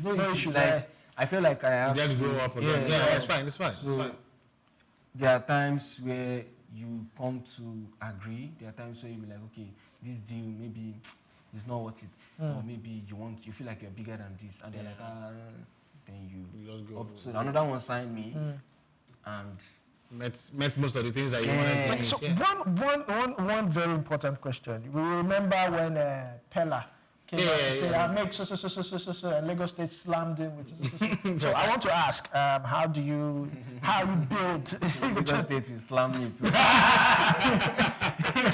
No, I just wanted to ask, how do you file taxes? What's the criteria? How is it that they calculate what you've done for the whole year or per show, or how do you do that? It depends. It depends on your management. Okay. Like my management handles those are aspects. okay. So I'm just the artist. Just to sign checks and. Before I sign, I still have like an advisor. I have people that we go round and round. We have a table we discuss. So it depends on the management. So it's the management. We have a lawyer that check all these things, scrutinize it well, and like, okay, Slim, let's go for this. This is how we're going to pay it. This is how we're going to. So I don't know how Pella own. That cloud in the chase. But like I don't know. So it's up to him. So maybe that was what happened, and it's casted, and that happened. Have you done a show that nobody laughed, or you cracked a joke and nobody laughed? You see, that's comedy. Okay. It's dark humor.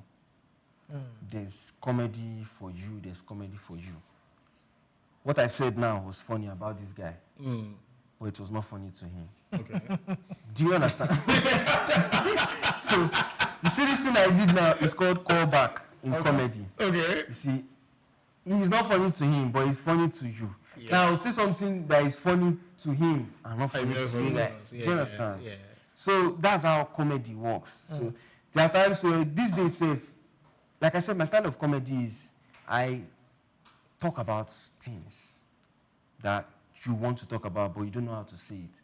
So, and I say it, he will laugh because he's saying it, and he's like, yeah, he's talking to me directly. And you are not laughing. That's why I start with it. If I crack joke, you no laugh. I go come your seat. So it's not everything that is funny. But sorry, it's not everything that is funny to everybody. Okay. What can be funny to you might not be funny to him. But there will be something that is funny to you. So there are sometimes I go for shows, I crack jokes. You know, there was a show I went for. There was this lady. She was just looking at me like this. She was just looking at me like. And I was cracking on my jokes. Then I saw this lady. Me normally I will leave you, but I said I'm just like no. So I told her. I just said, so you did WhatsApp your data day off. Immediately she started laughing. Like I just told her. So I did perform. You did your WhatsApp. You did WhatsApp your data day off. So immediately she just knows like I don't cast them now. Because she, you know those things that there are some ladies that they feel like this boy is safe. Let me be pressing my phone. So I had to pick on her, and she had to drop her phone and started laughing. You know, so have you ever encountered a situation whereby you just like you said, you called someone out and you didn't find it funny, or he didn't like the way you cracked that joke? That's where professionalism comes in. You know, I was at a comedy club on Wednesday. There was this lady, I think she's a feminist. So she doesn't like, feminists now. So, so I made a joke, a very funny joke. So, but everybody was laughing. But she was like, no, you don't say that. I said, I don't understand, now your joke. So immediately she started laughing. Her friend was laughing. I was not like, since your friend is laughing, that means you are the problem. So she started laughing. Do you understand? So it just depends on how professional you can come in and how spontaneous you can be. There are some comedians that once you get picked on, like someone throws shit at you, they lose their balance. Yeah.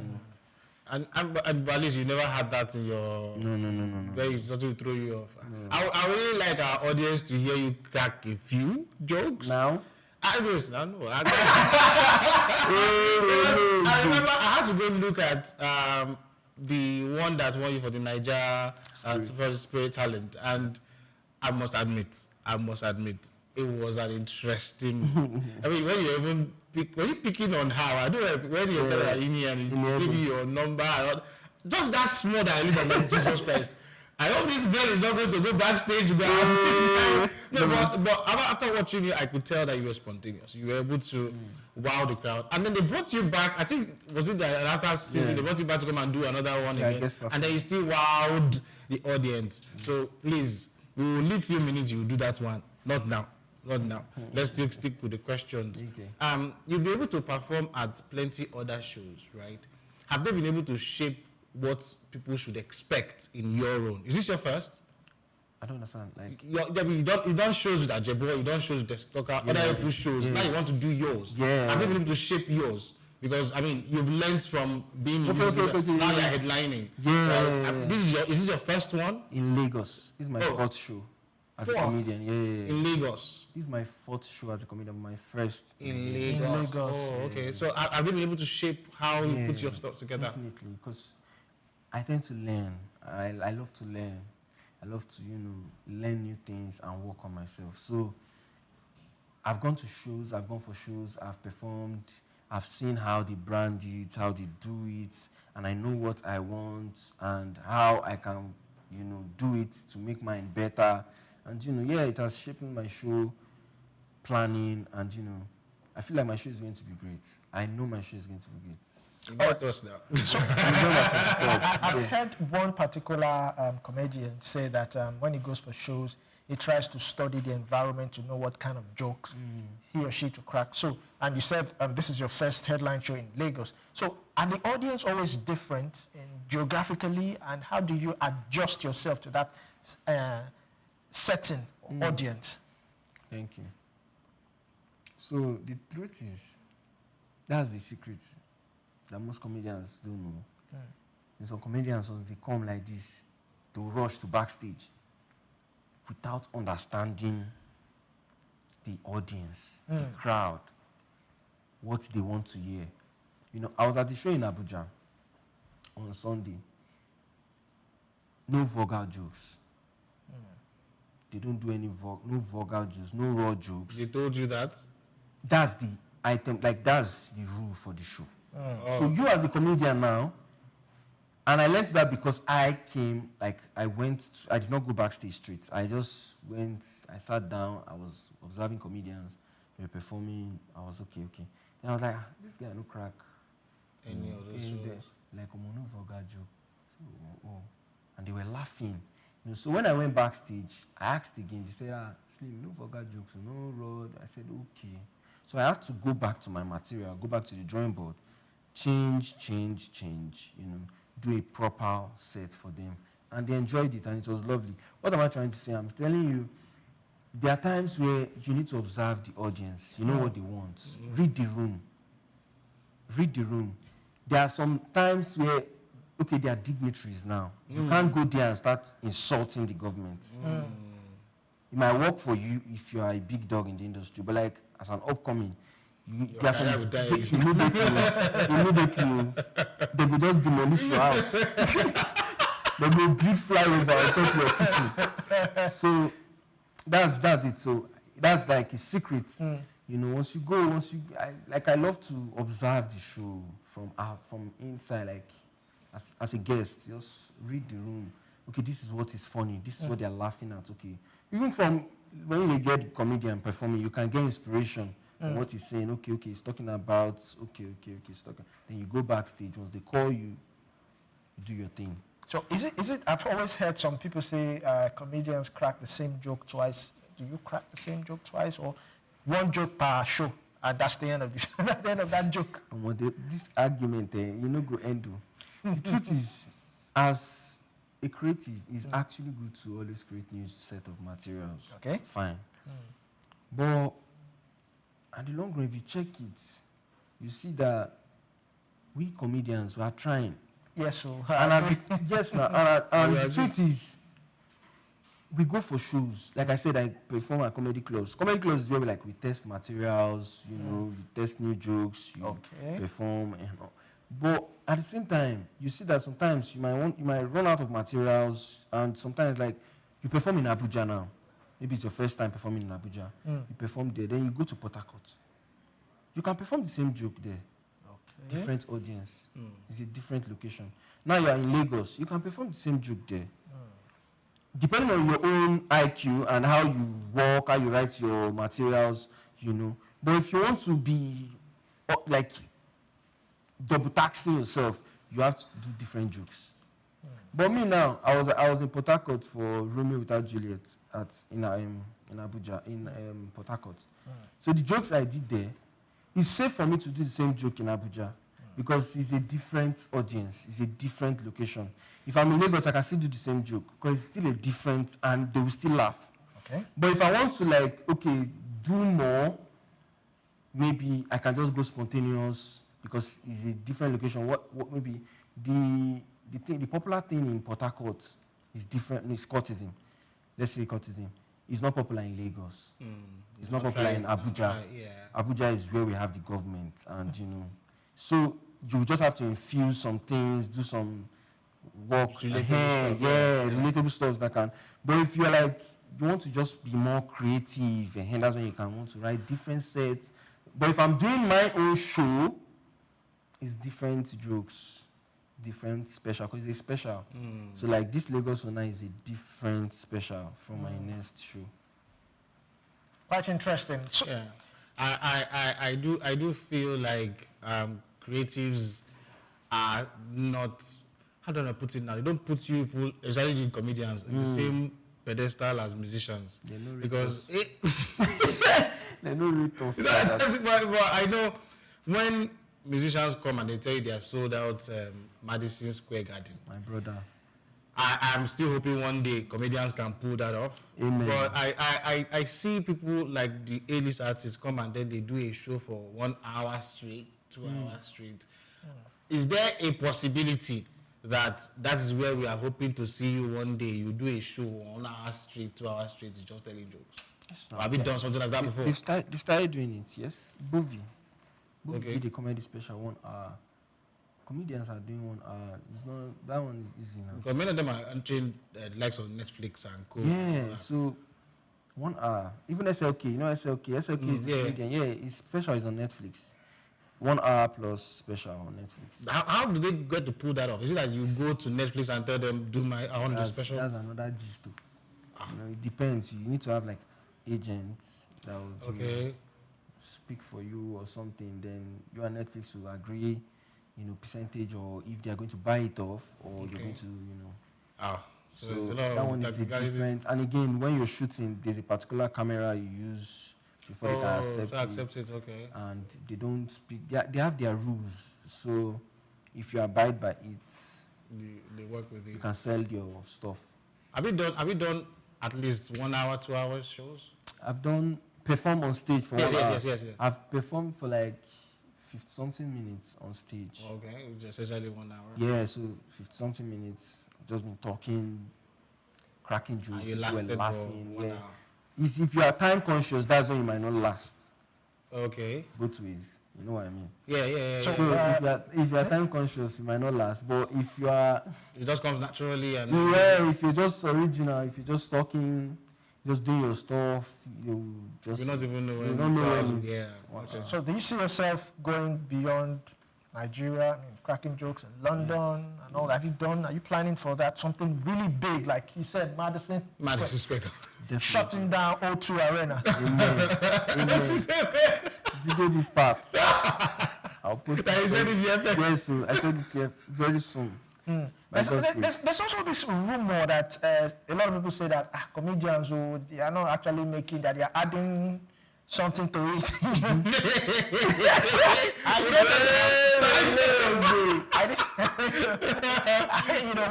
How would you respond to that? To be honest, my guy, when I got to Lagos first, I will not lie to you, I was also believing it too. Because you just, like, we can be comedians, 3 of us now. You will perform. Once you perform, maybe people will just laugh. Then you will go.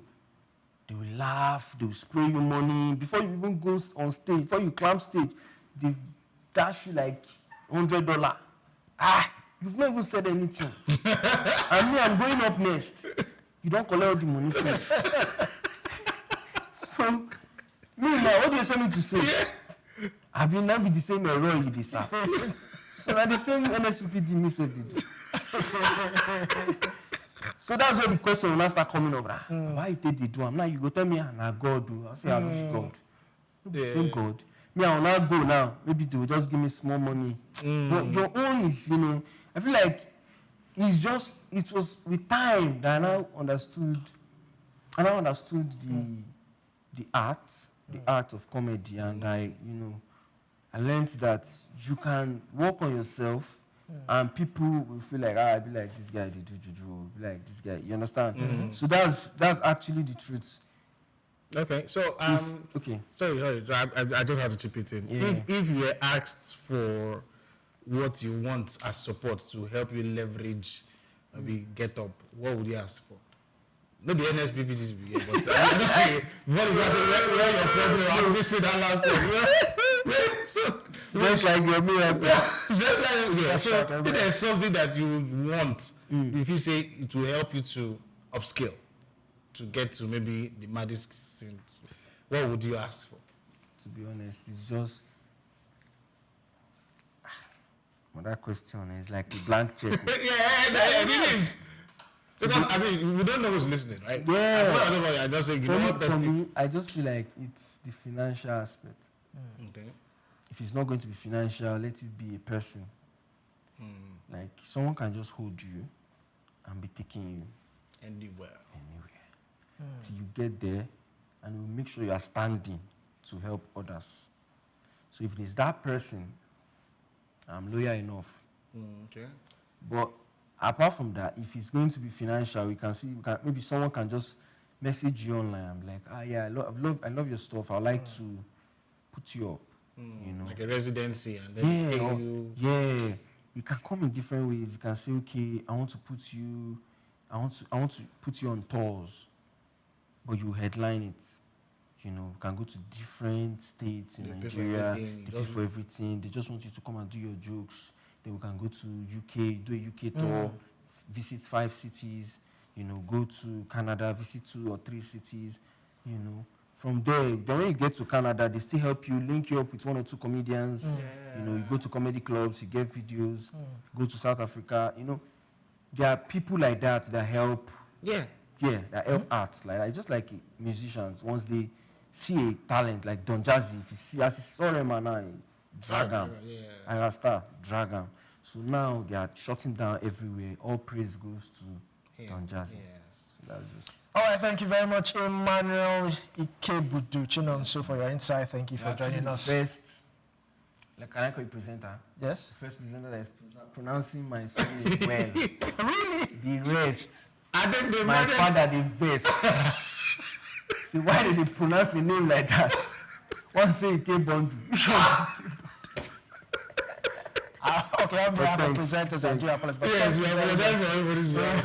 But maybe if you were doing what I was doing, maybe you would have, encouraged them to pronounce your name better. You know, and it's not too late to, for us to exchange positions. Instead of owing us jokes, so. That joke. This one you laugh, never. Cameraman, one piece for body. You never do. I beg you. I did plan my show. All right. So thank you very much, Ikebudu Emmanuel Chinonso, popularly known as Slim Saint, for your insight. And thank you for joining us on Just Africa. Now, we have been discussing comedy for Impact Africa's Creativity from a nutshell with Ikebudu Emmanuel Chinonso, popularly known as Slim Saint. Now, they say truth is wrapped in laughter in Africa. That's the truth. That truth is powerful. From stage to screen, comedians are not just making us laugh. Yes, they are making us think, question, and connect. Emmanuel. Yes, it's been. I mean, I've had a good laugh. At least I had enough laugh that will last me for a whole week and the entire weekend. So thanks very much to our guests, and of course the earlier conversation we had about art. I mean, it brought a bit of newer perspectives to how to appreciate art, understand the artist himself, and then imagine having to do back-to-back with a very fantastic comedian who just does natural. I mean, I am sure even our audience, looking back a few hours, they would have enjoyed today's session. Yeah. This is where we'll draw the curtains on Just Africa for this week. Join us next week for another thrilling edition of Just Africa. I am Olumide Shokoy. I'll see you.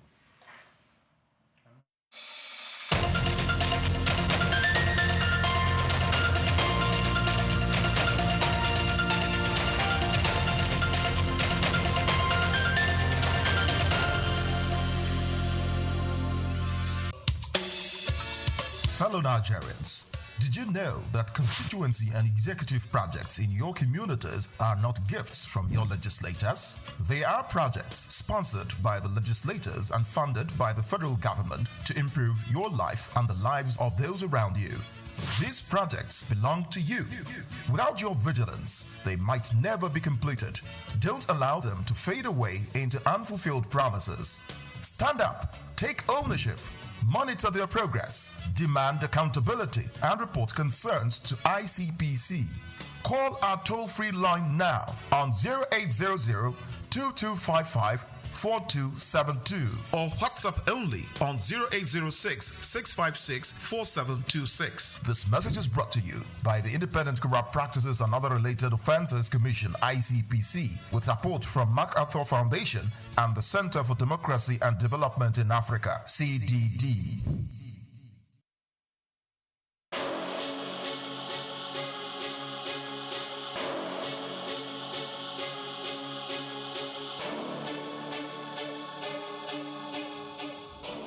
Musk is a visionary entrepreneur leading innovative ventures in technology, space exploration, electric vehicles, and renewable energy.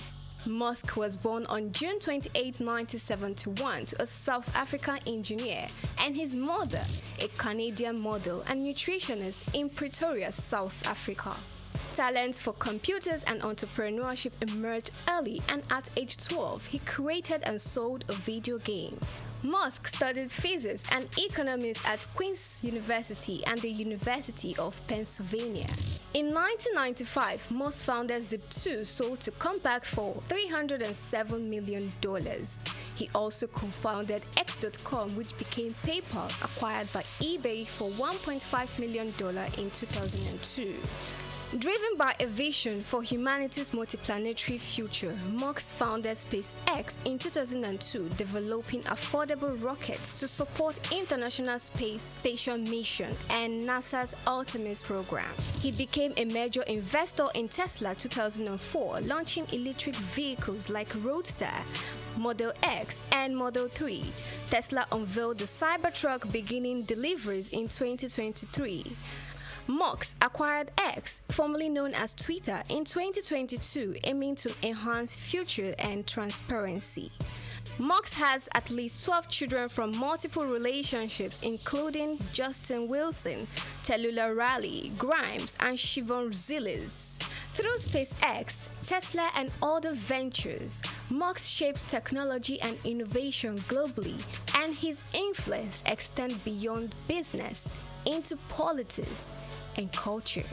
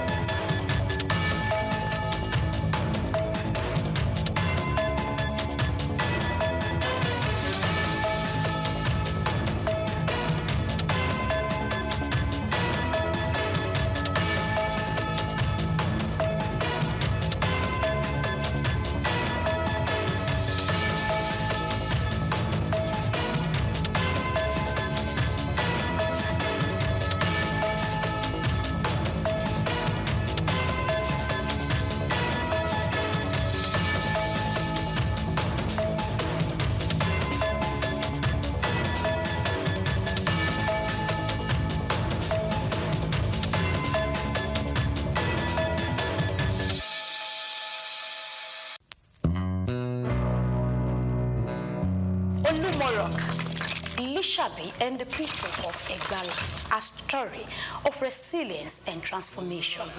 Telling the story from afar may not be as beautiful as visiting the historical scene for a more engaging storytelling.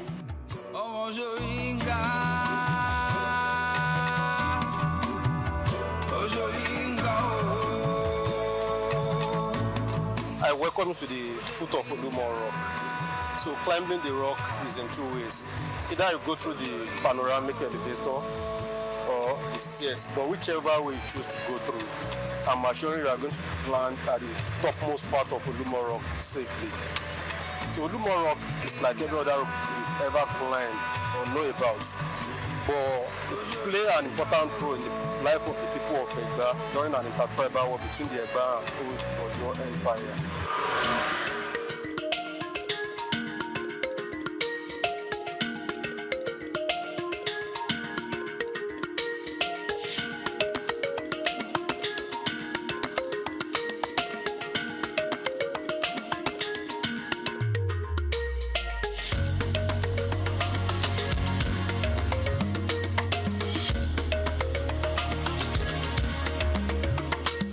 History and culture are the intertwined thread that shape the identity of a people, offering a glimpse into their past struggles, triumphs, and the rich traditions that continue to define their presence. So from here we can have the glance view of the immediate environment around Olumo Rock, because Olumo Rock is centered at the middle of Abeokuta. But when we get to the topmost part on Olumo Rock, we are going to have the 360 degree of the view, which means the more you go, the more you see. So I want to encourage you to Raise up. raise up so that we can get to the topmost part of the rock. So let's move.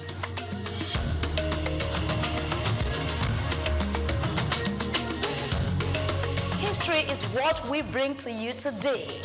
What is the connection between Olumorok, Lishabi, and the Egba people? My name is Grace Komolafe, and this is SOUQ Perspective. Let me take you on an inspiring journey through the history of one of Nigeria's most significant landmarks. Come with me. I welcome you to the first level on Olumo Rock. Thank you. So this is the first level on the rock. Olumo Rock is in 3 stages, from the ground floor to the first landing scape. I want to inform you that you have climbed 120 stairs to come this far. Can you give yourself a round of applause for that? And I'm sure you are fit to climb to the topmost part in Olumo Rock. I'll try. That's great to know. So the first level of Olumo Rock is called Lishabi Garden. Lishabi Garden is named after one of our past warriors called Lishabi Agbungu Akala. Lishabi was one of the warriors that fought for Egba to gain their freedoms from old Oyo Empire. It is a natural garden set aside for people to take relaxation after climbing the first level of the rock. Also at this spot, we have 2 trees that we can talk about. The first one is Dongoyaro tree. This is it here. Dongoyaro tree. English call it neem tree. It botanicizes as Adirata indica. If you get from its leaf and cook cassava and drink, it cures malaria. And if you drink from its stick, it clears bad breath from mouth. Also, its name is derived from an Hausa face, which means tall boy, Doko Yaro. This is a flamboyant tree. Its botanic is Dilonis regia. It produces some lump. Look at the branches. If you get from those brown pods, there are some seed inside it. When it dries up, if you tap or shake, give a kind of sound sheke sheke. And that was where the Yoruba derived its name from. That is why we call it pansheke in the Yoruba land. The pods serve as a natural musical rattle for traditional dancers, nursing mother to play with, before the invent of tambourine and some other musical instruments. When we go up on Olumo Rock, we are going to turn and visit all historical places. There are some shrines and worshippers around Olumo Rock. They are not harmful. They are here to showcase our cultural and traditional heritage. So I wish you a pleasant trip as we rock.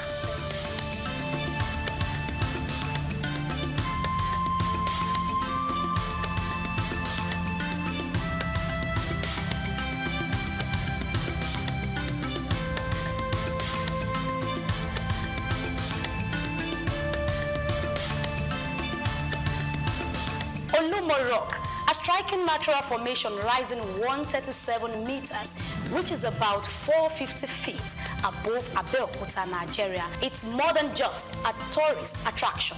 It is a symbol of Egba people's endurance. The story of Olumo Rock begins in the early 19th century when it was identified by the hunter named Adagba. Though details on how Adagba discovered the rock were limited, it is well documented that the Egba people facing oppression under the Oyo Empire sought refuge here.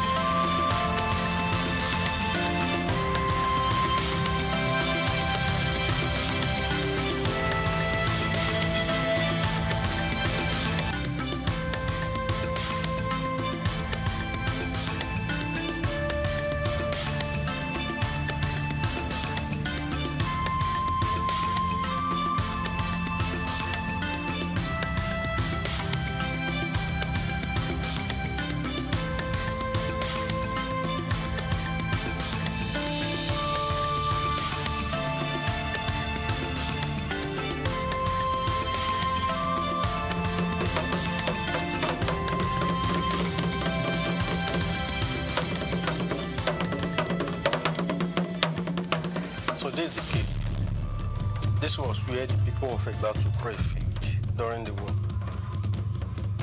From that side, there was some dripping water. Some water is to drop from that side. It is tagged the medicinal water of Olumo Rock. whenever the water is crushing, traditional believers always come to pick from its drop. And they claim it cures so many ailments in the body. But the water is not flowing now because God determines when the water flows. And this grave, that's the resting place of Chief Sonny. The grave of Chief Sonny. Chief Sonny was the OC of Itoko during his lifetime. Olumorok is founded between two communities. The entry point of Olumorok, where you came in from, is called Ikija, while the backside of Olumorok is called Itoko community. And this is a chieftaincy title in the Yoruba land. That is the chief sitting at the left of the king in palace. As we have the Otunba and Osioba, it's a two-top position to the king. According to the custom and tradition of Yoruba, when a chief died, they bury the chief either at the front of his house, at his bedroom, or at his backyard. He must never be taken to a cemetery. That was why Baba was buried here. And this rostry roof building is the family house of Chief Sonny. The family has an extension. Baba dies on the 23rd of January 1956. 20 years after his death, government took over this place as a tourist site. That was why government decided to fence the family house so that they will not be blocking up the passage of the tourists. So the people of Egba took refuge here during an intertribal wars. The war started in 1830. Then the people of Egba were under old Oyo Empire. They basically want freedoms and where to settle. That was why they consulted the Fareku for lead. Ifa instructed the Egbas to come and settle there. On their way coming down, they met a man on the road. The name of the man is called Adagba. Adagba was a great hunter farmer. He was the one that discovered Olumorok during his hunting process. During those periods, the entire city of Abeokuta was thick forest. Only the powerful ones and the warriors that could come around to do anything and return back home alive. But when the Ifa instructed the Egbas to come, Shodeke, who was one of the founding fathers of Egba land, led the people of Egba down here. And they were here for years. During their stay, they took the natural suspension shape of the rock advantage and built their rooms. The rock is naturally standing. They only took the advantage of the shape and built their room. So the rock served as the roof of the room. 4 of the rooms they built as collapsed remains only that. Those are the signs of the fallen rooms. That was where they kept wives and children. Men and warriors will surround the rock so that the enemy will not gain access to this place. All these holes we are seeing on the surface of the rock, that was where they do their grindings.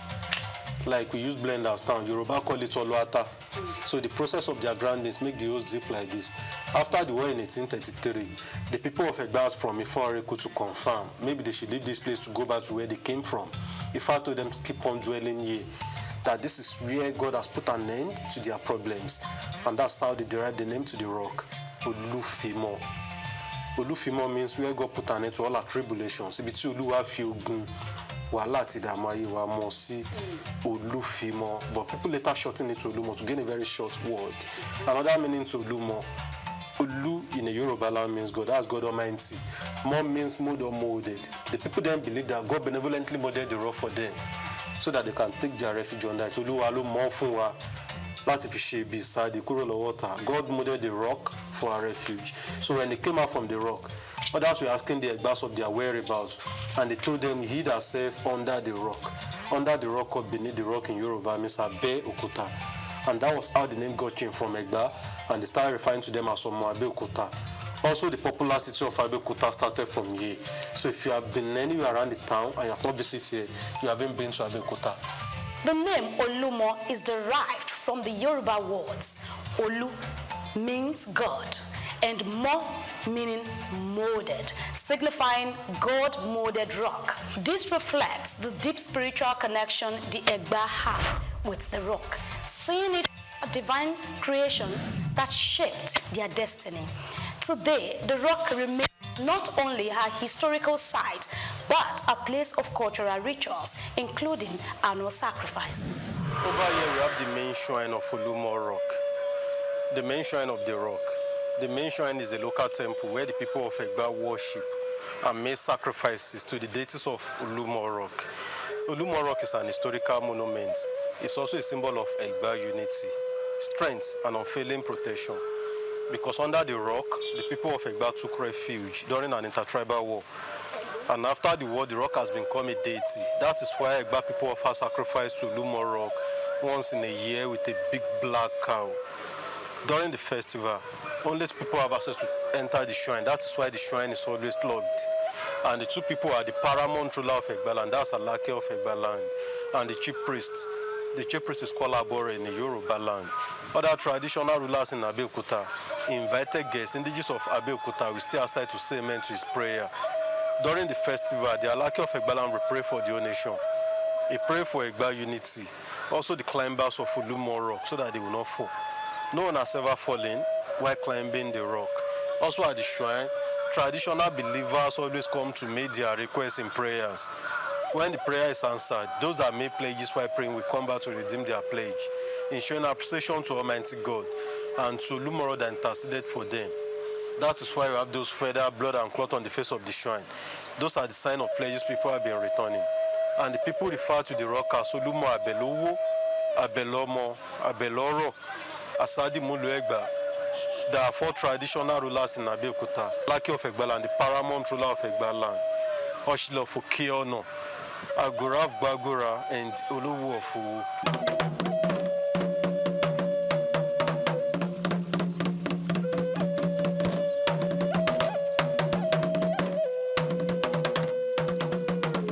Traditional believers always come to make their requests in prayers.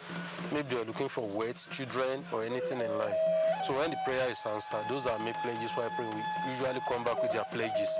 That's why we have those feather, blood, and stuff on the face of the shrine. Those are the sign of the pledges.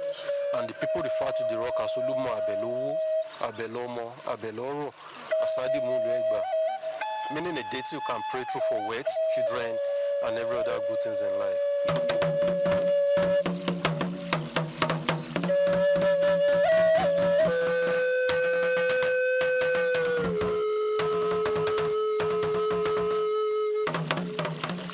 You might be wondering about the historical issues between Oyo and the Egba people.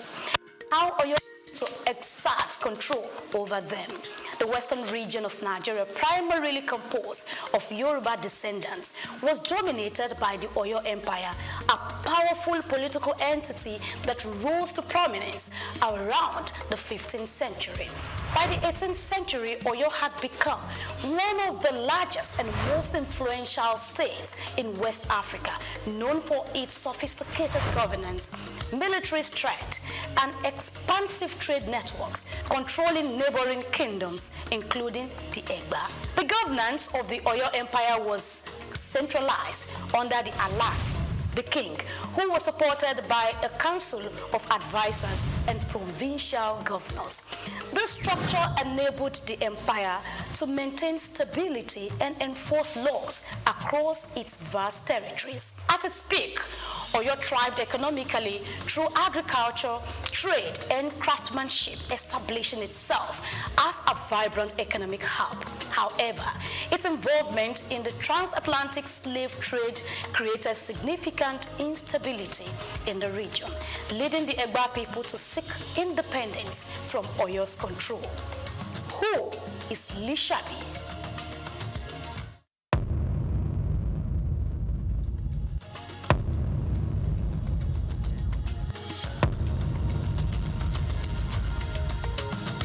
No story about the Egba people is complete without mentioning Lishabi, the legendary warrior whose courage and strategic leadership freed the Egba people from the oppressive dominance of the Oyo Empire. Lishabi heroism is etched deeply in the annals of Yoruba history, as he led a rebellion that broke the chance of subjugation and paved the way for Egba autonomy. Lishabi Agbongu Akala, a native of Itoku, Abeokuta, was not just a fearless leader, but also a tactician. In the late 18th century, the Egba were subject to heavy taxation and constant exploitation under Oyo's rule. To resist this, Lishabi secretly mobilized a group of Egba farmers and hunters into a covert warrior society called Egbearu, a vital step in organizing the rebellion. With his deep understanding of the terrain and his influence over his people, Lishabi led a series of coordinated guerrilla attacks against Oyo forces stationed in the Egba region. His strategy was not one of open warfare, but a methodical plan to undermine Oyo's authority. By ambushing Oyo tax collectors and military detachments, Lishabi weakened the empire's grip over the Egba. His leadership unified the Egba people, turning their frustration with Oyo into a force for liberation. Following their eventual victory, the Egba people were freed from the oppressive rule. In 1830, this newfound freedom led to the establishment of Abeokuta, meaning under the rock, a city founded under the protective watch of Olumorok. Olumorok provided both a literal and symbolic refuge as it sheltered their people during their struggle for independence. From this safe haven, the Egba built a thriving community rooted in agricultural trade and craftsmanship, becoming a key cultural and economic hub in the region.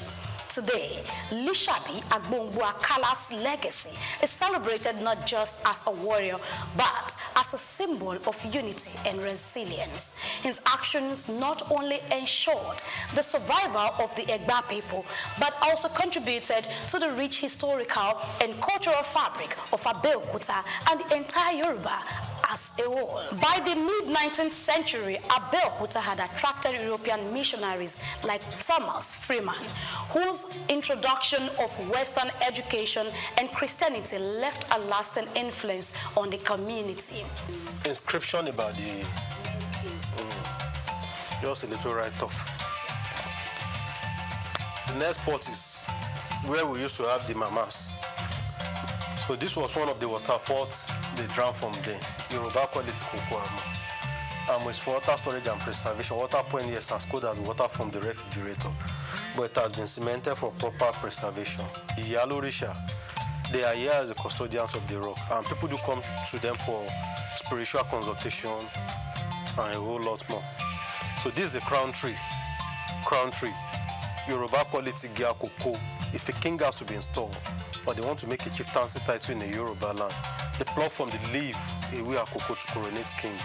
But this very one is mainly used for the paramount ruler of this town, Lake of Egala, only for him. And the tree has been growing there for over 250 years. It doesn't grow than this. So it has been. Poster of the Nile study Iyalumo, she's 98 years of age. And this is a poster reflecting the old Iyalumo.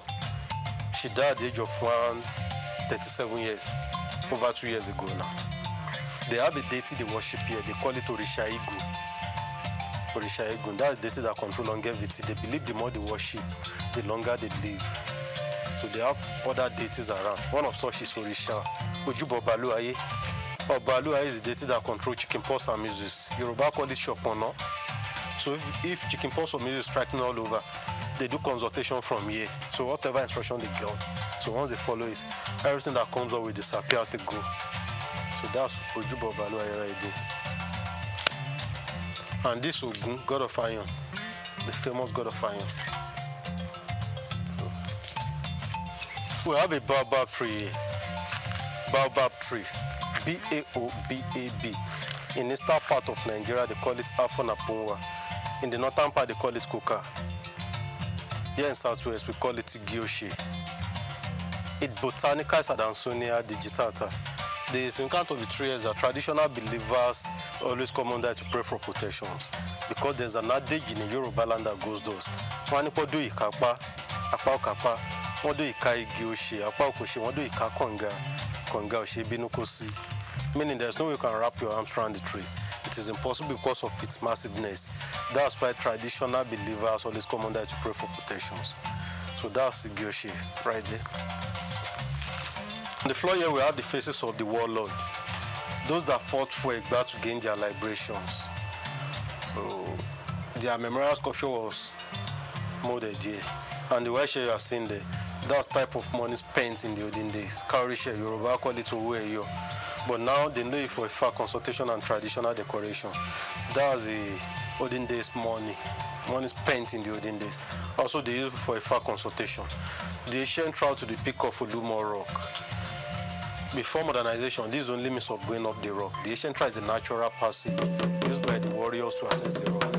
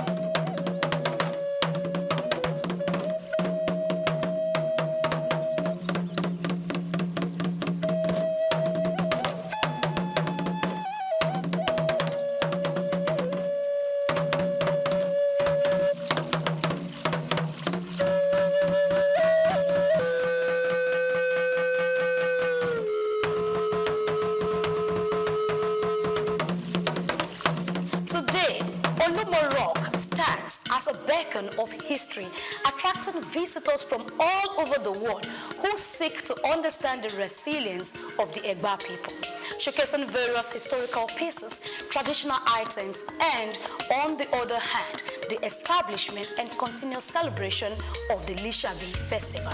In the evolution of the Egba from warriors and hunters to craftsmen, traders and national leaders, their history illustrates the power of unity and determination. Lumo Rock continues to tell the story of a people who overcame oppression to build a vibrant, self-sustaining community. I welcome you to the topmost part in Lumo Rock. From here you can see almost everywhere in Abeokuta. And the height of the rock is 137 meters above sea level. That's about 449 feet.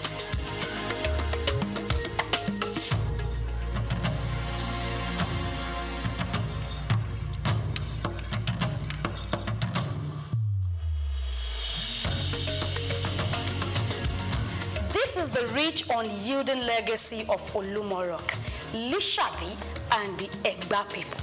A narrative of survival, courage, and transformation. Now you see the connection. You see the missing link.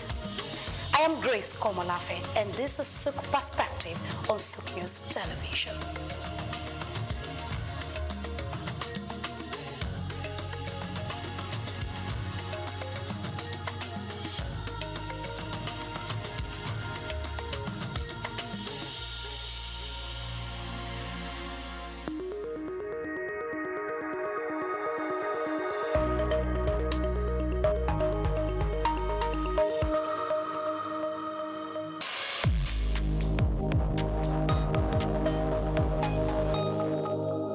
Cashew nuts, ranked among Ivory Coast top cash crops, play a crucial role in the country's economy, generating substantial revenue and supporting livelihoods across the country. As the world's leading exporter of raw cashew nuts, Ivory Coast contributes an estimated $800 million annually to its economy and also serves as a vital source of income for over 410,000 families, particularly in rural areas where few other opportunities exist.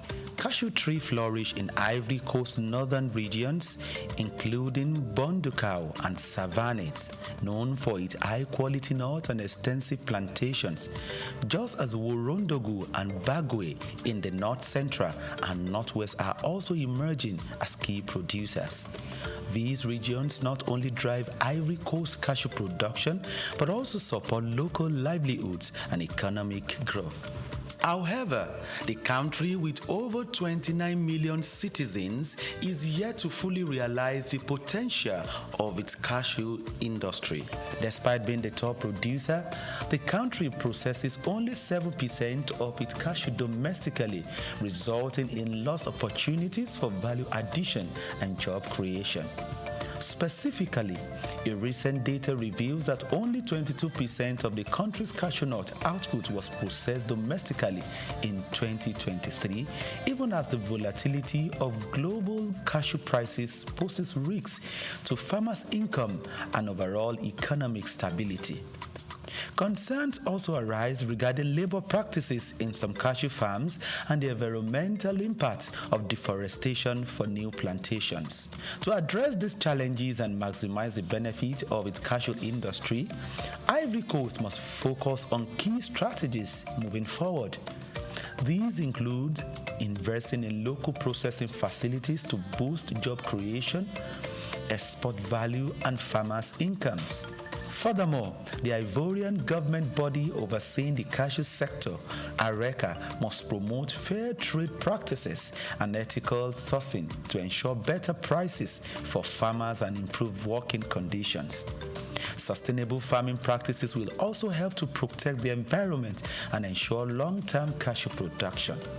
According to a recommendation made at a workshop organized by the World Bank, tax exemptions and access to credit facilities will help to tackle some of these challenges. Furthermore, the private sector can also invest in research to develop high-yielding cashew varieties, improve processing techniques, explore new cashew products, as well as develop and implement digital platforms that connect farmers to market in order to facilitate financial transactions.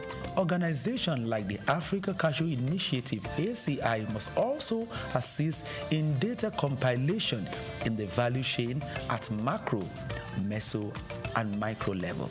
By addressing this and harnessing its cashew potential, the country can further enhance its economy and build a more sustainable future for its citizens. Israel Adeyemi reporting for SOUQ News.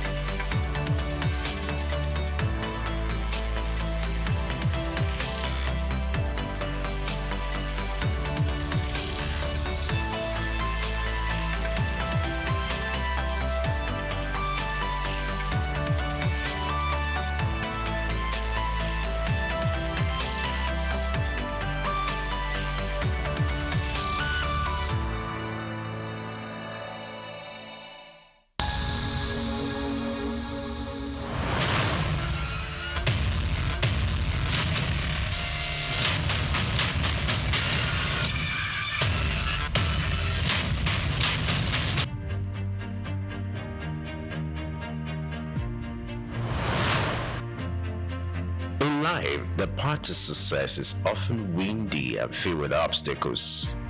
However, it's only those who exhibit courage to continue that are reckoned with.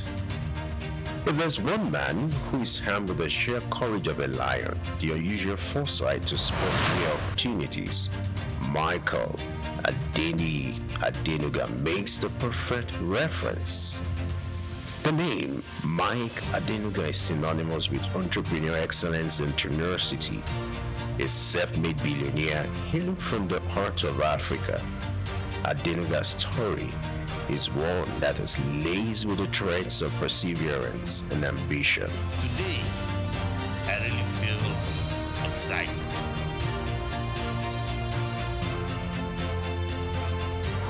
Against all odds, Adenuga has risen to become one of the wealthiest individuals on the African continent. His knack for spotting business opportunities and the courage to seize them has led to the creation of a vast empire that spans telecommunications, oil, and real estate. But what truly sets Adenuga apart is not just his wealth, but the indomitable spirit that has propelled him to the pinnacle of success. His journey is a powerful narrative of a man who, despite the odds, has managed to carve out a niche for himself in some of the most competitive industries. From his humble beginnings to his rise as one of Africa's most influential business figures, Adenuga's story serves as a beacon of inspiration for aspiring entrepreneurs everywhere. Born on 29th of April 1953, Mike Adenuga's story begins in Ibadan, Nigeria, a vibrant city steeped in culture. Ibadan was the backdrop for Adenuga's early years. His father, a school teacher, and his mother, a businesswoman, were humble, hardworking individuals. Their influence on young Adenuga was profound, instilling in him the values of perseverance, integrity, and ambition. Adenuga's early education took place in Ibadan, a local school where he exhibited a sharp mind and a keen sense of curiosity. His parents, recognizing his potential, encouraged him to pursue his studies with diligence and tenacity. These formative years laid the groundwork for the titan. Despite the modest means of his family, Adenuga was never deterred. He understood that the path to success was paved with perseverance and a relentless work ethic. From an early age, he demonstrated a knack for entrepreneurship. His first ventures were modest, grounded, mirroring the reality of his circumstances. One of his earliest jobs was as a taxi driver. This experience was more than just a means to an end. It served as a classroom on wheels, offering lessons in humility, resilience, and the importance of understanding people from all walks of life. Adenuga's entrepreneurial spirit led him to explore other avenues. He started selling soft drinks, an endeavor that required long hours under the scorching Nigerian sun. This venture was not glamorous, but it was honest, and it was his.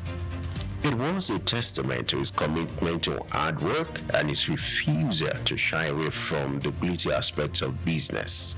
From taxi driving to selling soft drinks, Adenuga was no stranger to hard work. This commitment to labor, this willingness to roll up his sleeves and get his hands dirty, laid the foundation for the empire he would later build. His story is a powerful testament to the fact that success is not an accident.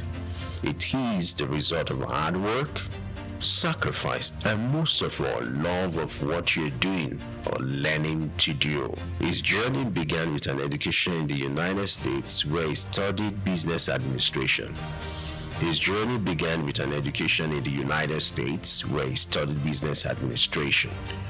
But it was his return to Nigeria that marked the start of his entrepreneurial journey. Adenuga dove into the world of business with a daring spirit and a keen eye for opportunity. He ventured into trading of lace materials and other commodities, a business that was booming at the time. His ventures were diverse and often bold, including the distribution of Coca-Cola within Nigeria. These early business pursuits were not without their challenges, but they provided Adenuga with invaluable experience and a taste of what was to come. However, the road to success is often marked with unexpected twists and turns.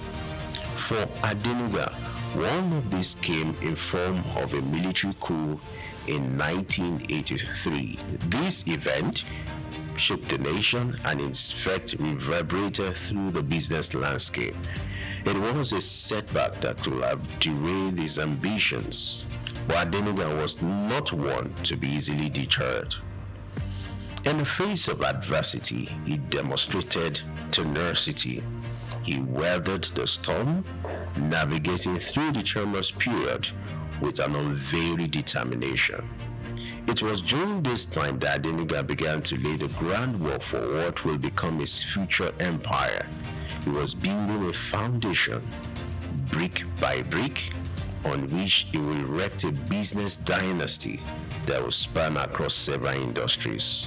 Regarded as a titan in the telecom industry, Adenuga is the mastermind behind Globacom, Nigeria's second largest telecom operator. Under his visionary leadership, Globacom has grown exponentially, connect billions across West Africa and beyond. In the oil sector, Adenuga holds the majority ownership of Corn Oil, one of Nigeria's largest oil exploration companies. Corn Oil has been instrumental in shaping Nigeria's energy landscape, and its success is the testament to Adenuga's strategic acumen and drive for innovation. When it comes to wealth, Adenuga's net worth is nothing short of impressive.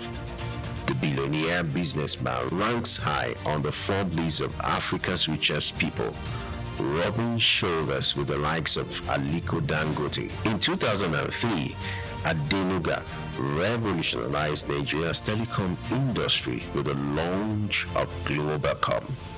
This was a pivotal moment, not just for Adenuga, but for the nation as a whole. Before Globacom, Nigeria's telecoms industry was dominated by a single player. But Adenuga had the vision to democratize telecommunications, making it accessible and affordable for all. Globacom entered the market with a bang. The company was innovative, offering unprecedented services like per second billing, which was the first in Nigeria. This level of innovation was a game changer, challenging the monopoly of the existing telecoms giant and forcing competitors to step up their game. But Adenuga didn't stop there. He knew that to truly disrupt the industry, Globacom had to grow rapidly.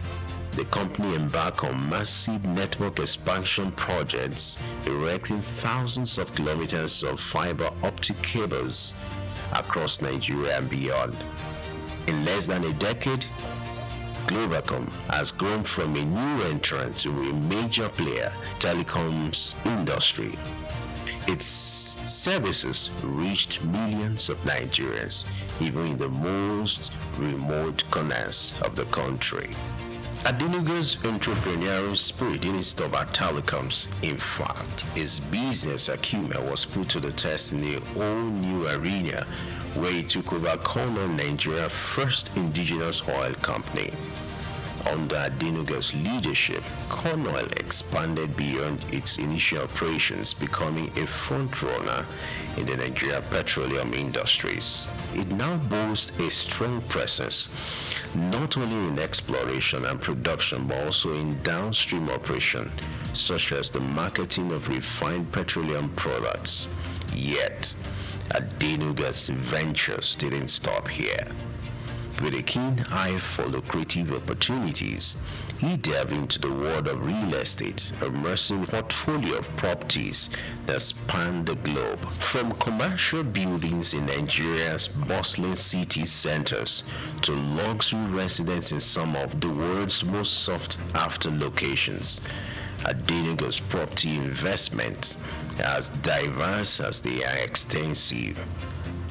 Banking, too, has felt the Adenuga's touch.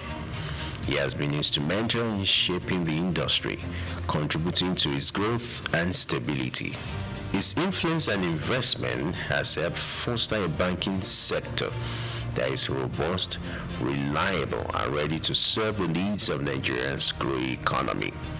But Adenuga's impact extends beyond the world of business. His philanthropic endeavors are a testament to his belief in giving back to the community. Well, that's a special man to me. A very special person. That is a man that made my path, my ways very smooth. That's a God-sent person to me. Dr. Mike Adenuga Jr.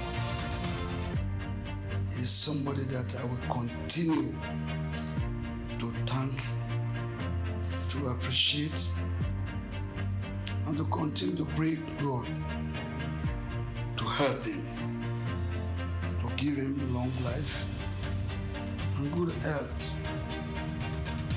Well, decades of our relationship, way back in the 80s, Rafi Ladipo was a nobody, but through the help of Dr. Mike Adenuga Jr. and God's grace and blessing, I am what I am today. I owe it all to God and indeed Dr. Mike Adenuga, my second God. I'm close. I know him. He's a man that loves to assist his friends. Even if he's hungry, he'll come back and call his friend. This is the way it is done. So for me, my knowing Dr. Adenuga Jr. has been a blessing. Through the Mike Adenuga's Foundation, he has donated billions to cause closest to his heart, including education, health, and social welfare. He has founded scholarships, built schools, and supported hospitals, underscoring his commitment to improving lives and empowering future generations. In essence, Adenuga's business journey is not just about creating wealth, but also about creating value. Several years back, the Nigerian League had no sponsor. And it took me less than 1 hour to get Dr. Mike Adenuga Jr. understand that he needed to help our football to grow. I just called the then president of the league, the late SOUQ Obaseki. He met me at the National Stadium and was feeling very sad. And he said he was going back to Abuja. I asked him why. He said because he was not happy. Only yesterday he got the biggest disappointment of his life. That a company that had agreed to sponsor the league had reneged and they were no longer ready to sponsor the Nigerian league again, unless they cut the agreed amount, the initial agreed amount between the National League and their company, unless they cut it into two. And he asked, how will he now prosecute the league? I said, you can't prosecute the league. I'll get you a sponsor. Are you ready to go with Glow? He said he knows nobody in Glow. I said, I am Glow. And I quickly called the group CEO, Mr. Mohammed Jamil, and I asked him, wouldn't you want to sponsor the Nigerian League? He said they want to, but they don't know anybody on the Nigerian League. But, and I gave my phone to SOUQ Obaseki to speak with Jamil. The man who was going to Abuja, who was ready to fly to Abuja, changed his mind because of what he had. The Glow was ready to sponsor the league. And paying much more than the initially agreed amount he had with the other sponsor. That agreement took just 24 hours. And Dr. Mike Adenuga paid a sum of 610 million naira to sponsor the league. And of course, every year, there is always an increase of 10%. Recurring. So that was how the Nigerian League got sponsorship through Globacom. And to all of us as Nigerians, we need to thank Dr. Mike Adenuga. His diversification and expansion strategies have not only multiplied his fortunes, but have also contributed significantly to Nigeria's economic development, job creation, and societal welfare. In the world of business, especially at the grand scale that Mike Adenuga operates, it is not so common to come face to face with challenges. His path to becoming a billionaire was not always smooth.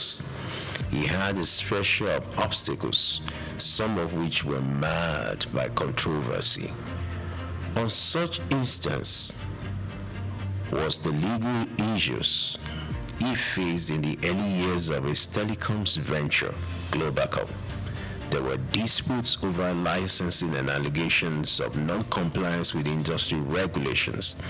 The Nigerian government was not always his ally. At one point, he found himself in a standoff with regulatory bodies.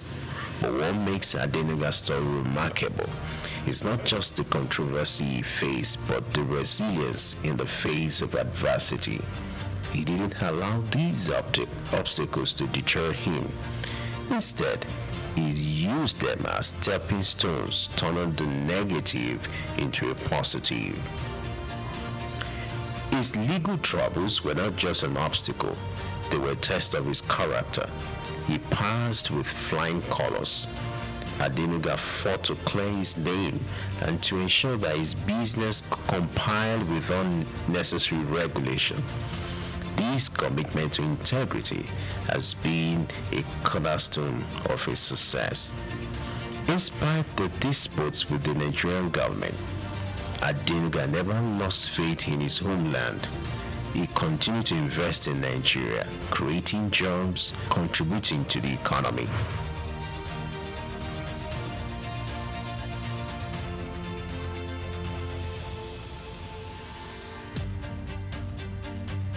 Indeed, the path to success is never easy.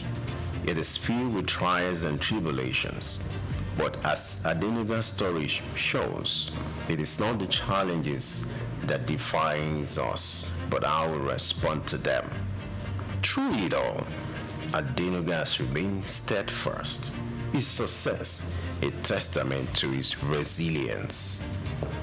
Mike Adenuga's story is one of determination, ambition, and unparalleled success. As we delve into the legacy he has built, we uncover a narrative of resilience and visionary leadership that has left an indelible mark not only in Nigeria but across the continent and the world.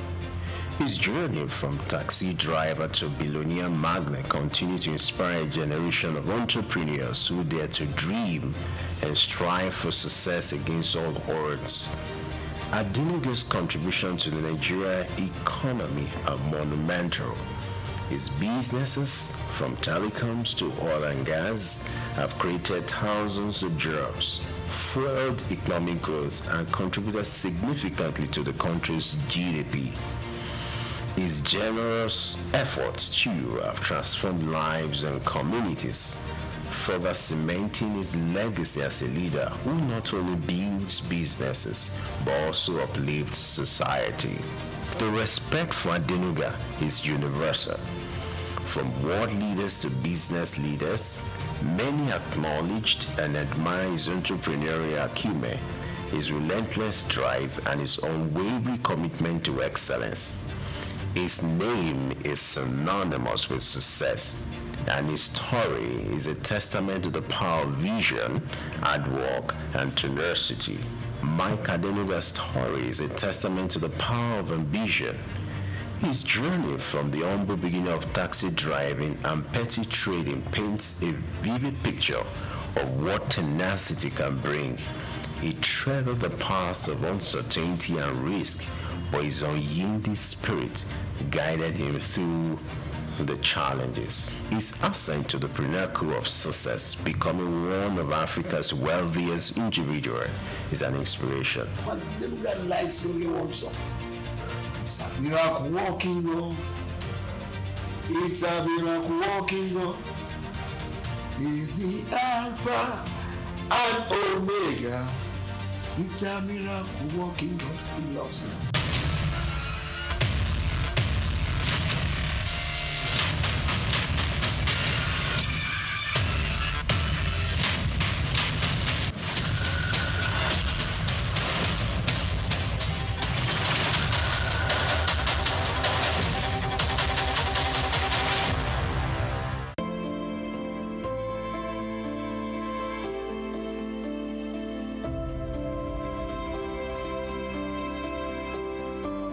When most Nigerians hear about anti-graft agencies, fear is the first response, anxiety over investigations, raids, or sanctions. But the Independent Corrupt Practices and Other Related Offences Commission, ICPC, is showing a more collaborative face, one that seeks engagement and partnership to foster integrity across public institutions. The message came to the fore during a courtesy visit to the National Orthopedic Hospital, Igbobi, Lagos, where the ICPC Resident Anti-Corruption Commissioner for Lagos State, Alexander Chukura, led a strategic conversation on collaboration, ethics, transparency, and institutional accountability, received by the hospital's acting medical director, Dr. Wakil Lawal. The visit focused on sensitizing management and staff on the importance of ethical conduct and risks of practices that might attract the Commission's attention. ICPC is the police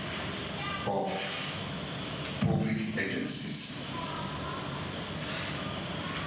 I want to break it down the way you understand it. What we mean as is that we police MDAs to make them adopt global best practices. However, it is a known fact that one person cannot stand at attention and start well. For crime or for corruption to be consummated by the public officer, most of the time you find people from the outside, they contact us. They are not public officers, they are not you. I'm on the same page. So essentially, the ICPC is the police of public agencies. What is really corruption? Can someone attempt? Otherwise, just go ahead. And do what you want, which one would you prefer? Okay, let's go ahead. There are that complex term, corruption, has been seen by different people at different times from different perspectives. But I'm going to still break it down. Corruption aptly refers to an abuse or a misuse of position of public trust to confer an unfair and undue advantage to oneself, to one's relative, or proxy, which may not necessarily be financial. Anything you do to abuse or to misuse that position of public trust for your own gain and for others is corruption. So, what I'm saying here is if we have that at the back of our mind, and ICPC is the police of the public agencies, what about the EFCC?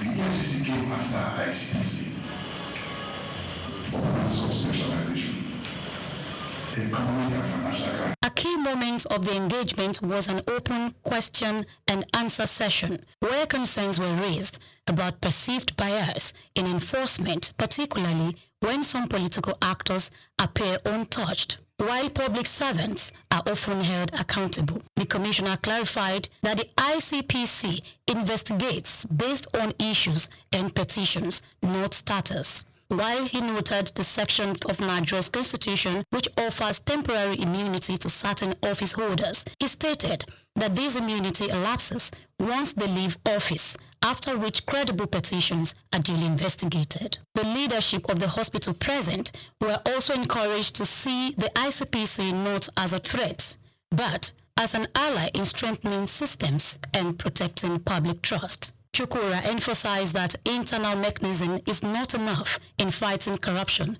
Rather, it requires alignment with global best practices. He urged public institutions to adopt transparent documentation and compliance protocols, stating that the absence of proper records can be just as detrimental as misappropriation of funds. As able to address some areas of concerns and also improve our knowledge on things that we actually don't take cognizance of.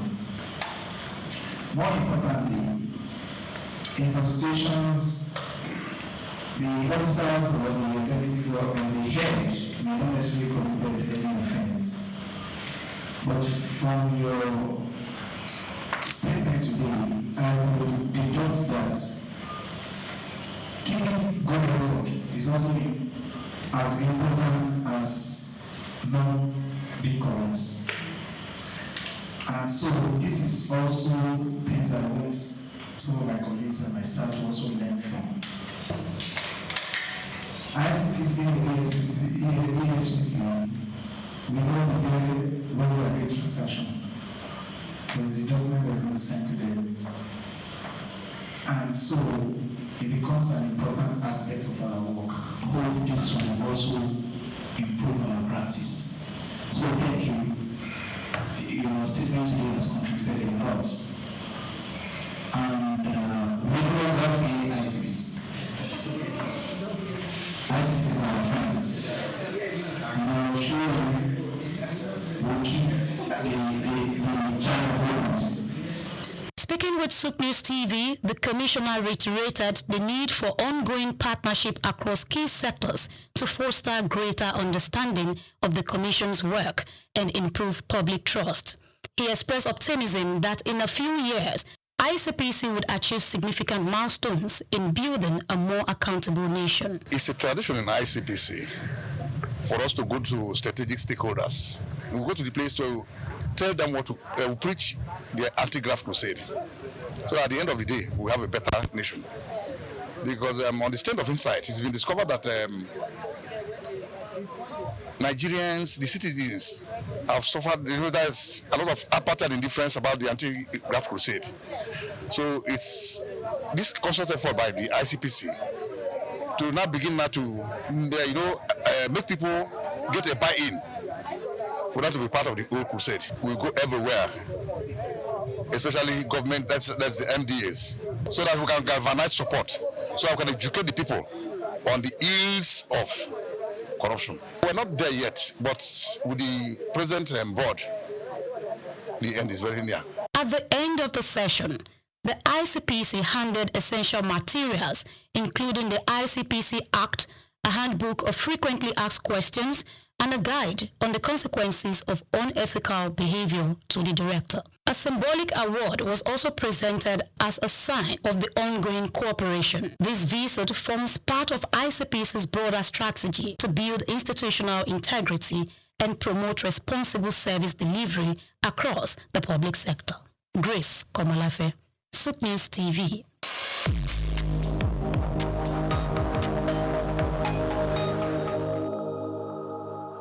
Cashew nuts, ranked among Ivory Coast top cash crops, play a crucial role in the country's economy, generating substantial revenue and supporting livelihoods across the country.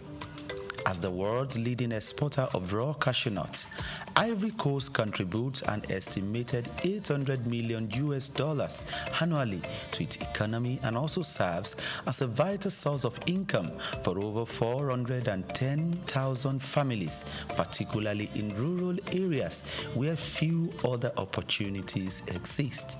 Cashew trees flourish in Ivory Coast northern regions, including Bondukau and Savannah, known for its high-quality nuts and extensive plantations, just as Worondogu and Bagwe in the north central and northwest are also emerging as key producers. These regions not only drive Ivory Coast cashew production, but also support local livelihoods and economic growth. However, the country with over 29 million citizens is yet to fully realize the potential of its cashew industry. Despite being the top producer, the country processes only 7% of its cashew domestically, resulting in lost opportunities for value addition and job creation. Specifically, a recent data reveals that only 22% of the country's cashew nut output was processed domestically in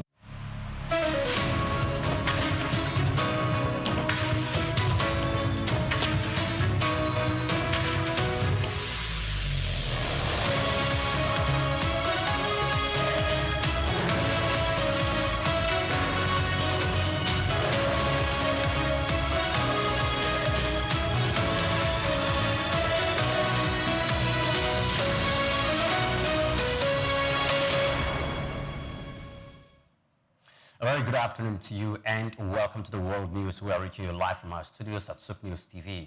I'm Oyin Priye Krumale. Now let's begin with today's top stories. The National Council on Economy mandates ad hoc committee on crude oil theft to prevent illegal miners from cutting away the nation's resources. The Nigerian Customs Service launches Customs' homegrown verification management platform that enables Nigerians to confirm clearance and duty payment status of imported vehicles. Outside the shores of Nigeria, Morocco announces plans to completely phase out coal power by the year 2040 as it looks forward to securing sufficient international climate financing. And President Donald Trump terminates all trade negotiations with Canada over what he called fraudulent political advertisement. In the world of sports, Nigerian striker Victor Osimhen makes history in Galatasaray's 3-0 victory over Bodo Glimt, a win that saw him break Burak Yilmaz's long-standing European scoring record for the club.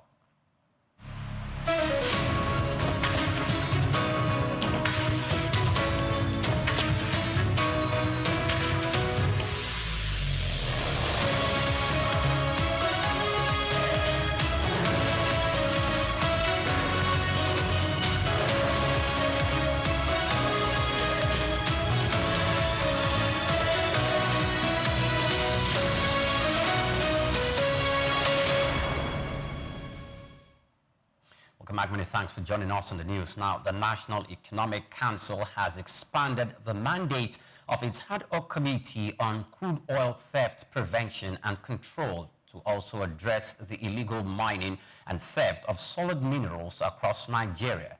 The move is aimed at curbing resource losses and boosting the country's revenue generation through stronger regulation and enforcement.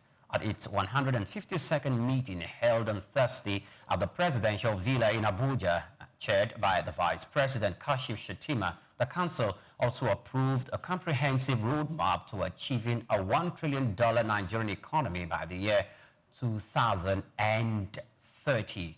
The plan focuses on improving productivity, encouraging investment, and strengthening key sectors such as mining, manufacturing, and technology. The expansion of the committee's mandate reflects the government's determination to secure all natural resources, both oil and solid minerals, from illegal exploitations. Officials said the move will help diversify the income sources, create jobs, and accelerate progress toward administration's long-term economic growth target. The Minister of Marine and Blue Economy, Adegboyega Oyetola, has emphasized that the federal government recognizes the seafood trade as more than just an economic activity. It is also a vital source of animal protein and a key driver of industrial growth. Speaking through the Federal Ministry of Marine and Blue Economy, Oyetola said the government is committed to achieving national self-sufficiency in fish production. He explained that this goal will be pushed through increased public and private sector investments, the development of aquaculture and marine fisheries, infrastructure enhancement and capacity building for industry operators and regulators, and the adoption of modern technology. The minister added that sustained collaboration with stakeholders will be central to expanding the sector's contribution to food security and economic development. Meanwhile, the Royal Norwegian Ambassador to Nigeria, Mrs. Vienne Barrier, renewed his country's call for the inclusion of stockfish and stockfish heads in the list of goods eligible for zero import duty. He said the measure would make the popular seafood more affordable for Nigerian consumers. The European Union has reaffirmed its commitment to strengthening cultural cooperation with Africa, with a focus on supporting creative industries and promoting people-to-people connection through the music and education. EU Ambassador to Nigeria and ECOWAS, Gautier Mignot, made this known during the Afrobeat Rebellion exhibition held at the EcoBank Pan-African Center in Lagos to celebrate the birthday of Afrobeat icon Fela Anikulapo Kuti. Mignot highlighted the EU's belief that culture and creativity are powerful tools for social cohesion, youth empowerment, and mutual understanding between Africa and Europe.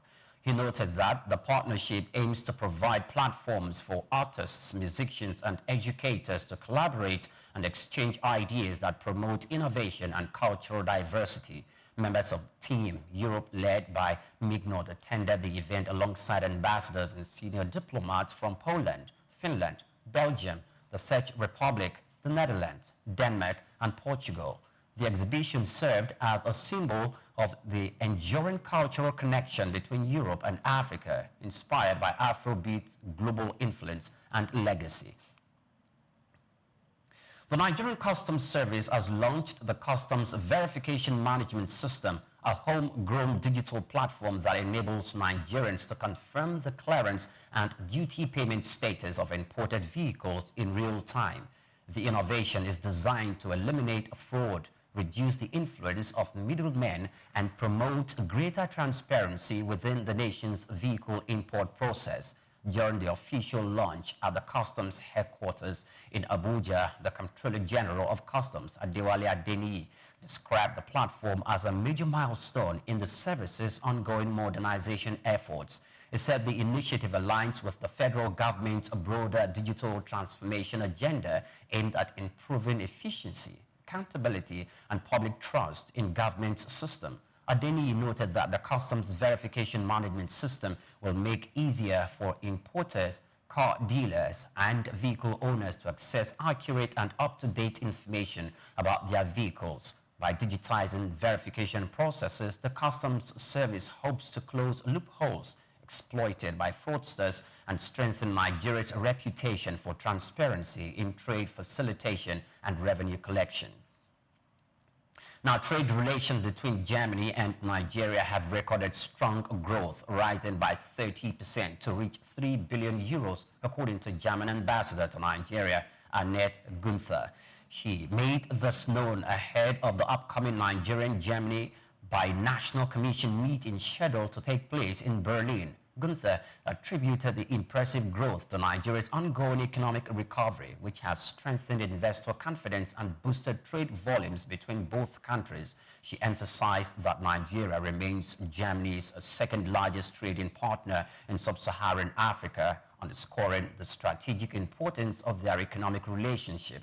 The ambassador added that the forthcoming Bi-National Commission meeting will focus on expanding collaboration in trade, energy, investment, and vocational training. She noted that Germany is keen on supporting Nigeria's drive for industrialization, renewable energy development, and skills transfer. The growing trade figures, she said, reflects the resilience of both economies and the shared commitment to deepening commercial ties that promote sustainable growth and mutual prosperity between Germany and Nigeria.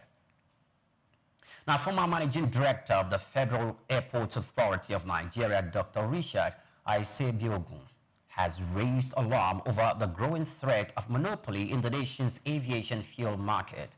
He warned that the continued hesitation by marketers to import aviation fuel, also known as Jet A1, could pave the way for a single supplier to dominate the sector, a development he described as risky for Nigeria's aviation industry.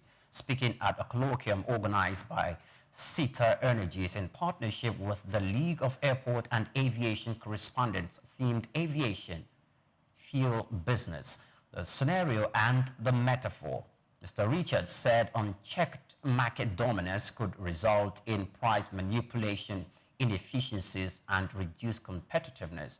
He called for urgent policy intervention and stronger market regulation to ensure fair participation and prevent any form of supply control that could harm airlines and passengers alike. The aviation expert also urged industry stakeholders to work together to improve import logistics and ensure a sustainable, transparent supply chain for Jet A1 fuel in Nigeria. Nigeria's equities market extended its bullish run on Thursday, adding 479 billion naira to market capitalization as investors continued to react positively to ongoing economic reforms and improving macroeconomic indicators.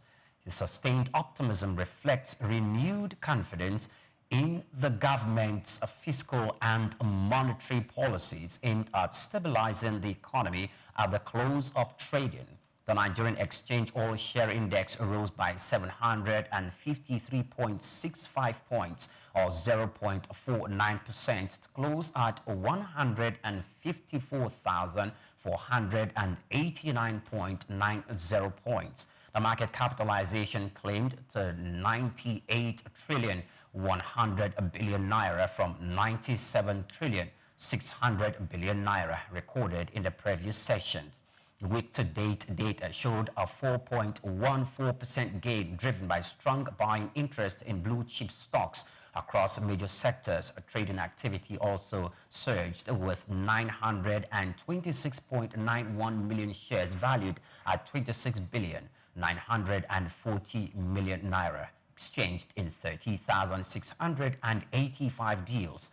This represents a 57% increase in volume, a 12% rise in turnover, and an 8% uptick in transactions compared to the previous sessions.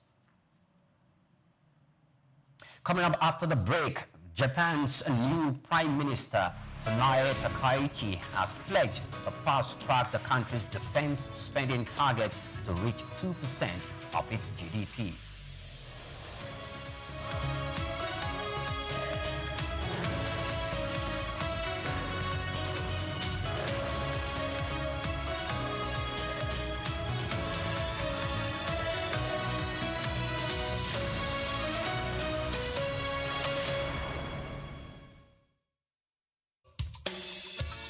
Fellow Nigerians, did you know that constituency and executive projects in your communities are not gifts from your legislators? They are projects sponsored by the legislators and funded by the federal government to improve your life and the lives of those around you.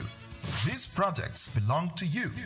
Without your vigilance, they might never be completed. Don't allow them to fade away into unfulfilled promises. Stand up, take ownership, monitor their progress, demand accountability, and report concerns to ICPC.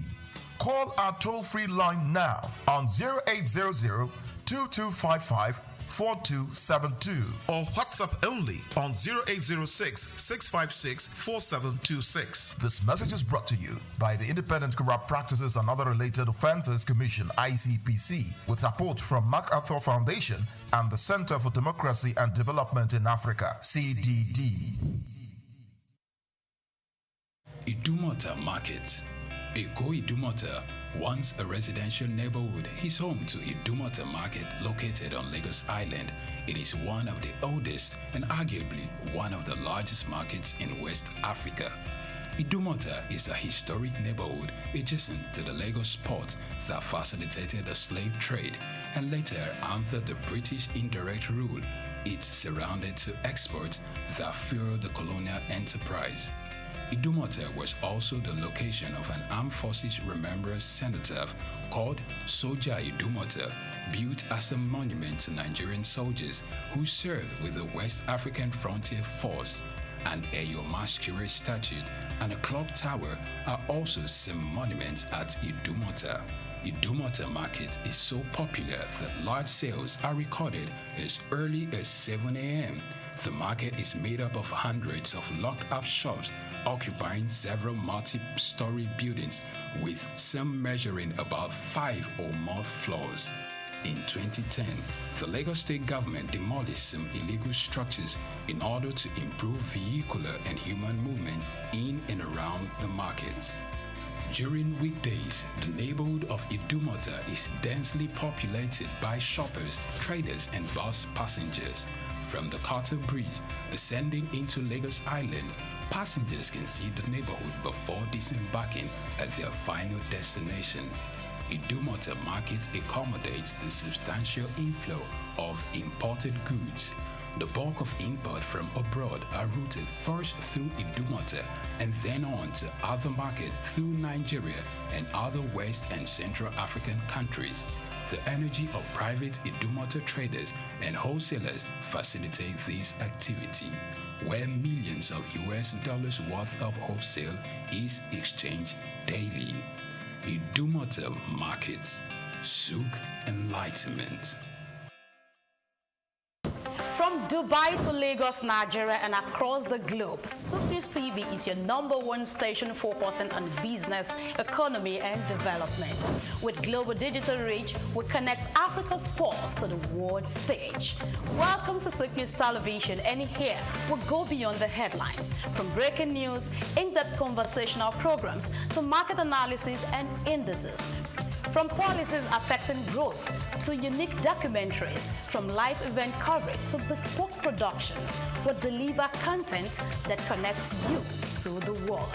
At SOUQ News Television, we provide news surrounding business, economy, and development, infomercials and jingles that stand out, short and long-form documentaries crafted to international standards, independent production spaces with full technical support, special coverage for individual and corporate events, a special form of documentaries through our prestige package, Immortals, where we tell your story the way you'd love it, and business support services tailored for small enterprises. SOUQ News TV, powered by FemWatch Limited, also home to the Isle 95.9 FM Lagos and Kasua 99.7 FM Kano, and Emirate News Television Abuja, together forming Africa's trusted media powerhouse. Storytelling, coverage, and connection that matters. SOUQ News TV, your home for business, economy, and development.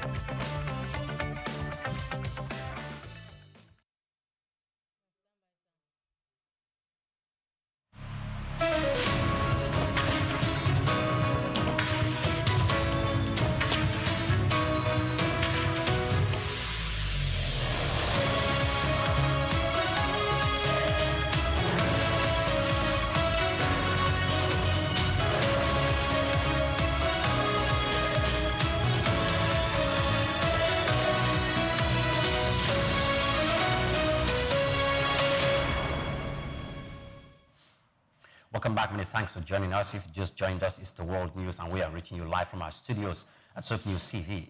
Now, Morocco has announced plans to completely phase out coal power by the year 2040, provided it secures sufficient international climate financing. The pledge was revealed by the Powering Past Coal Alliance, a coalition of about 60 governments committed to accelerating the global transition away from coal-based energy production. Morocco joined the alliance in 2023 as part of its broader strategy to expand natural gas and renewable energy projects, particularly solar and wind. The country has already made major strides in diversifying its energy mix, with renewable sources accounting for a growing share of its electricity generation capacity. Officials said the shift away from coal will help Morocco reduce carbon emissions, enhance energy security, and align with global climate goals. However, they stressed that international financial and technical support will be critical to achieving the 2040 target. The move positions Morocco as one of Africa's leading advocates for clean energy transition and sustainable economic growth. Now, India has reaffirmed its cautious approach to trade negotiations, vowing not to sign any agreements that impose restrictive conditions on compromised national interests. Trade Minister Piyush Goyal made the remarks at the Berlin Global Dialogue, stressing that all future trade pacts will prioritize the protection of domestic industries, fair market access, and long-term economic resilience. Negotiations with the European Union have stalled over disputes on environmental standards, rules of origin, and market access. Similarly, talks with the United States remain tense amid Washington's 50% tariff on several Indian exports. Goyal emphasized that India will maintain a balanced and independent stance in global trade, even as Western nations increase pressure over its energy relationship with Russia, while defending the purchase of Russian oil as essential for national energy security. India refiners are reported by preparing to scale back imports to comply with new U.S. sanctions on major Russian producers. The minister concluded that India's trade policy will remain anchored on sovereignty, sustainability, and economic stability. Now, India also has announced that it will not hastily sign any trade agreement for or accepting restrictive conditions imposed by its partners. And Trade Minister also made this clear during the Berlin Global Dialogue, emphasizing the country's stance on parts aligning strictly with its national interest. The government-measured approach aims to protect domestic industries while ensuring fair market access and economic resilience. The ongoing negotiations with other European countries face challenges over the environmental standards and rules of origin and market entry terms. Meanwhile, discussions with President Donald Trump complicated by the 50% tariff on Indian exports. The minister said that the country will maintain a balanced stance in global trade, even as pressure mounts from Western nations regarding its energy ties with Moscow, consistently defending its decision to purchase Moscow's oil as a matter of national energy security. However, refiners in Moscow are planning to scale back production, in India rather, are planning to scale back production given the United States sanction on major Russian producers. The minister affirmed that India's trade strategy will remain guided by sovereignty, stability, and long-term economic stability. Now, China has a major policy shift to significantly boost households' consumption over the next 5 years. The government officials revealed that a higher proportion of state investment will be directed toward improving people's livelihoods, aiming to raise the share of household spending in the country's gross domestic product. The new plan is part of China's broader 2026 to 2030 development outline, which also highlights an intensified focus on manufacturing and technological self-reliance. President Xi Jinping has emphasized the importance of breakthroughs in key technologies and the integration of educational, science, and innovation as foundations for modernization, while the 5-year plan leans heavily toward industrial upgrades. Policymakers are also prioritizing domestic demand to reduce economic dependence on exports. Han Wenzhou, Deputy Director of the Central Financial and Economic Affairs Commission, noted that strengthening the domestic market remains a strategic pillar of national growth. Experts said that increasing consumption could help address structural imbalances and sustain long-term economic stability. China's current household spending remains about 20 percentage points below global averages, indicating vast room for expansion in the coming decade. Now, the Association of Southeast Asian Nations is set to host U.S. President Donald Trump and global leaders this weekend in Kuala Lumpur for a pivotal summit that coincides with renewed U.S.-China trade talks. The gathering, which will also welcome East Timor as ASEAN's 11th member, comes as the region seeks to strengthen multilateral cooperation and reduce economic tension triggered by Trump's global tariff policies. Malaysian Prime Minister Anwar Ibrahim described the summit as a strategic opportunity to expand ties with new partners across Africa and Latin America. Trump's 5-day Asia tour will include stops in Japan and South Korea, where he is expected to meet Chinese President Xi Jinping to discuss trade, technology, restrictions, and potential agreements on exports and nuclear limits. Meanwhile, Malaysia will host parallel discussions between U.S. and Chinese officials aimed at preventing further escalation in the trade war. The summit would also see the signing of a ceasefire deal between Thailand and Cambodia following months of deadly border clashes. The Asian networking ministers are expected to deliberate on the ongoing Myanmar crisis, while the Regional Comprehensive Economic Partnership bloc meets to explore trade mechanisms that could offset U.S. tariffs on Southeast Asian imports. Now, Japan's new Prime Minister Sanae Takaichi has pledged to fast-track the country's defense spending target to reach 2% of its gross domestic product within the current fiscal year ending in March. Originally set for fiscal 2027, the accelerated timeline signals Takaichi's intent to strengthen Japan's military capabilities amid growing regional security concerns and global tensions. In her first policy address to Parliament, Takaichi outlined a proactive fiscal policy aimed at boosting both national security and economic growth. She emphasized a shift in fiscal focus from achieving a primary budget balance to managing the debt-to-GDP ratio.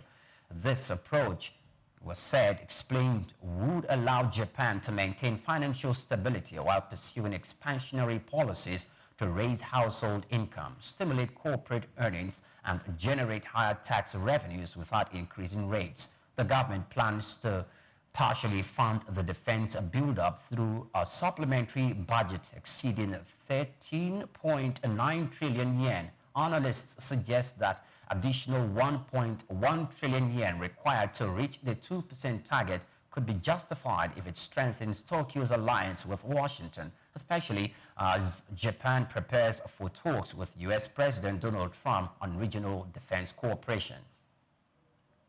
Now, coming soon on the break, Hungary is working on a plan to navigate around new U.S. sanctions imposed by major Russian oil companies, according to Prime Minister Viktor Orban.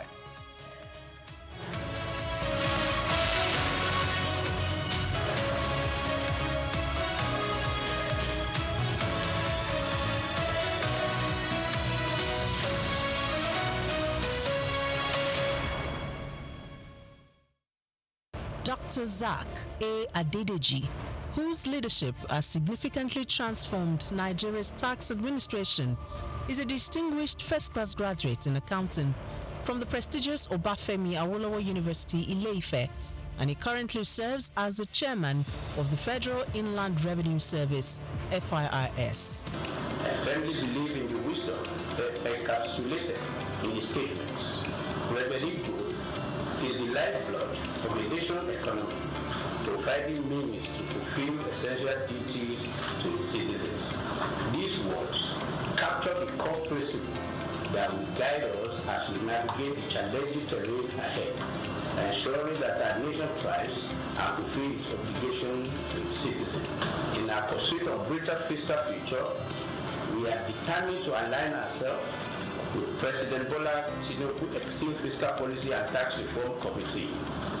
This collaboration will enable us to shape the prosperous fiscal landscape that will empower our nation's growth and development. Born on January 8, 1978 in Ogbomoso, Oyo State, Nigeria, Dr. Adedeji is an accomplished accountant and public officer with extensive expertise in corporate taxation and public finance. His journey in public service began in 2011 when he was appointed as Commissioner for Finance in Oyo State.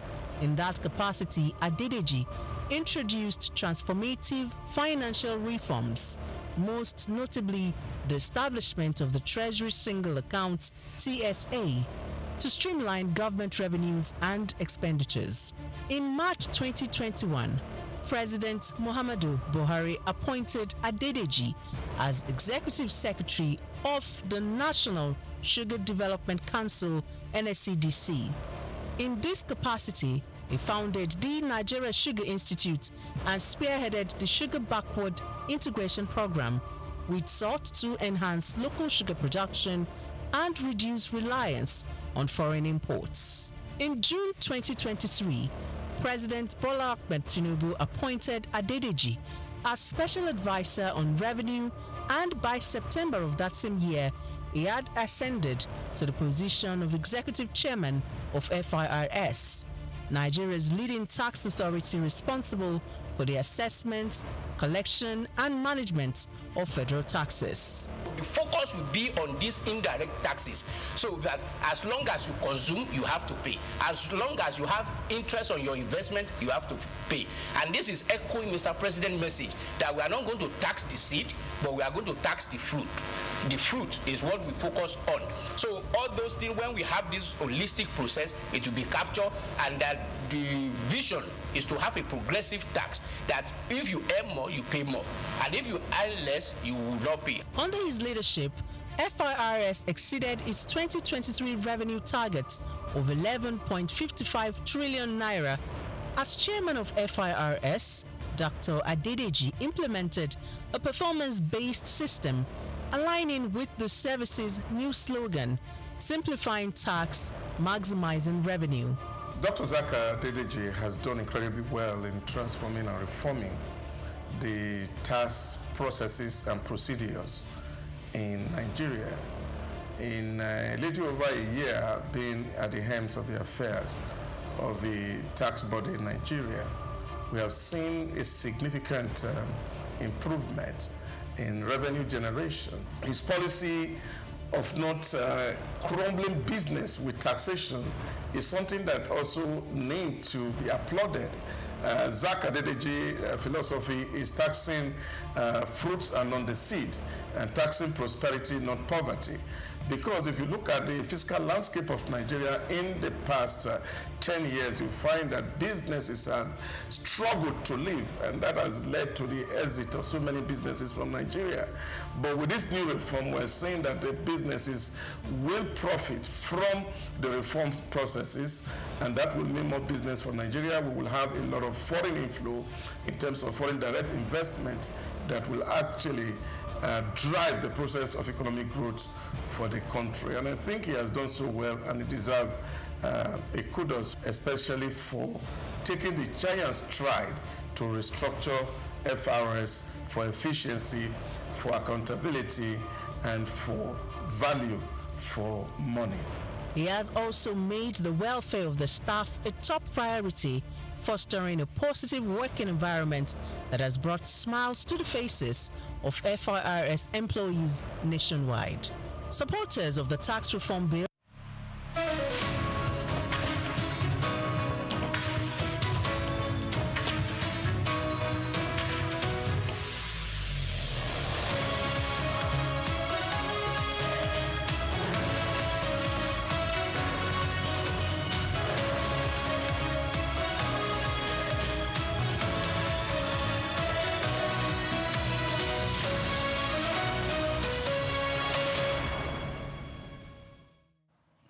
Welcome back, many thanks for joining us. United States